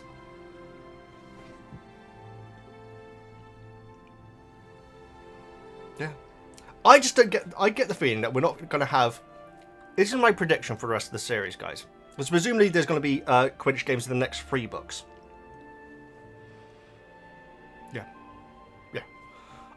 My prediction is that we will never hear of a Quidditch game where Harry doesn't win, isn't the main reason why Gryffindor win, or everything in the world is against Harry and that's the only reason why he lost anyway, so it doesn't really count. That's my prediction. There's never going to be a Harry goes to the Quidditch match. Wow, the other player's amazing. Oh, they won. That's crazy. Anyway, back on with the story. That's not going to happen. My prediction is whenever we hear about a Quidditch game, it is going to be Gryffindor win. Harry's the main reason why they won. Or, and the more unlikely chance, much like the Hufflepuff game, the only reason why Harry lost is because everything was against him. The fact that it was raining and Cedric's taller than him, so in the rain, that means that Cedric's got to be better at seeking advantage. And Harry's glasses. No one else is wearing glasses. Harry's at a disadvantage here. Oh, thank goodness Hermione used a spell to allow Harry to overcome this hurdle. And then you had the Grim and all this sort of stuff. And even then, when Harry wakes up, he says, "Oh, we're gonna have a rematch." Why? Why does Harry think he should have a rematch? If the same thing happened to Cedric, guys, Cedric would not be saying that he does that they should have a rematch. And that's what makes Harry an interesting character, guys. Yeah, this is what differentiates him from the movie Harry. Where, you know, we don't get any idea that Draco is living rent-free in movie Harry's mind. These personality faults is probably the wrong term, but these personality edges are what make Harry interesting. And so, for me to say that I disagree with Harry here, that's because Harry's a well-written character. Great comment, Phil. Thank you so much for your comment. I hope I explained my answer to your comment there. But quite frankly, you make some fantastic points. I've nearly finished the cookie, guys. I'm sorry. Brianna! Hi, Veggie. I've been watching since the beginning, but finally caught up so I can comment so long. Oh my goodness, Brianna, well done. That's many an hour that you caught up on. It's my first time listening to the audiobook, Stephen Fry version. So it's been cool to experience it differently. Oh, I see. So you had read the books beforehand, then maybe. Pardon me. This is very unprofessional, guys. Right. Ron had become an instant celebrity. Yeah, it actually words it like that. For the first time in his life, people were paying more attention to him than to Harry. And it was clear that Ron was rather enjoying the experience. And that's from Harry's standpoint as well. I think this is an interesting statement to keep in mind when thinking about Harry and Ron's relationship and how each of them handle the spotlight throughout the series. Thoughts? Well, absolutely. And like I say, that is from Harry's standpoint. That sentence is being said from Harry's mind. The fact that Ron is clearly enjoying having the limelight for the first time, you know? Bless him. Not for the last time, though. I doubt. Right, that's the cookie done now, guys. I'm done. I'm sorry about me eating while talking. I'm sure there will be a discussion about Neville's punishment. I just want to say poor Neville being abandoned by Harry and left all alone. I wonder what he ended up doing all day. I agree, Brianna, and I felt the same with Colin. Although Colin did have other friends around. That's true, actually. It does feel like Harry just doesn't like Neville. It does feel like that, actually, doesn't it? Which is, you know, he's right and everything. I definitely felt sorry for Neville when Harry was lying to him. about the essay and everything.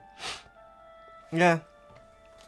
Snape accuses Harry of not caring that so many people are concerned for his safety, but it finally sinks in when Lupin relates it to his parents. I think part of this is that Harry's not used to having someone trying to keep him safe like his parents would, and the reminder of their sacrifice makes him feel guilty. I hope so, because it really, really should do. And he's not going to get that from Snape. He wants to make Lupin proud, and he wants to just get around being told off by Snape, and so that's the difference. And that's Snape's fault, guys. It's Snape's fault that Harry sees him that way. I love the end of the Quidditch final. The whole game is so exciting, and the build to the intensity to their win is my second favorite Quidditch moment in the series. Oh, very interesting. Have we passed your number one? I hope not, guys. I do feel like this might be the end of the major story arc Quidditch matches, but we shall see, though. Presumably Wood is going to get replaced by another captain. I feel like Harry's captain, isn't he? Or is it Angelina? I can't remember. Someone else is captain, isn't there? I can't remember. We shall see. In the movie, I mean.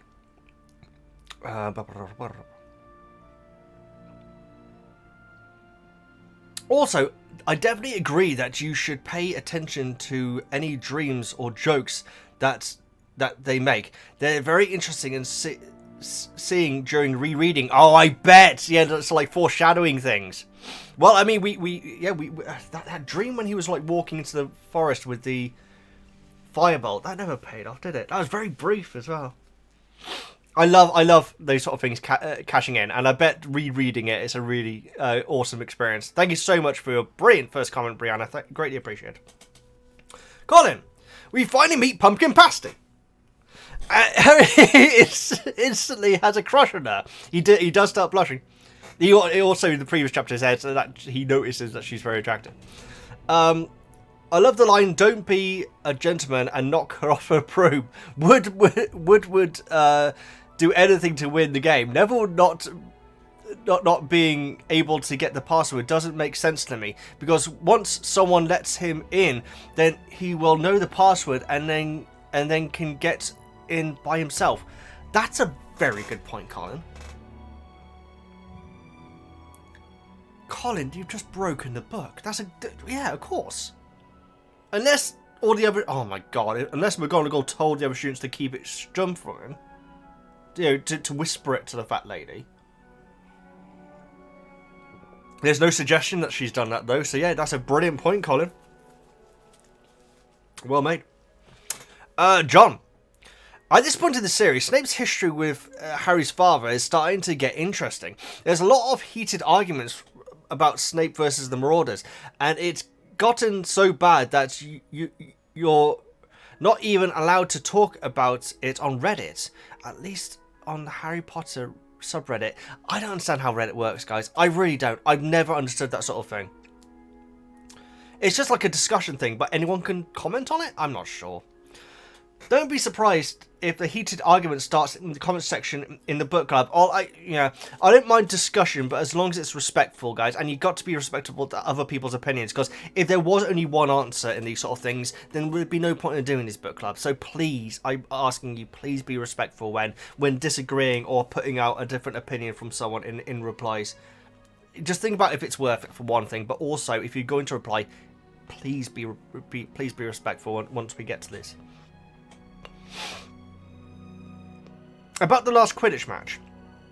Yes. This was the most intense and brutal out of all of them so far. We learned some fascinating rules as well. Harry's firebolt might be the fastest, but it was still a very close game regardless. It wasn't that close, was it? There's no point with... Well, technically Slytherin were in the lead from the kickoff, weren't they? Or the whistle, I should say. Yeah. In real-life sports, there are lots of players who have better equipment than the rest of the players on every team. So I don't think it's jarring that Harry was given a better broom than the rest of his team and everyone else's team. What sports are you referring to? I can't imagine... I'm talking about things like tennis and golf, maybe? But those players could absolutely afford better stuff, though. The Firebolt is meant to be something which most people cannot afford. And it does stick in my craw that it's at school. It really does. It's not teaching the students a very good lesson, in my opinion, no? You know? But then again, it's not a lesson, so... Thank you so much for your great comment, John. Josh. Veggie, I have to defend Harry and the Firebolt by saying that an exceptional broom does not guarantee a good Quidditch player. And honestly, besides Quidditch and Defense Against Dark Arts, Harry is a little more than slightly above average in terms of academics.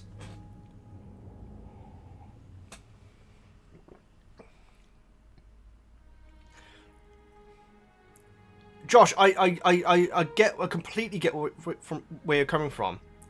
Why were Gryffindor all saying that Ravenclaw don't stand a chance now?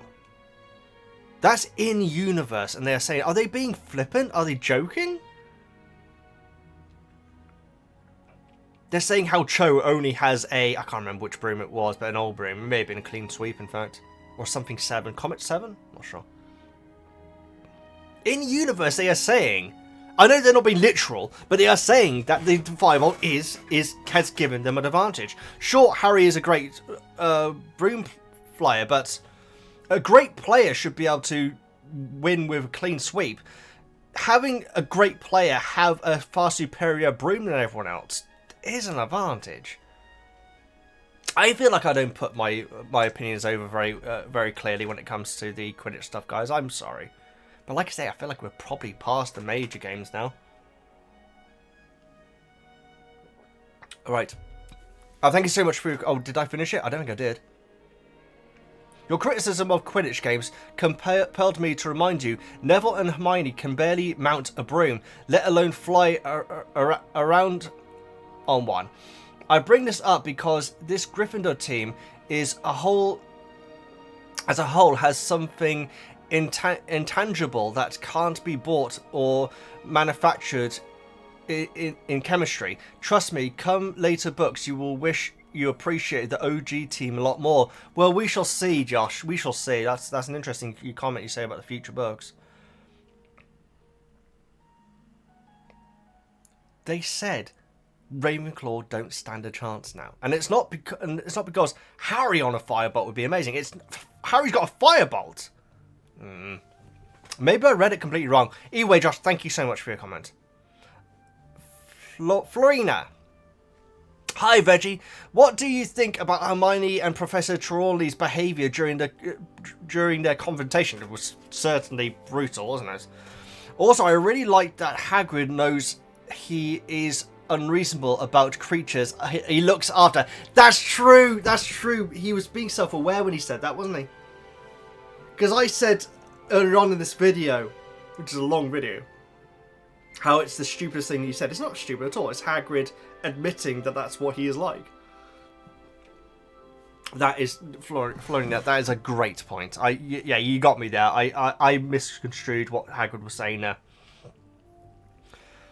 As for the confrontation, I mean, one, Hermione's not getting paid to be there, so I'm definitely with Hermione more than Trelawney. Trelawney's behaviour was not great, and she was trying to embarrass Hermione, which seems to be the punishment at Hogwarts nowadays, doesn't it? It really does. The humiliation in that one chapter. Oh no, that was in the Quidditch match, wasn't it? Okay, the humiliation just in these 2 chapters that we covered today, guys. It's potent. Thank you very much for your comment. Rachel. Hey, Reggie.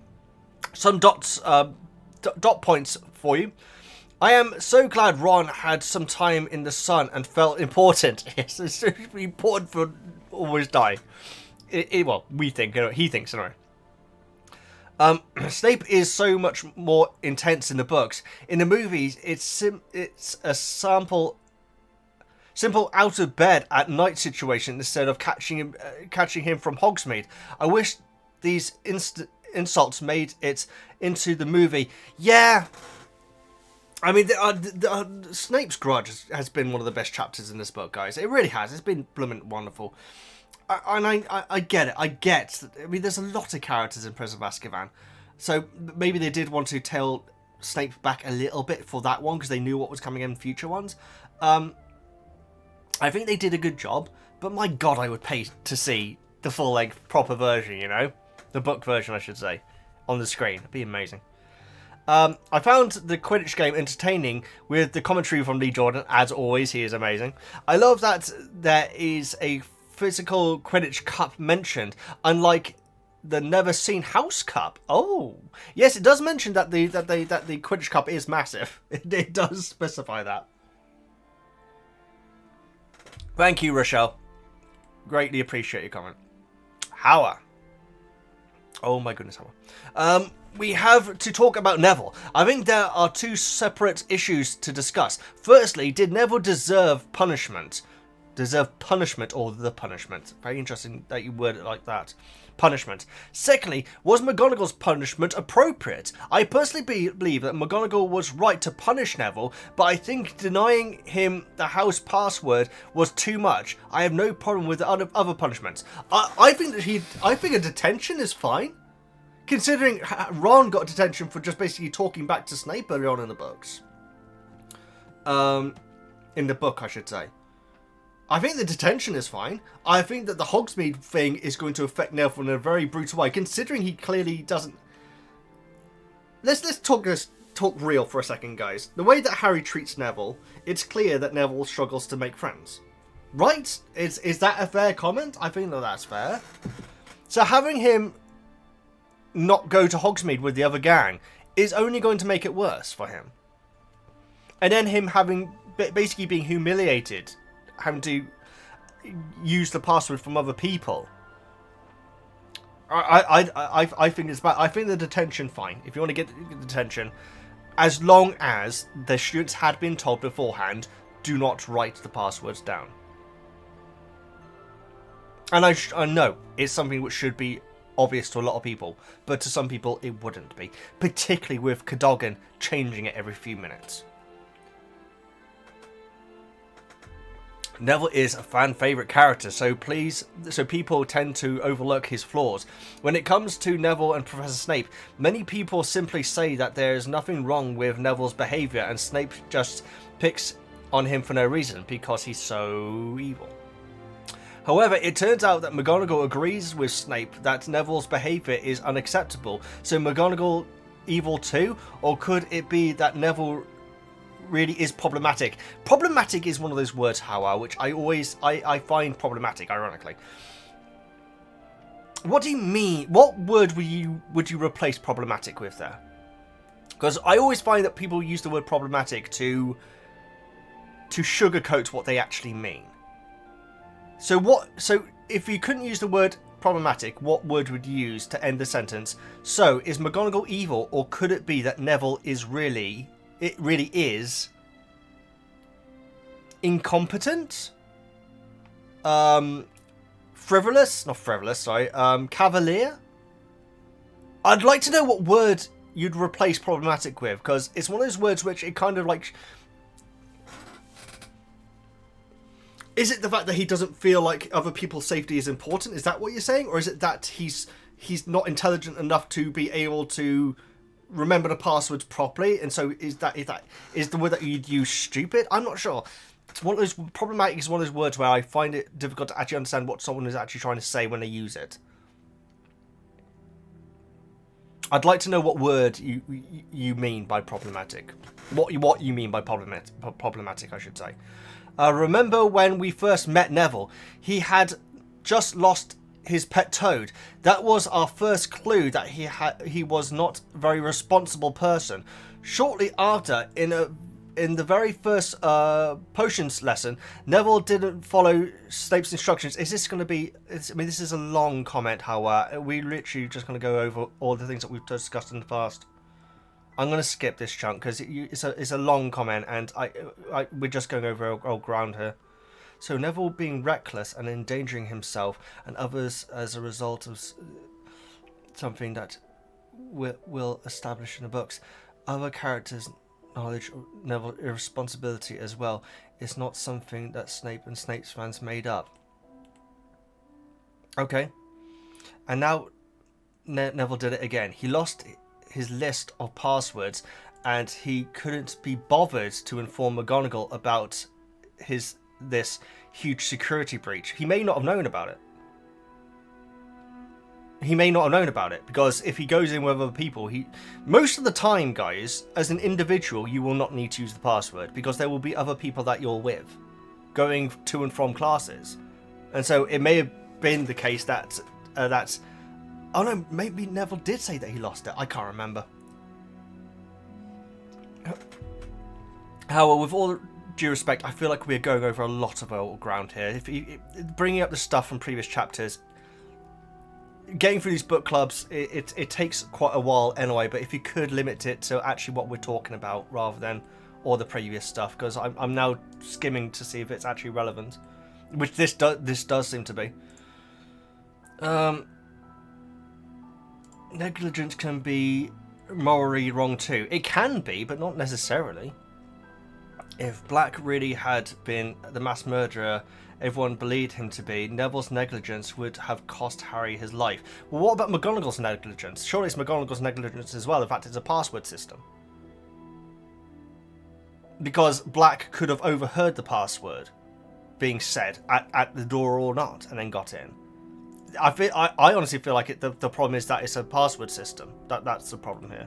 So I understand why McGonagall was furious with Neville and why she punished him.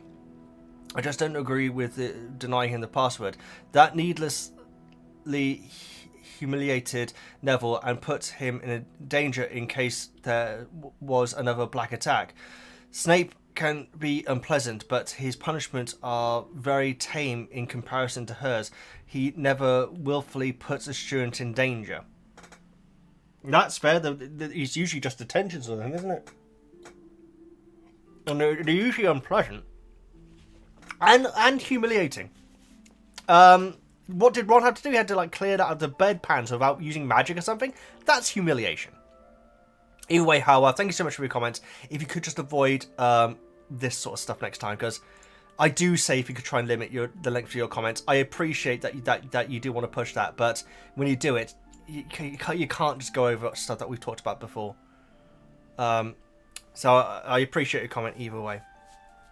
Johnny, I don't know what Ron was thinking. Talking Harry into going to Hogsmeade, I agree, Jenny.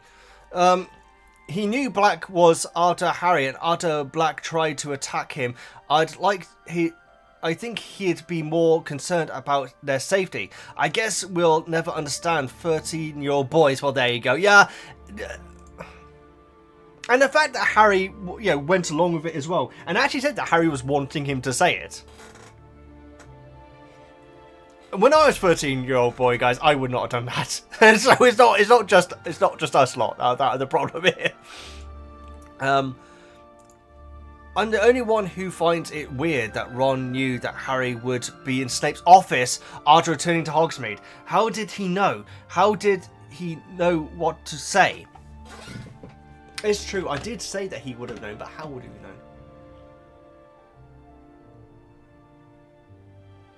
Is it possible that Ron overheard Draco saying that he was going to tell Snape, or overheard Crabbe and Goyle say that he was going to go and tell Snape?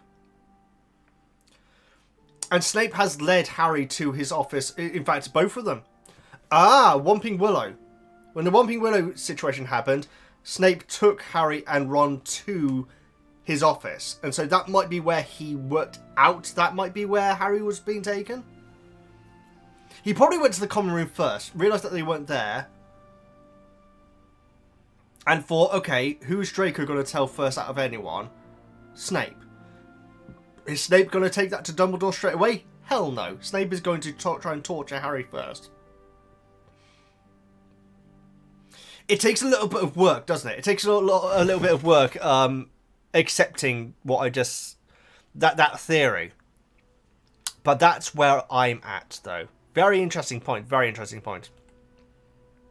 And I don't know why, but I just can't imagine Hagrid and Buttbeak on the night bus. It's tough, isn't it? Buttbeak on the night bus, no. Then again, Hagrid, he'd have to just lay down the entire time, wouldn't he? Probably. Fantastic comment, Jenny. Thank you so much. Helen. A random thing I enjoyed in these chapters is the use of flu powder within the school. I love the scene where Snape throws a handful of powder into the fireplace, shouts at Lupin, and Lupin proceeds to climb out of the fireplace. Thank you, Helen. I missed that. I didn't pick up on that. I thought he just shouted into the fireplace. So he actually uses flu powder to shout to Lupin. That's cool. Okay, I overlooked that. Thank you so much for making that point. Such an amusing imagery. It does lead me to wonder, can fireplaces that are connected to the flu networking able to work like a two-way radio walkie-talkie? Why don't we see this utilized more often? Great comment.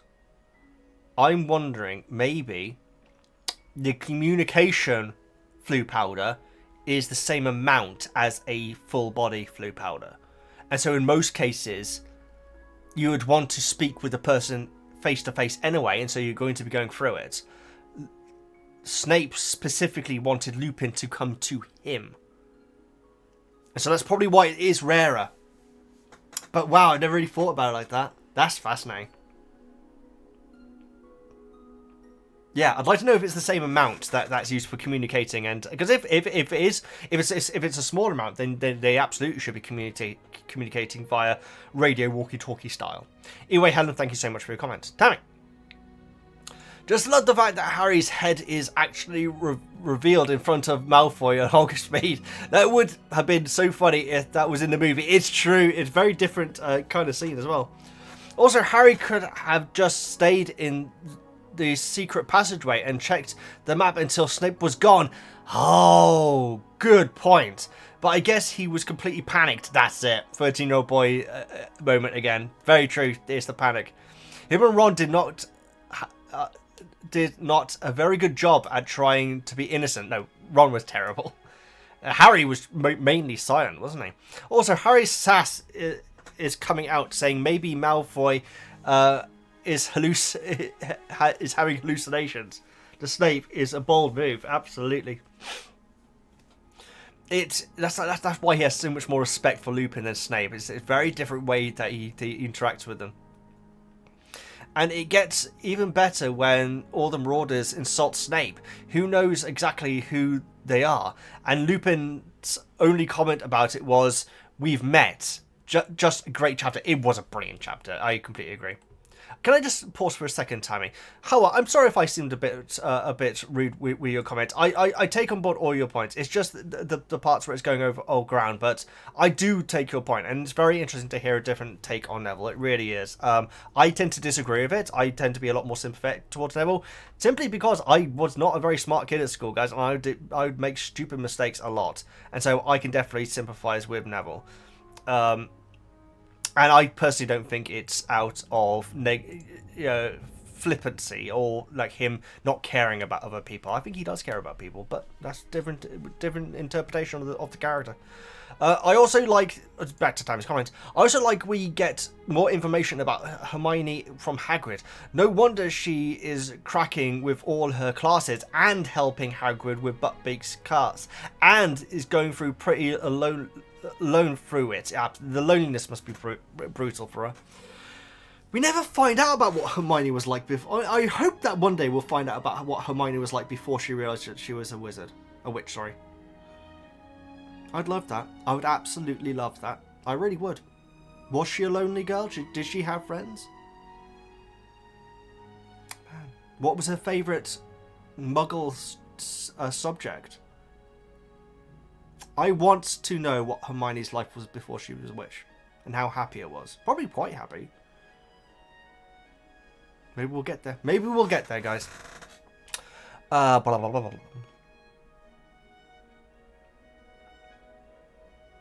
Harry and Ron can just be glad she let it's out on Malfoy already at this point in the story. Absolutely, yes, exactly. Yeah, like Ron in particular, like avoided brutality, but we haven't had the bit where Harry has basically properly forgiven Hermione. Not really. God, it's been a rollercoaster relationship, this book. I did not expect it to be like that. Anyway, Tammy, thank you so much for your comment. Rachel. The front doors were taught to recognise Sirius. I wonder how that works. Are the doors sentient with brains, or is it more manufactural mechanical process? Well, they must at least be able to see. So if that requires cameras or eyeballs or something like that, they must be able to differentiate between people. Recognise doesn't necessarily mean see. It could be smell. It could be. It's interesting. I envisioned it as the door having a face, but we haven't heard about that yet, though. And so, yeah. And it said the doors as well. It said the front doors as well. So I had to have a look in Hogwarts Legacy to see if they have faces. I'm pretty sure they don't, though. Also, I think Snape was right to tell Harry off for going to Hogsmeade under the circumstances, but a teacher should never bring up anyone's parents or grudges, Snape's grudge, against them in their job, although Lupin does mention it too.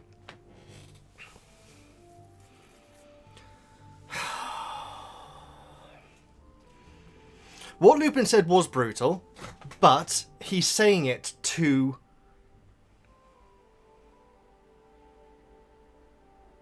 He's saying it because he knows the effect it's going to have on Harry, whereas Snape, I do feel like there is malice in the way that he says it. It doesn't help, actually, that, Snape definitely brings his personal stuff way too much into his lessons. It doesn't matter if one of his students is the son of someone that he didn't get on with. That should not matter when it comes to teaching. But, we talked about Lupin's teaching methods as well, not being that great either, in a real-world situation. That's completely unfair and unprofessional. And then Trelawney insults Hermione. I think Hogwarts teachers are lacking in training, haha. They've been particularly bad this year, haven't they? Gildwald and Krill withstanding, of course. But they have been pretty bad this year. Unprofessionalism is the word this year, really, isn't it?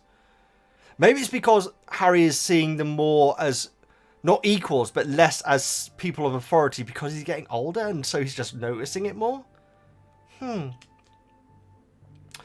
We also learn in chapter 15 that there aren't any knockouts or quarterfinals in Quidditch. Each team just does their 3 games each. Whoever has the most points at the end wins the cup. The fact that they call it a final just completely confused me, Rachel, because it's not a final. It's the final game. It's not a final. At the end of the NFL season, before they go to playoffs, which is like week 17, I think it is, they don't call week 17 the final. They might call it the final week of the regular season, but the fact it's called the final is wrong. Again, I don't know how much this author knows about sports. We also learn... And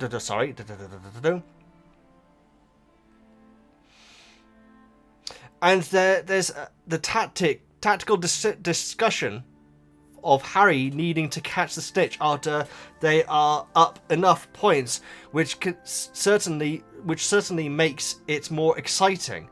And finally, what do you think about Harry seeing Crookshanks with the dog? I don't know what to think about it, Rachel. And this is the great thing. I'm sure the vast majority of you know what's going on or have worked out what's going on if this is indeed the first time you're reading the books.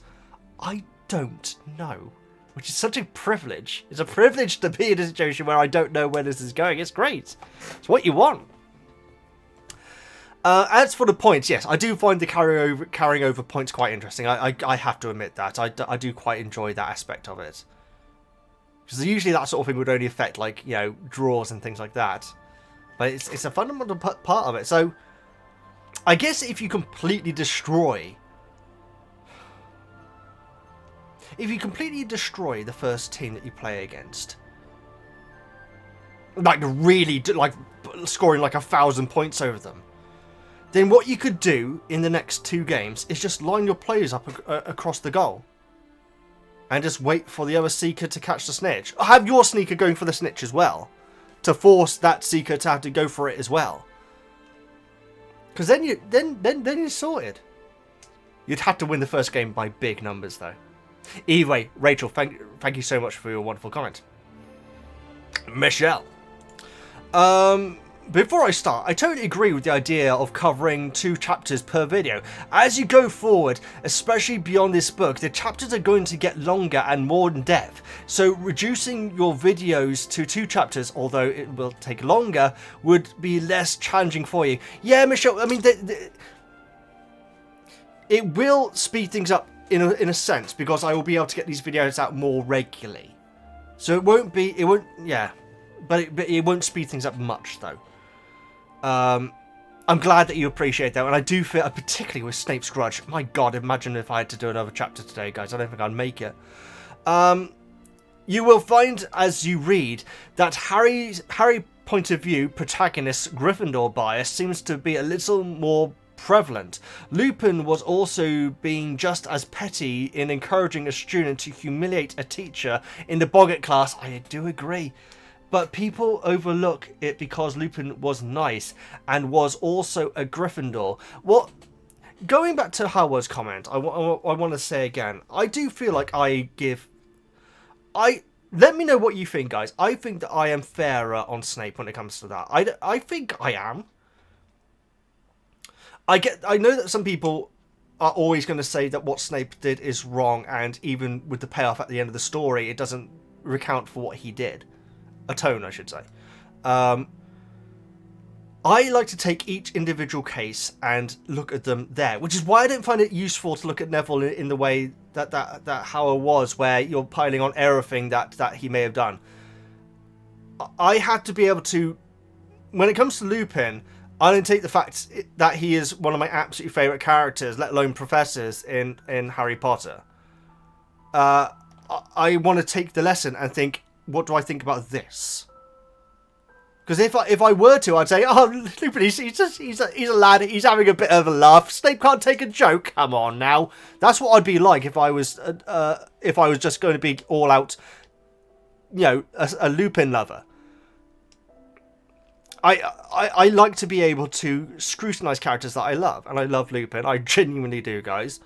And because of that, that's why I'm not going to give him a free pass when he does things that I don't agree with. And I feel like I'm the same with Snape. I feel like I think that I give Snape a fair pass quite a lot of the time. You remember that one chapter with Neville's Toad? I feel like we were talking about this hours ago, but with Neville's Toad, I thought it was going to be much, much worse. Turned out it really wasn't. And I feel like I gave him almost a pass there. So I hope that I don't come off as one of these people who just says Snape's always wrong and Snoopin's... Snoopin? Snoopin? There's the new ship, guys. That'd be fascinating. Okay, if you got this far through the video, guys, start your comment on this video, or yeah, on this video with hashtag Snoopin. No, that might cause things to get flagged. Okay, no, not hashtag. Just start your comment with Snoopin. So that's SNUPIN.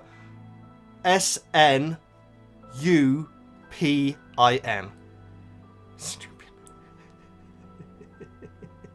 I'm an idiot. Oh, no, it'd be Snapin, wouldn't it? No, Snoopin. We're going Snoopin. So start your comment with SNUPIN. And then full stop, and then your comment. Don't say anything about it, and it's probably best if you don't do a hashtag, just because I think that hashtags can get flagged up sometimes by YouTube. Either way, snooping aside, I feel like I judge each character by them in the moment, and I do feel like that's the best way of doing it. And then at the end of the book, I might like go through what I think about the character overall. But at this point, I don't think there's any characters which I think are just evil or just good. And that's the sign of a good story, guys, you know?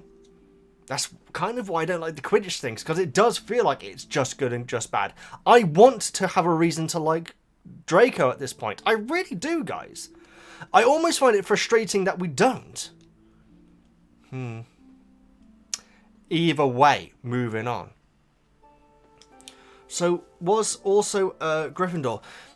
So, on that note, is McGonagall's punishment of Neville justified? Or is it okay because she is head of Gryffindor? Substitute her for Snape and we would see things far differently. I think that that would be the case in some people's eyes, Michelle. I'd hope that you wouldn't think that would be the case with me. Because I do feel like I give as good as I get. That's not what I meant. Anyway, chapter 14, my favourite, a favourite of mine in this book. I'm not blooming surprised.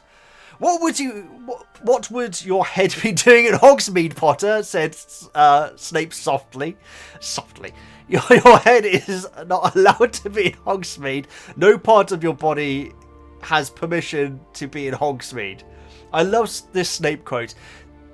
Taking note of the fact that he said softly. Fun fact, soft is actually one of the third most common words used to describe him in the books. Very interesting.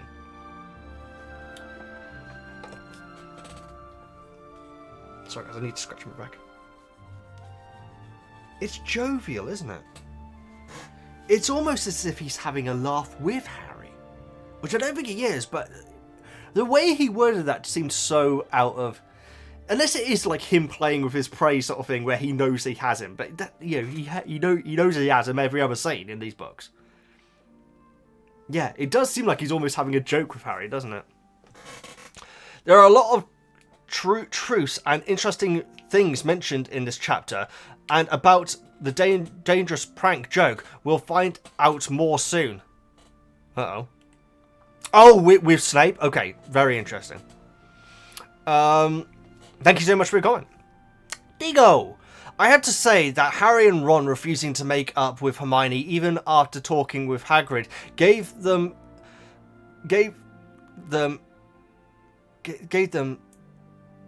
is probably the moment in the book where I'm most disappointed in them. I feel like that's for a reason, Digo. I feel like it's written in that way for a reason. I also like that we get another peek at the complexity of Snape's character. He absolutely right in that it was reckless of Harry to go to Hogsmeade and that he deserves to be punished for it.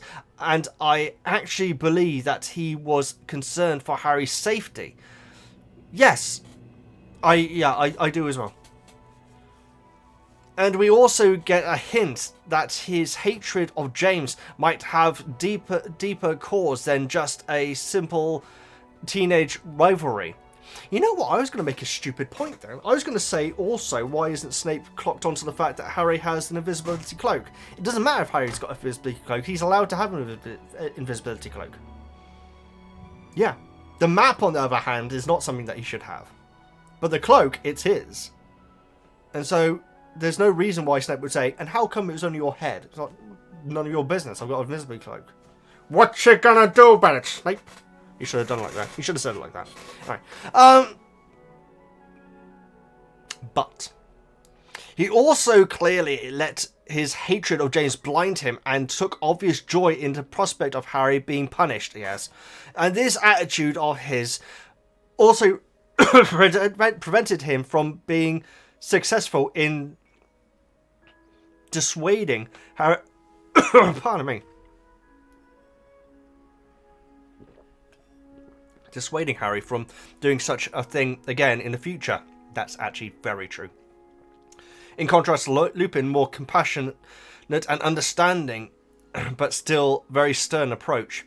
Yeah, in the movie, I swear, it's more aggressive than the book suggests, the way he talks to him. Great comment, thank you so much, Digo. Kevin.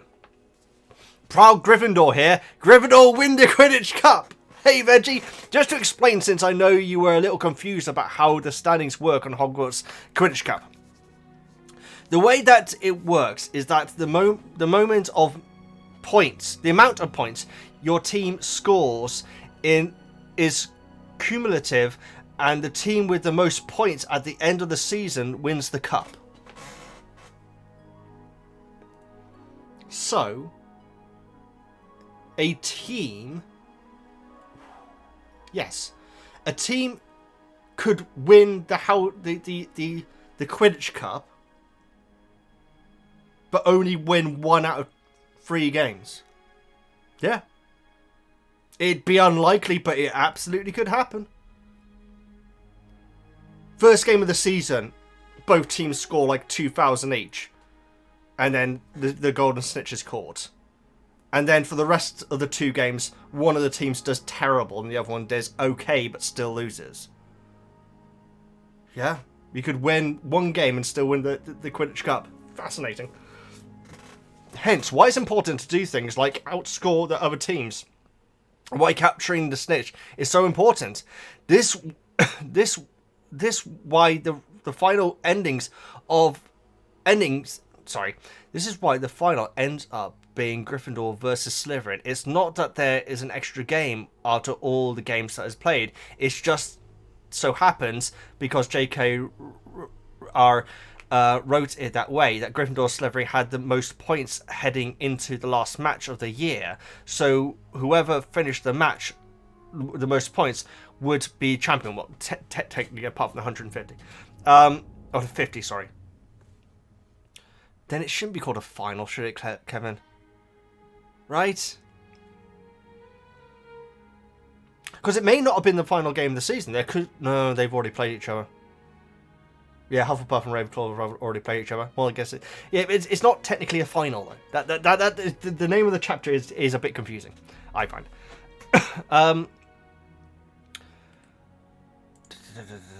Also, I just wanted to point out that based on the scores from the matches all season, Hufflepuff came last place. Ha! Just kidding. Love you, Veggie.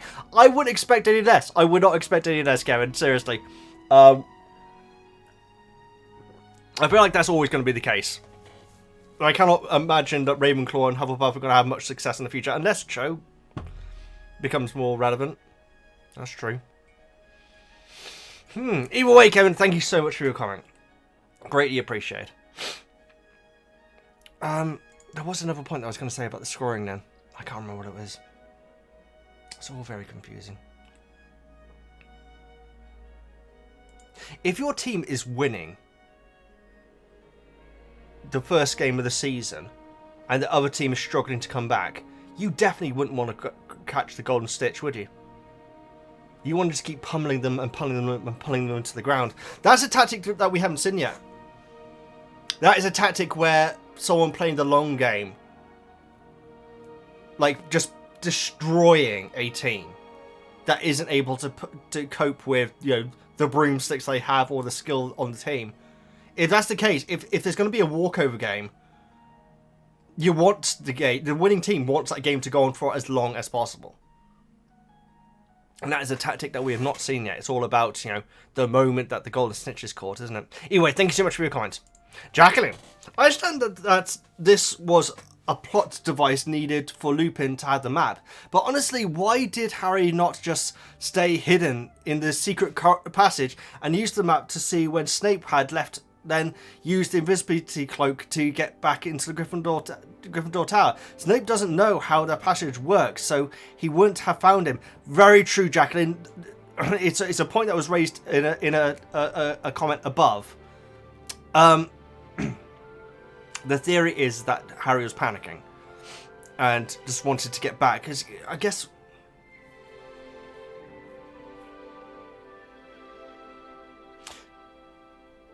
because if Draco had gone and told McGonagall, and McGonagall had gone to the common ring to see where Harry is, and Harry's waiting for Snape to go away from the statue, which presumably Snape is basically camping outside. Yeah, that wouldn't have ended well. So I guess Harry just wanted to get back as soon as possible and hope that Snape wasn't onto him. Although he did see him looking at the statue. Great comment, Jacqueline. It's a dance thing. To quote Dumbledore, scary Dumbledore, from a very popular musical, Malfoy, you little... he and the rest of Slytherin were particularly awful in these chapters. Don't you think? I'm surprised that some of the players weren't suspended or removed from the match after the awful fouls they committed. And Fred for throwing his blooming stick at the back of Flint's head as well. I know that was a reaction, but in these things, guys, in sports, it's the second guy that always gets fined. I need to learn the rules about people getting ejected from the game. If that's even a thing, you imagine it must be. It has to be.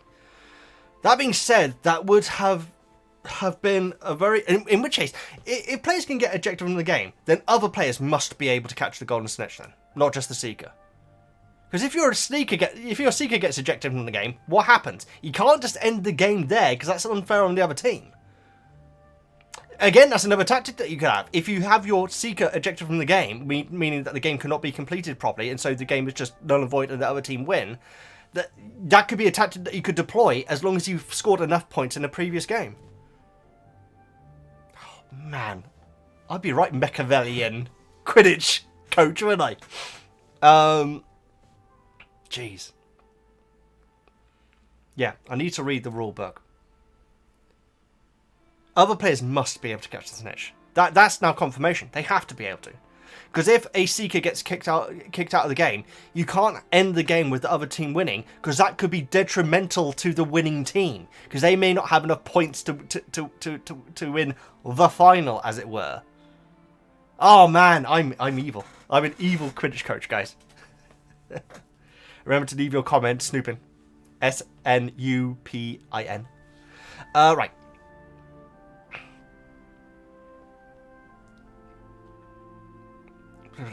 That being said, that would have been a very entertaining Quidditch match to see on the big screen. Oh, actually, that's very true. That's very true, I agree. A lot of people are talking about big moments in these chapters, so I want to comment on some small details that I've only just noticed. First, Hagrid mentioned God. I know, to my knowledge, that is the first time we've heard a wizard mention any deity in the books. I swear that we've heard about something biblical before.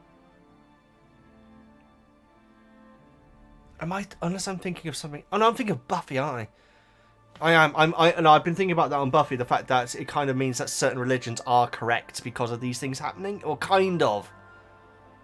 I think it was when Willow was like hammering a crucifix into a bedroom wall, and she's saying, "Yeah, my dad ain't gonna like this. He fights it." She's Jewish. Oh, Buffy's good. It's Buffy. It's Friday today when I'm recording. It's not going to be able to record my Buffy episode, unfortunately, but I will get it this weekend. I promise. I'm sorry about those Buffy watchers. Seekers. Watchers. Anyway, mostly they say something like Merlin's beard. I'm just wondering if the wizard world follows any sort of organized religion, because in my limited knowledge, magic bad in most Christian faiths. I'll say this, I'll pause your comment just a second in advance saying the term God also doesn't necessarily mean Christian. I don't think that's what you're suggesting here, but God could be any religion, really. It's a God is a status rather than a name, isn't it? So it could be like a sci-fi God, you know? I've been listening to a bit of Warhammer 40k lore, 40,000 lore recently, guys, and they get into hot water when it comes to gods there. They really do. I mean, Hogwarts has Christmas and Easter holidays. Very good point. That is a very good point. But is that just for the students with Muggle parents, and Harry had a godfather? Was that because Lily was a Muggle? So curious about your thoughts on this. Great comment. Great comment, is the dance thing. We're only halfway through. Christmas. I would say that the vast majority, well, maybe not vast, the majority of people who celebrate Christmas are is agnostic the right term? Probably don't believe in God. So, when did they start having Muggles at Hogwarts? Was it always? Always. Sorry. Love that bit. That was my impression of the end of Deathly Hallows 2, guys. Anyway. So you have these muggles celebrating something every year. Because religious freedom must be a thing at Hogwarts.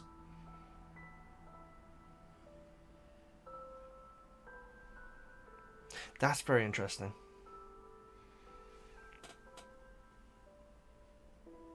Which would mean, yeah. There's probably wizards and witches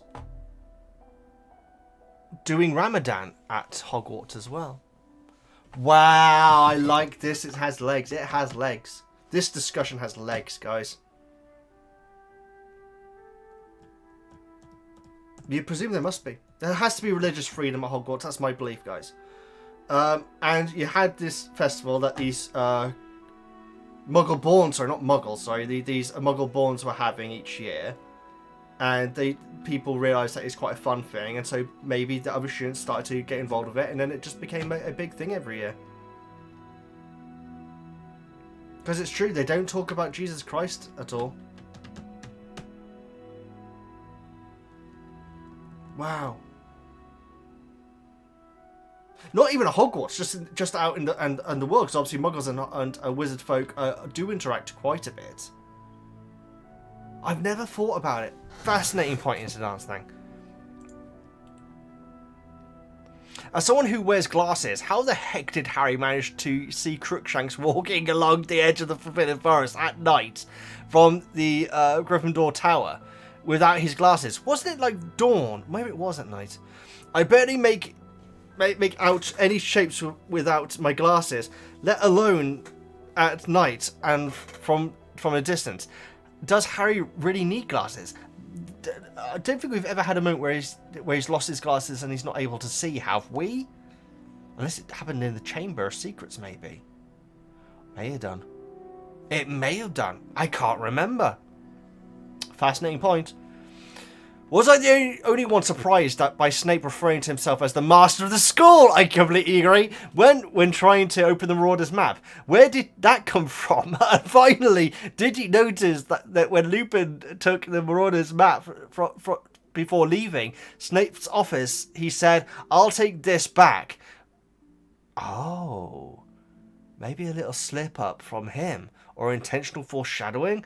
As always, appropriate. I always appreciate your thoughts and ideas, Veggie. I have another theory.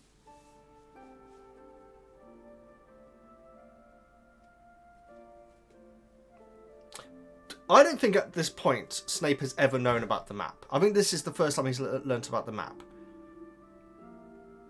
I think that Lupin may have been... It's definitely letting it slip to a point, but the fact that he then goes on to say that he knows for a fact that this thing was confiscated would suggest that he's saying that he's going to take it back to Filch's office. That's how I see it.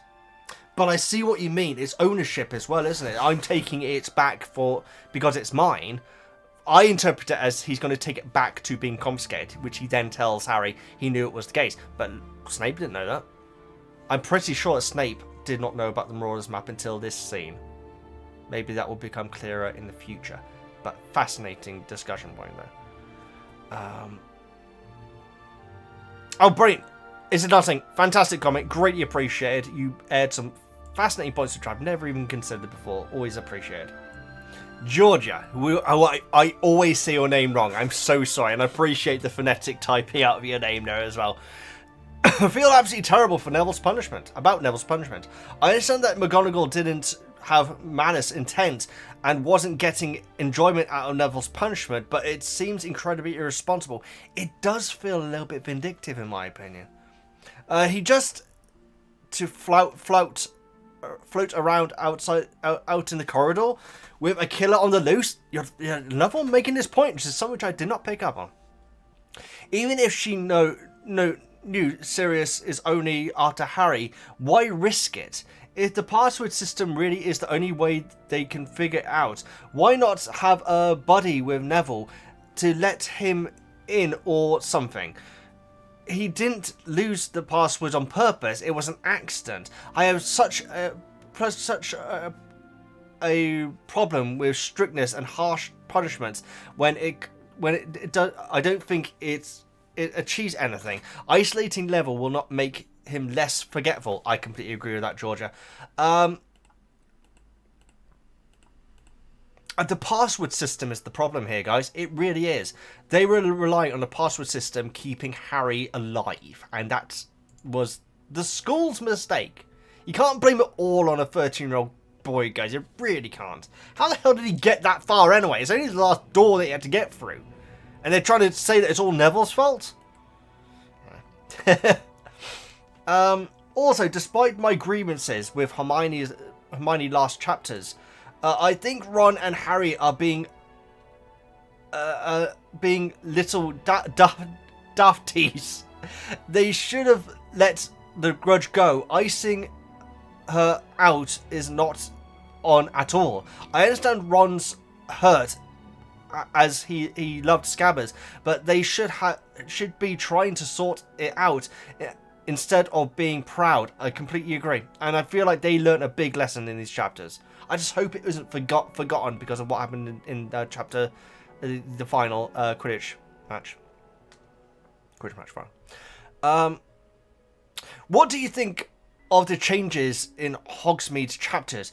The race back to Hogwarts always makes me nervous. It's awesome. This chapter's brilliant. My only issue is I always imagine Hogsmeade in snow, which is ridiculous because I've been playing Hogwarts Legacy, but I really do. And so all the scenes I'm thinking, okay, so you need to be careful about snow prints.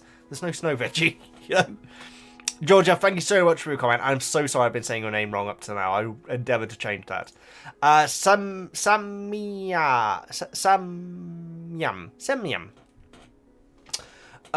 Neville's punishment makes no sense, especially given that the professors are all worried about a presumed mass murderer in Hogwarts.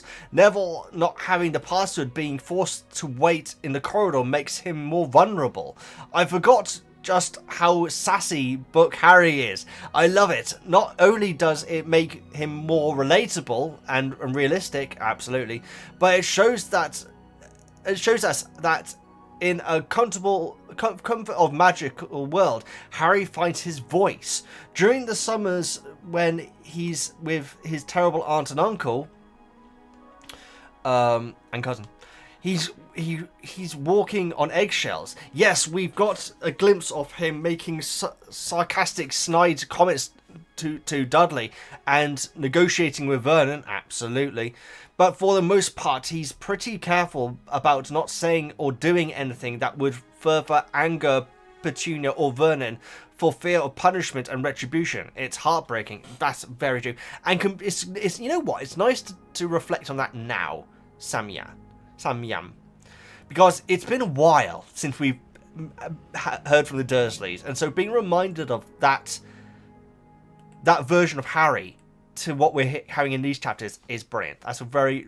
Thank you for bringing that up. That's excellent. One thing that bothers me about Sirius getting into Gryffindor Tower, why weren't the portraits shown a picture of Sirius and given strict instructions not to let him in, even if he somehow get access to the right password? It depends how sentient they are. Apparently this is all covered in future chapters as well when it comes to the differences between ghosts and portraits. They already have a scare of him about... Oh, they already had a scare of him being in the castle once. Even though they searched and couldn't find him, they knew it was possible for him to come back and try to gain access to Gryffindor Tower again. This is my problem with McGonagall's reaction. Neville's punishment here, guys, is highlighting the fact that Dumbledore, because he's the top dog here, but Hogwarts' security around keeping Harry safe is not good enough. You can't pin it all on the guy who accidentally left his password setting it up for someone else to get. You can't. Either way. Thank you so much for your comment. It's greatly appreciated. Sophie.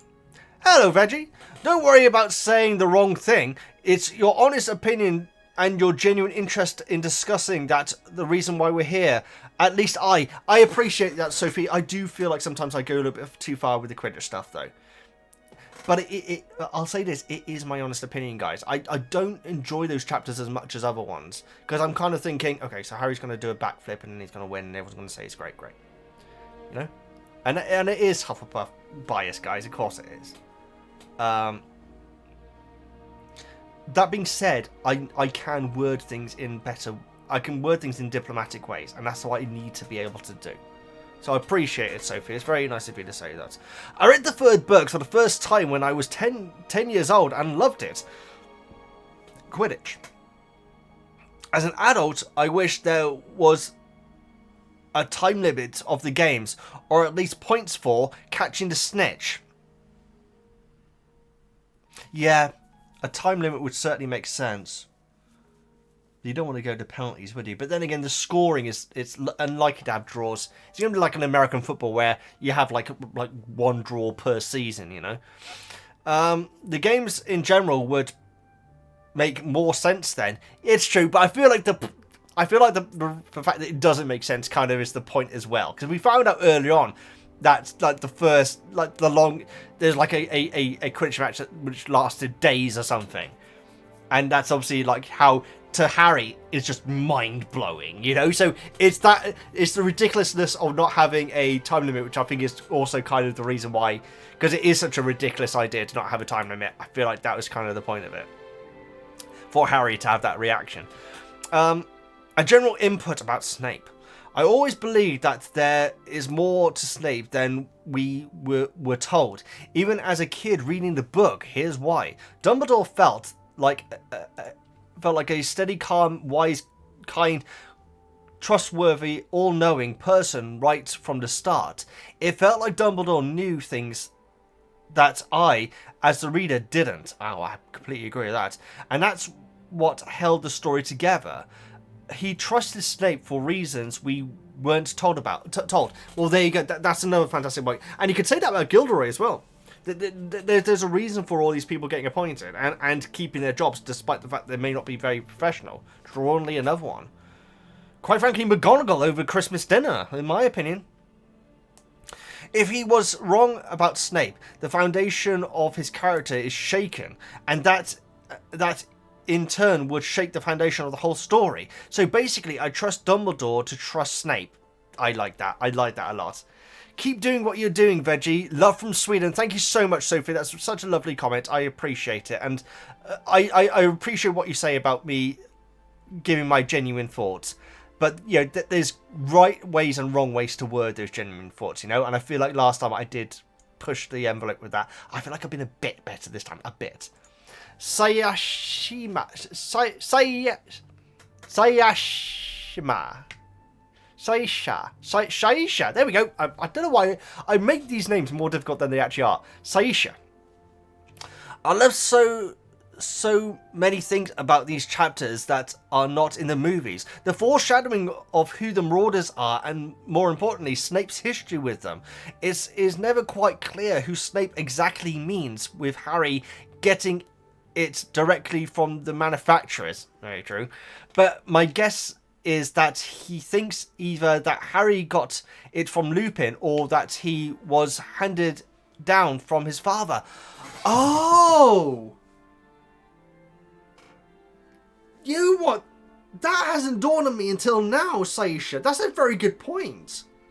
I didn't think for one second where Snape thought that Harry got it from. Wow. And it's on the pages. It's what Snape literally says. Got it from the manufacturers. I think he's accusing Lupin.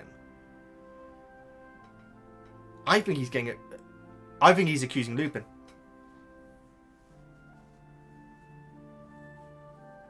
So maybe Snape... No, I don't think Snape did know about the map before this scene. For some reason, I haven't thought about what Snape meant by that sentence. Like, literally where he got it from. I just saw it as he's saying, hey, Lupin, I know this is to do with you. I didn't think for one second he was saying, hey, Lupin, Harry got this from you. Wow. Wow. That's only just dawned on me. Great comment. I don't think he is insinuating that he got it from Sirius. At this point, everyone still believes Sirius is a dangerous murderer and would not make sense at all. We may have been meaning it. My God.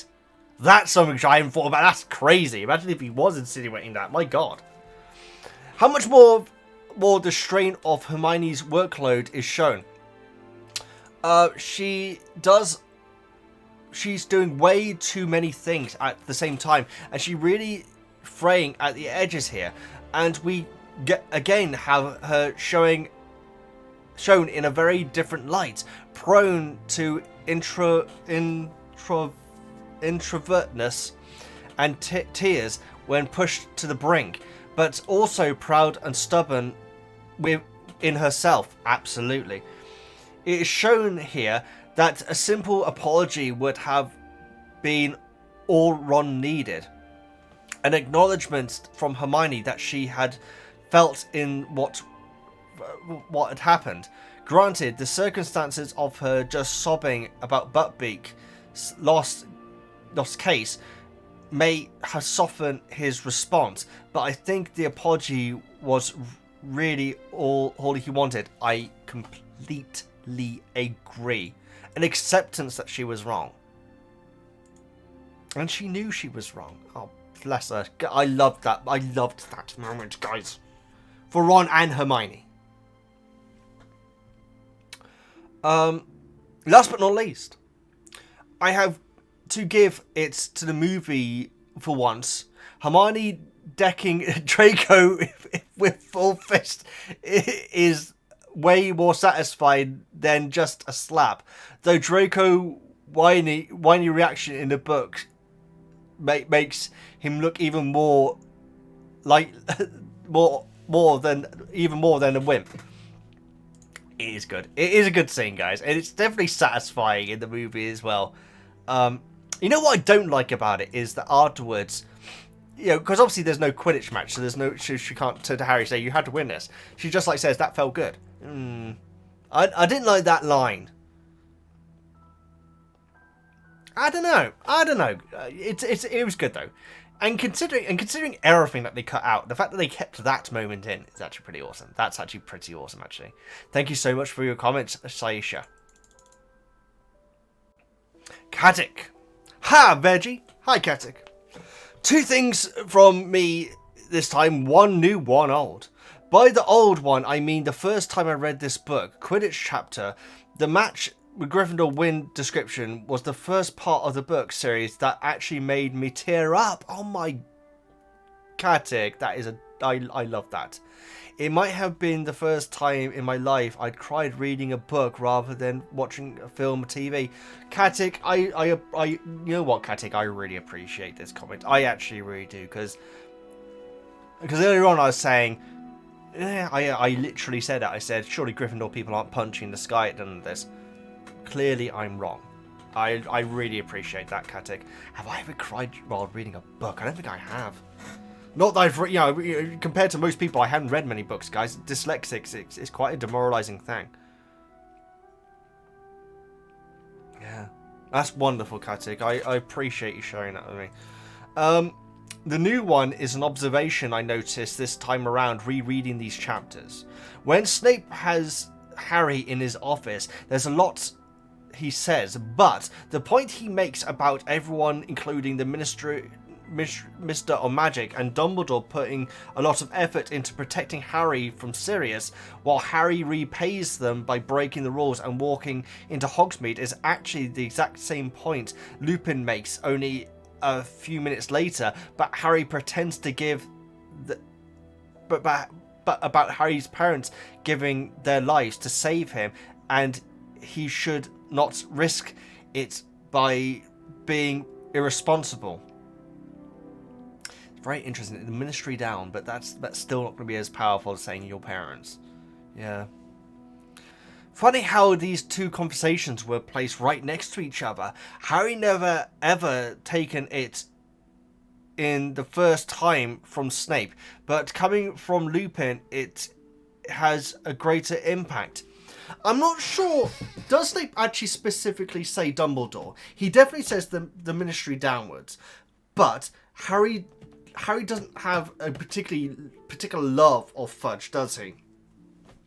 Fudge is the guy who took Hagrid away. And Fudge was also the guy that Harry thought was going to get him expelled from Hogwarts. Whereas Harry obviously has reason to love his parents, even though he never had a chance to really meet them. Yeah, it's very similar, isn't it? Definitely a different approach in telling the same message, though. Harry never takes the first...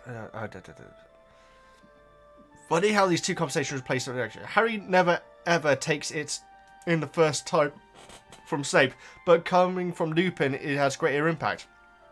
I really don't want to restart the Snape debate in the comments here, but I think it's not nicely shown how these two things going on there. First, Harry is obviously prejudiced, hates Snape, and likes Lupin. That's exactly the point I was going to make just then. Since what they both said was 100% correct, it should not matter who it comes from, but Harry will not even consider Snape might be right in this. It's interesting as well, the fact that he didn't listen to Hermione about the map as well. On the other hand, let's forget Harry is prejudiced. People might be making a very good point, but right in everything they say, but the way that they say it makes all the difference. That is 100% true. It really does not help that Snape is furious, gleeful at catching Harry, and the very next thing, before he even lets his point sink in, he insults Harry's dead father. Yeah, absolutely. Snape is simply a very bad communicator here, and regardless of what he says, it will never be accepted because of how he delivers it. It's true, even before the prejudice that Harry has. I agree. There's always better ways of wording things, guys. There always is. And so that's why I always try to be very diplomatic in the way that I explain things. Which is why I don't think, which is what I'm saying, I don't think I do that during the Quidditch chapters, which is on me. Fantastic point, Katic. Which, now I think about it, is a very nice foreshadowing for another scene at the end of this book, where his anger completely gets in the way of getting his point across. Oh, look forward to that. Katic, awesome comment. I completely agree. Thank you so much. I do appreciate that. There's always better ways of wording things, guys. And Snape doesn't always worry too much about that. Kate! I got really disappointed in... oh god, wrong glass. In Ron and Harry whenever... after Harris... Hang on a second, guys. I got really disappointed in Ron and Harry when, even after Harris encouraged them to make amends... Oh, Hagrid! Amends. They still continue to be mean to her. Well, Ron, certainly. But I'm glad they finally figured it out, even if it's in a sad circumstances. Again, that's just how they work, isn't it? Ron has always been the one of my favourite characters. Maybe because how passionate he is. It shows very clearly. First, he gets overboard, goes overboard with hating Hermione. Then he gets completely focused on helping Buckbeak.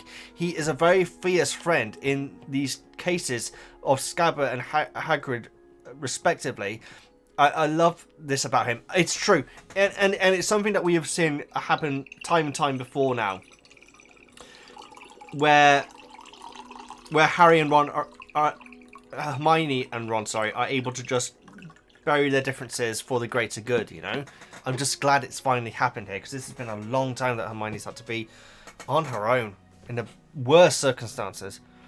It's clear in chapter 14 how much Harry cares about the image of his father. I always felt like the movies flipped the importance of Lily and James. In the book, it's the comment about James that tips Harry over to blow up Aunt Marge. It is. It is. In the book, it's the comment about James that tips Harry over to Marge. And here it's the comment about James that triggers Harry again. You see how much Harry associates himself with his dad. Lily is barely mentioned in this book, even by other characters. Very true. We never had that moment with Lupin, did we? Whereas in the movie, make Lily way more important, especially through the scene on the bridge with Lupin. Exactly what I was just saying. I think it weakens the later moment when Harry thinks he saw his dad casting Patronus. Anyways, it's okay. It's a specific choice movie. Okay, I was just making sure you weren't going to mention anything about that moment in the book, because obviously we're not quite there yet. I also wonder why Harry and Ron decided to take divinations and continue without trying to switch to another class. They obviously don't enjoy it and probably just stick around because they need to meet some minimal amount of classes. But what made them think they would like in the first place? I wish we learned more about classes picking. It's true, Katie. Well, we did have that awesome scene in Chamber where Percy's like helping Harry out, trying to decide what classes to choose. I think with Harry, divination would be a very useful. You'd think, oh my god, that's going to be really useful to know, you know, trying to work out the future. If you're told that it is completely legit and actually true, you're going to want to use it, unless. Ron, on the other hand, yes. Oh man. It's true. And they just wanted to stick together, didn't they? At the end of the day. Man, I never thought about the fact that they actually chose that together. Kate, thank you so much for your comment. Greatly appreciated. Marianne. Hi, Veggie. I've just joined the Patreon. Thank you so much, Marianne. And I'm so excited to be a part of the book club. You're welcome. You're very welcome. I've always been confused with Snape's reaction to seeing the Marauders map after taking it from Harry. He acts as though he doesn't know who Moony, Wormtail, Padfoot and Prongs are.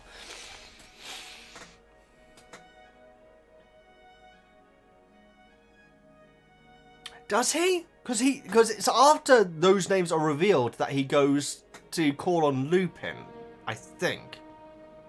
We'll continue. With him being at the school at the same time as the Marauders, I would have assumed that he heard them call each other by these names all the time. This is shown in the film Order of the Phoenix with Snape's memories of him being bullied. They called... I remember someone saying James. But James then says Padfoot, doesn't he? You're right. You're right. So he would definitely know these names. Very good. Well caught. Maybe he does know who they are, but doesn't want to tell Harry for some reason. After all, he did make the statement. Maybe he got it directly from the manufacturers. What do you think, Veggie? Yeah, this is the thing. This is the thing, Marianne. I feel like Harry suddenly became... I think Snape basically forgot about Harry going to Hogsmeade as soon as those names popped up. And he was just after getting Lupin in and saying, what the heck's going on with this map? How does Harry have this map? He's not thinking about punishing Harry anymore as soon as those names appear on the map and insult him. So yeah, I do think he knows the names, but through trauma or what he's gone through, as soon as he saw those names, he has no reason to tell Harry what they meant. He wants an explanation from Lupin, you know? Wow. I like it. Marianne, thank you so much for your first comment. That was greatly appreciated. Hope to see you in the future. Thank you so much. Benjamin. Hey. First of all, sorry for not commenting on the last few episodes. I had to oh my god.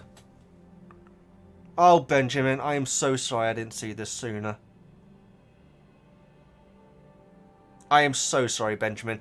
When I get these comments, guys, I purposely don't read them until checking out the book club. And so, if I'd known this was the case, Benjamin, I would have replied to you on day one. I'm going to read this, guys, if that's okay. I presume it's fine, Benjamin. Hey, Veggie. First, I'm sorry not comments on the last few episodes. I had a serious car crash back in December and broke my hip and some vertebra in my neck. I'm only recently been able to use my hands again to comment. Oh my god, I really love how there isn't our security trolls for hire. I laugh every time reading that. Benjamin, okay, first of all, Benjamin, I thank God that you're recovering, and Godspeed. And I wish I'd seen this sooner. Thank you so much for commenting. And you've been missed, Benjamin. I always appreciate your comments. I really do. Oh man. Oh, Benjamin, I hope everyone else is okay as well. As for security trolls, I swear this is the first time we've heard about not a friendly, but an allied troll. And in fact, they're for hire as well. Are they getting paid, or do they have an owner? That's another question. Are they actually getting paid, or are they like slaves to someone who you then pay to have these trolls patrol? That's an interesting question. I'd like to know more about that.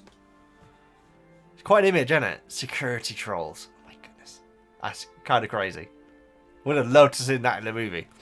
Benjamin, get well soon. Thank you so much for your comments. You're always greatly appreciated here. Thank you so much. I'm so sorry I didn't see it sooner. Max. Raider Max of the descriptions. So far, what has been your favourite thing to happen in the book that's not in the movies? At this point, for me, it's the encounter between Harry Snape and the Professor Remus John Lupin. But that will change. Yes, I know they had an encounter in the movie, but nowhere near like this. But the book was much better and made more sense. It's true. It didn't really make that much sense in the movie, did it? Happen in the book. So you're talking about Prisoner of Azkaban.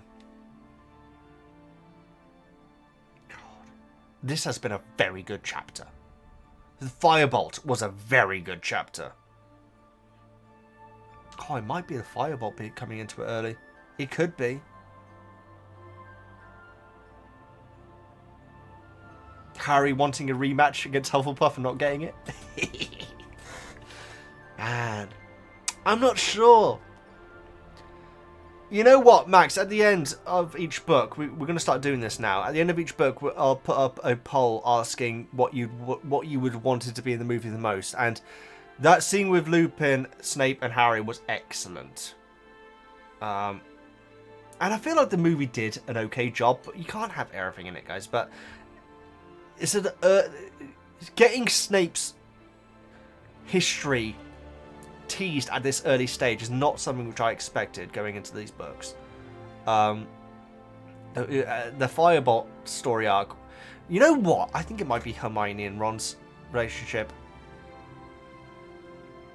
Because you know what it is? I think it is. I think it's Ron and Hermione being at each other's throats and not talking to each other or anything. Because when I watch the scenes back for these episodes, for these book reviews, I don't enjoy their interactions at all. Because I'm thinking, oh, that's not right. It's not how it should be. I think it really is. I think it's the realness of Ron and Hermione in their hatred and friendship, which I really am appreciating. Max, thank you so much for your awesome comment. Greatly appreciated. Astrid, you are such a sweetheart for worrying about how the appearance of people is described in these books. To be fair, our heroes aren't supermodels either. Well, that is fair, actually, Astrid. That is actually true. It's not like exactly people kicking their door down, is there? That's very true. I never thought about it like that. The only person that we've had described as being beautiful, I guess, would be Gilderoy and Cho. Both Ravenclaws! The connection is real, guys. Maybe Ravenclaws are the dishy ones. Oh, no, Cedric as well. Cedric as well. Cedric absolutely was by the Gryffindor Quidditch team. When his name was mentioned, all the girls started giggling. Very good point, Astrid. And it does bother me. People can be bad, and yeah. You know what I'm saying, Astrid. I appreciate the comment, though. Thank you so much. Simon, Nanu! I get that reference. Another set of chapters for more character growth than most of the movies put together. I actually completely agree with that. The directors may say they liked Hermione the best, but I'm not sure what books they were reading, as characters bear no resemblance. Simon, I think it might be last time that I did a book review, I said I would like to meet these directors and just ask, how is Hermione your favourite character? Because you seem to have purposely misrepresented her in several aspects of her character. I think that there is a thing, guys, when it comes to some movies not wanting to portray women as weak. And that is in a response to decades of female characters being portrayed as weak. And so I'm not against that at all. I'm not, guys. You know, female characters have been portrayed as weak since basically cinema began. And so having a few movies where female characters don't show weakness, I don't have that much of a problem with. In some cases, I do feel like it goes a bit weirdly, but I really like movie Hermione. But she just ain't... She's not a touch on Book Hermione, guys. Book Hermione is so realistic. So yeah, it's interesting that you say about the directors, you know, saying that they like Hermione. I'd like to have an explanation of why they made the decisions they did, quite frankly. Also, Hermione is kind of like a side character in the movie. She is in Prisoner of Azkaban. She really is a side character until she gets that blooming time turner out. So yeah, maybe that's it. Limitations of time. So when you're listening, are you tweaking characters so they look more their age rather than the movie age, and have adjusted their height of Hagrid as he's taller in the books? Right. Now, when it comes to appearances, guys, it differs. Harry does not look like movie Harry to me. Ron does still look like movie Ron to me. He actually does. Hermione still looks like Chamber of Secrets Hermione, because she had a big appearance change, didn't she? She changed her hair, basically, is what I'm saying. That's basically what I'm saying. She changed her haircut. I'm still seeing Chamber of Secrets Hermione. Snape, I strive to not think of Alan Rickman. It is difficult, guys. Lupin, it's pretty similar, I must admit. Dumbledore, it's basically a mishmash of the two actors for me. McGonagall, not at all. McGonagall, I could draw you what McGonagall looks like, and it would not look like Maggie Smith now, guys. Hagrid being taller. No, I see him as... No, I am still seeing him as movie height. This is not willful. This is me just being honest with you guys.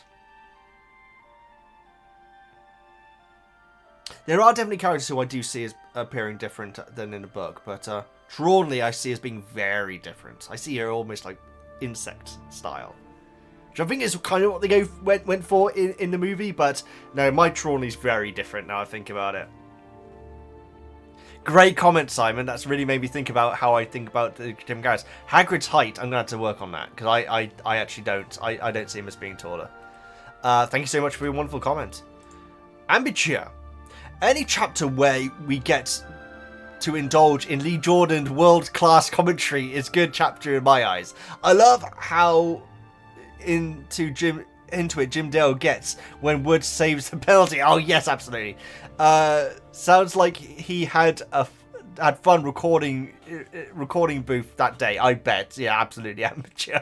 He is great. I need to. His tend to be slightly shorter, but I do need to mix in some more Steam and Fry next time. In fact, now we're doing 2 chapters. I'll just do Steam and Fry next time. That's fine. Thank you so much for your comment, Maria. Hello. I've been listening to your Harry Potter reviews for quite a while, but I've just joined the Patreon. Thank you so much, Maria. I'm excited to comment for the first time. I haven't read Prisoner of Azkaban in many years, so I'm struck by how differently I viewed the events in Snape's Grudge. When I was a kid reading the book, I was more on Harry and Ron's side when it came to telling the teachers about the secret passage and Harry going to Hogsmeade. Now, as an adult, Lupin and Snape's comments about Harry is risking by going to Hogsmeade really resonate with me, and I agree. It's very irresponsible and a little selfish. There we go. There's that word. For Harry to be risking his life for candy and fun. I completely agree, Maria. And it's so interesting that you had those 2 different takes on it. It kind of makes sense, doesn't it? The adult sort of like wanting to look out for the kid. And the kid wanting to rebel against the adult. Yeah, it's very interesting that you've had that change of heart. Or even if it isn't, just different perspective, I guess is a better way of putting it. I'm really disappointed in Harry and Ron in these chapters. Aren't we all? We really are. I suppose that shows the difference between child and an adult's thought process and shows how accurate Rowling is able to capture how kids think. You put it better than I did. It also shows how mature Hermione is in this regard. She really is the hero of this section of the book. She's willing to give up her friendship, which means a hell of a lot to her, just so her friends can be safe. Hermione might be my MVP of this book, guys. It's too early to say. At the end of each book, I like to give my MVP as well as doing the polls and everything. Who is it right now? I think it might be Hermione. I don't like how she talks to Trelawney though. But then again, Trelawney gave as bad as she got this time. It's a close race. Several characters, guys. My goodness. And that's how we like it. Also, I find the security trolls to be interesting. In the first book, a troll that attacked Hermione in the bathroom is portrayed almost like an animal without intelligence. But security trolls must be able to communicate with Hogwarts staff and follow instructions. So, now that I think about it, it seems strange that no one was able to talk to, reason with the troll in the first book. Wow. Maybe I'm misremembering, but I wonder if anyone tried to communicate with it. But in any case, I love the image of security trolls guarding the fat lady. It does sound pretty blooming amazing. Again, like I was saying just now, I'm wondering if the security trolls have much of a say in what they're doing. Like security dogs. Like a wild dog attacking Hermione in the bathroom. Well, security dogs can be given simple commands by their owner. And so are the teachers going to the security trolls handler for it to give instructions? Or are they giving instructions straight to the trolls? I don't think that's come up. I'd love to hear your thoughts on it. Plus, I love the image of Harry's disembodied head appearing when he threw the mud at Draco in Hogsmeade. That should have been in the movie, in my opinion. Well, the scene is, that's the thing. Maria, thank you so much. A brilliant comment. Thank you so much. Greatly appreciated. Great first comment. Greatly appreciated. I didn't expect that scene. I didn't expect it. Once we got past the Godfather scene, Harry's Godfather scene. Not Godfather. You know. I'm sorry. After Harry finding out about Sirius knowing his parents, being their friend, I thought, okay, well, obviously that was just a movie exclusive. The fact that we got it was cool. The fact that it actually happened in the book is very cool, and it's so different. And Ron is empowered by it. You know, completely different than he is in the movie, because he's going. That is my only impression of Ron, isn't it? So that is the one face I always pull for Ron. Anyway. Maria, thank you so much for your comment. It was greatly appreciated. Hope to see you next time. We're nearly there, guys. The final lot of the comments. Jonas, responsible for the wonderful side pounds. I'm so sorry I forgot the first one earlier on. I will have edited it in though. I didn't have much to say. Charming. But did he notice at the end of the chapter, a Quidditch final, that Professor McGonagall sobbed harder than Oliver Wood? That's true. I did actually say that. I did actually pick up. I did make a note of that. Could you imagine McGonagall crying over something like this in the movies? Well, no. But I was just saying it. Book McGonagall was the first character which I really envisaged being different. Now, don't get shook, guys. Maggie Smith's McGonagall was freaking wonderful. But they're definitely different characters. If I was to have a teacher, I'd definitely want Maggie Smith over Book McGonagall. That's for sure. That's because I'd be a bit scared of Book McGonagall, quite frankly, guys. Especially after what she did to Neville. Sorry, joking.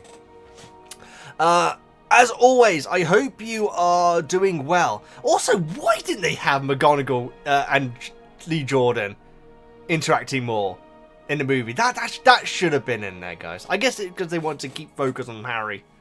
Maybe that's it. As always, apparently Lee Jordan is in Hogwarts Legacy, apparently. The voice actor, I should say, apparently. Don't know who he plays. Oh, no, yes, he plays Arthur. I've met Arthur. He's a Hufflepuff. Lovely guy. Lovely guy. Nice bow tie. Anyway. As always, I hope you are doing well, Veggie. I'm so interested to know if you enjoyed doing 2 chapters because those 5-hour videos are great, but I bet they are hard to record. Jonas, I've just checked the time just as I paused just now. We're basically just broken 4.5 hours, so it didn't help that much. Actually, it did help. Imagine if I'd done 3 chapters. I'm really enjoying this though, you know, and the fact that I'm relaxing during the I was gonna say pub quiz. This is where my brain starts going insane. During the book club is the best part of it. The fact I can actually enjoy it rather than trying to get through it as fast as possible. Thank you so much, Jonas. Greatly appreciated your support. Gary. It's been a while since I've called you Jerry. Gary. Quite impressive, isn't it? I'm sorry. Hi, Veggie. If you've made it this far, well done. Hope your hot chocolate, if you had one, hasn't gone cold. I finished it this time. And my cookie. I'm so sorry about all the eating during that, guys. It's very unprofessional. When Snape makes Harry read the Marauders map in the movie, I don't think it's clear that the map itself is making fun of Snape, not Harry. This always bothered me. It's weird that he tells Harry to read it out, isn't it? Yeah, it's weird that he tells Harry to read it out. I guess it's because they want to give Harry his first proper standing up to Snape moment. It's a great moment, but even when I was watching it earlier on, you know, for the purposes of the video, I was thinking, why is Snape asking him to read it? Anyway, 2. I'm really mad at Harry and Ron for forgetting to help Hermione with the hearing. Hermione did everything herself while doing all her classes, and the boys ignored her because of the broomstick. You know another aspect of it, Gary.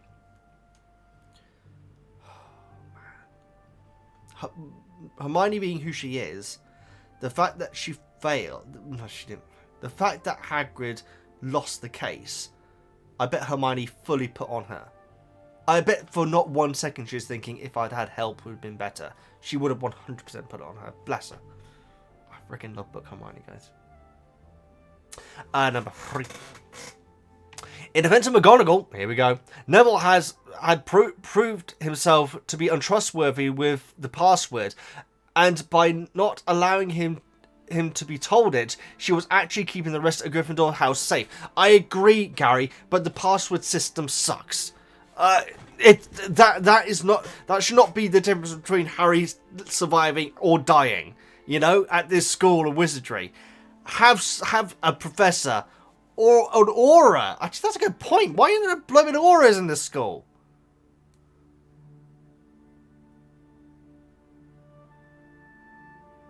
Auras are essentially cops, right? I worry that I've got that wrong, guys. Why aren't there any auras in there? They don't want Dementors in there. That's fine. Maybe they don't want the Ministry too involved. Yeah. Well, it's great to hear your opinion on that, Gary. It really is. I do appreciate it. I just feel like the password system is a terrible system when it's the difference between life and death. You know? Great comment, Gary. Always appreciated. Darcy? I think I'm saying that right. Hi, Veggie. Long-time YouTube watcher, first-time patron. Darcy, thank you so much. You're so welcome. I'm glad you got in on time because I'm glad that you managed to get that you comment in this one. Excited to be a part of the book club. You're very welcome. Making sure I'm recording. I wanted to touch briefly on the topic from a previous chapter regarding Sir Cadogan and the Fat Lady, as I missed that deadline. That's absolutely fine, it happens. From what we know about the paintings from Pottermore and extra JK knowledge, is that they are not sentient but behave as though they are. They act as a presentation of a person based on what the painting knows about that person, and can learn new stuff from around them. That's honestly what I presumed. That's very interesting, Darcy. I think they are very comparable to AI nowadays. There you go.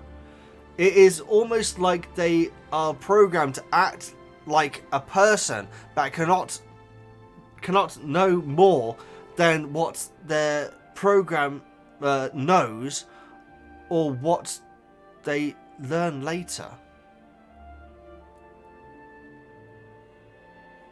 No, because it wasn't the fat lady who said it was Sirius Black in the book, it was Peeves. That's very interesting, Darcy. We're going to have to keep an eye on that going forward with the paintings. Sorry to be off topic. I thought of this comparison and really wanted to share it. Love your videos. That's fascinating. I did read the whole thing, didn't I? More than program. No, yeah, that's awesome. It's greatly appreciated, and yeah, it's definitely food for thought when it comes to the paintings. Thank you so much for the awesome comment, and welcome to the book club. Janakin. Ha, Veggie. The thing Hagrid, Snape, and Trelawney have in common. Oh, this would be good. The thing that Hagrid, Snape, and Trelawney have in common. Let's find out. Is that they all three are very knowledgeable and skilled in their fields, but all three are horrible teachers. And I'm glad you include Hagrid in that guy, Janakin, because I think that when we got to the Careful Magical Animals, I think my take on it actually not surprised people, but they found it very interesting, the fact that I was saying Hagrid is clearly not a great professor yet, you know? I'm glad you included Hagrid in that. So let's read more. Hagrid is, because his assessment of danger is practically non-present. Not present, that's a wonderful way of putting it.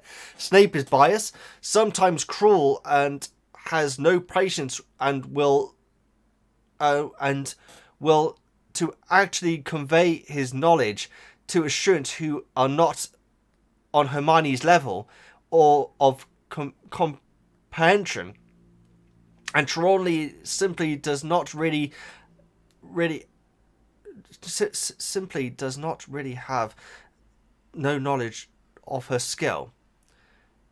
Oh my goodness.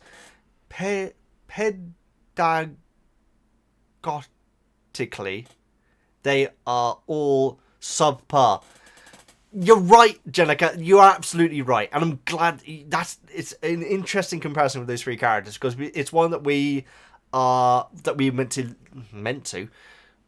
one that we're meant to love, one that we're meant to not love, and one that we're meant to kind of be in the middle with.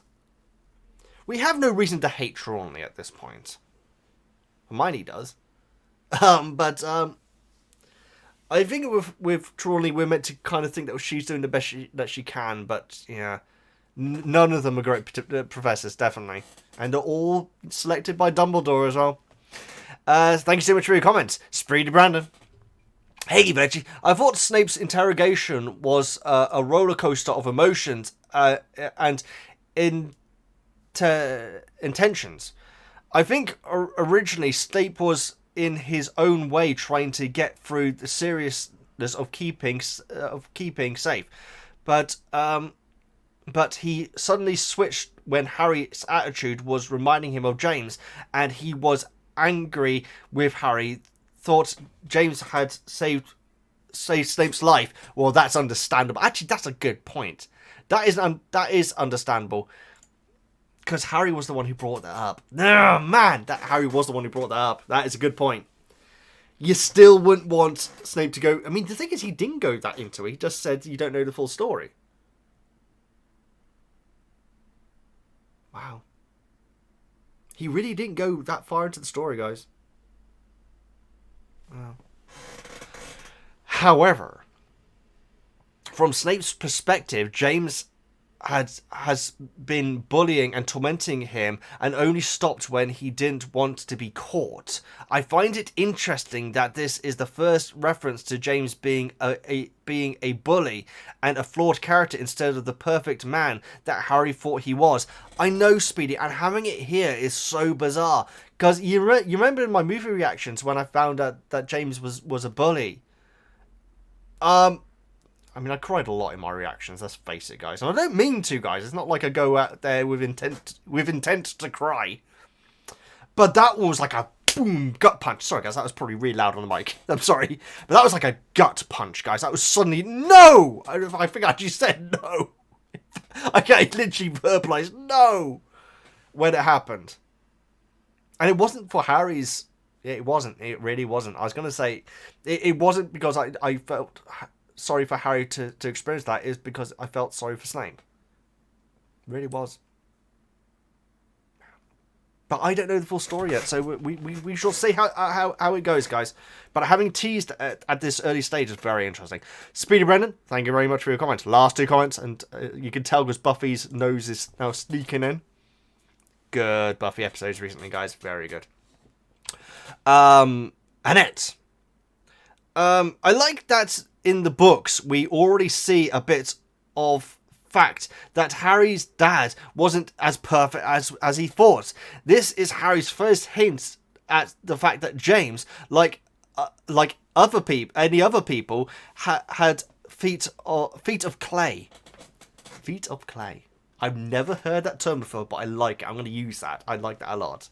I also like the fact that Hagrid calls Ron and Harry out about their treatment of Hermione over the Firebolt and Scabbers. Such a good scene. And that line about, I would have thought that you would care more about your friend than broomsticks and rats. That's what this book should have been called, guys. That's what this book should have been called.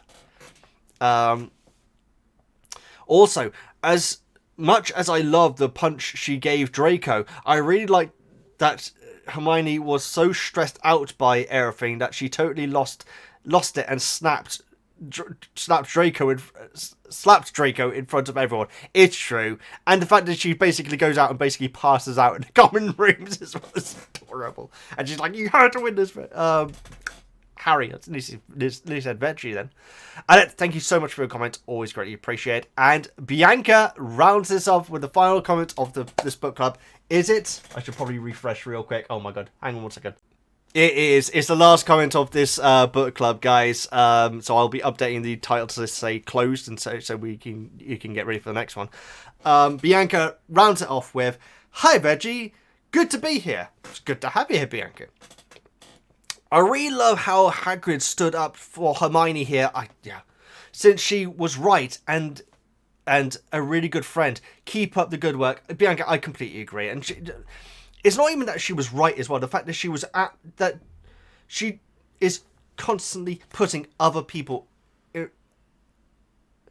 prioritizing other people above herself, and doing all these lessons that are basically breaking her. You know what it probably is?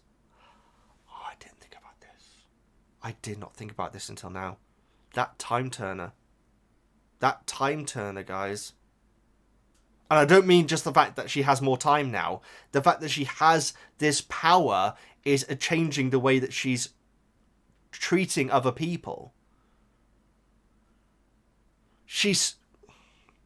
It's almost like a superhero complex where she has this ability, and so because of it, she wants to help everyone. And oh man, I did not think about that until right now, but it's true. The fact she has this time turner has affected her brain to now where I can help Hagrid. I can help Hagrid, and I've got to help Hagrid. It doesn't matter if the boys hate me or anything. I'm going to help Hagrid. I'm going to make sure that they're going to be safe as well. It's like this power which hasn't given her an ego trip. That the fact that it's basically done the opposite. The fact that it's done the opposite of giving her an ego trip. A lot of people being given this power, like the time turner, would think, now I am the master. But no, she's like literally the opposite. She's thinking, I have this responsibility now and this ability to make things better for my friends. Oh man, Hermione's awesome. Book Hermione is blooming awesome, guys. As if I haven't said that before. Bianca, thank you so much for your comment. Yours is the last one of this book club. I hope to see you next time as well. I will now declare this book club closed. So like I say, guys, remember to start your comments off with Snoopin. Snupin, the new ship. I wonder if that's ever been shipped. You know what, guys? I'd imagine everything's been shipped in Harry Potter. So poor Tonks. And, well, not Lily. Love you all, guys. Can't wait to meet Tonks, by the way. I really can't. Love every single one of you guys. This has been an absolute joy. I love these book clubs so much. And, yes, we're approaching 5 hours, despite the fact it's only 2 chapters. But what a chapter Snape's Grudge was. So it was definitely the right choice to do 2 chapters this time. So we shall see you next time for the following 2 chapters. Please subscribe, all the good stuff. I'm VeggieGamer, and I'll see you next time.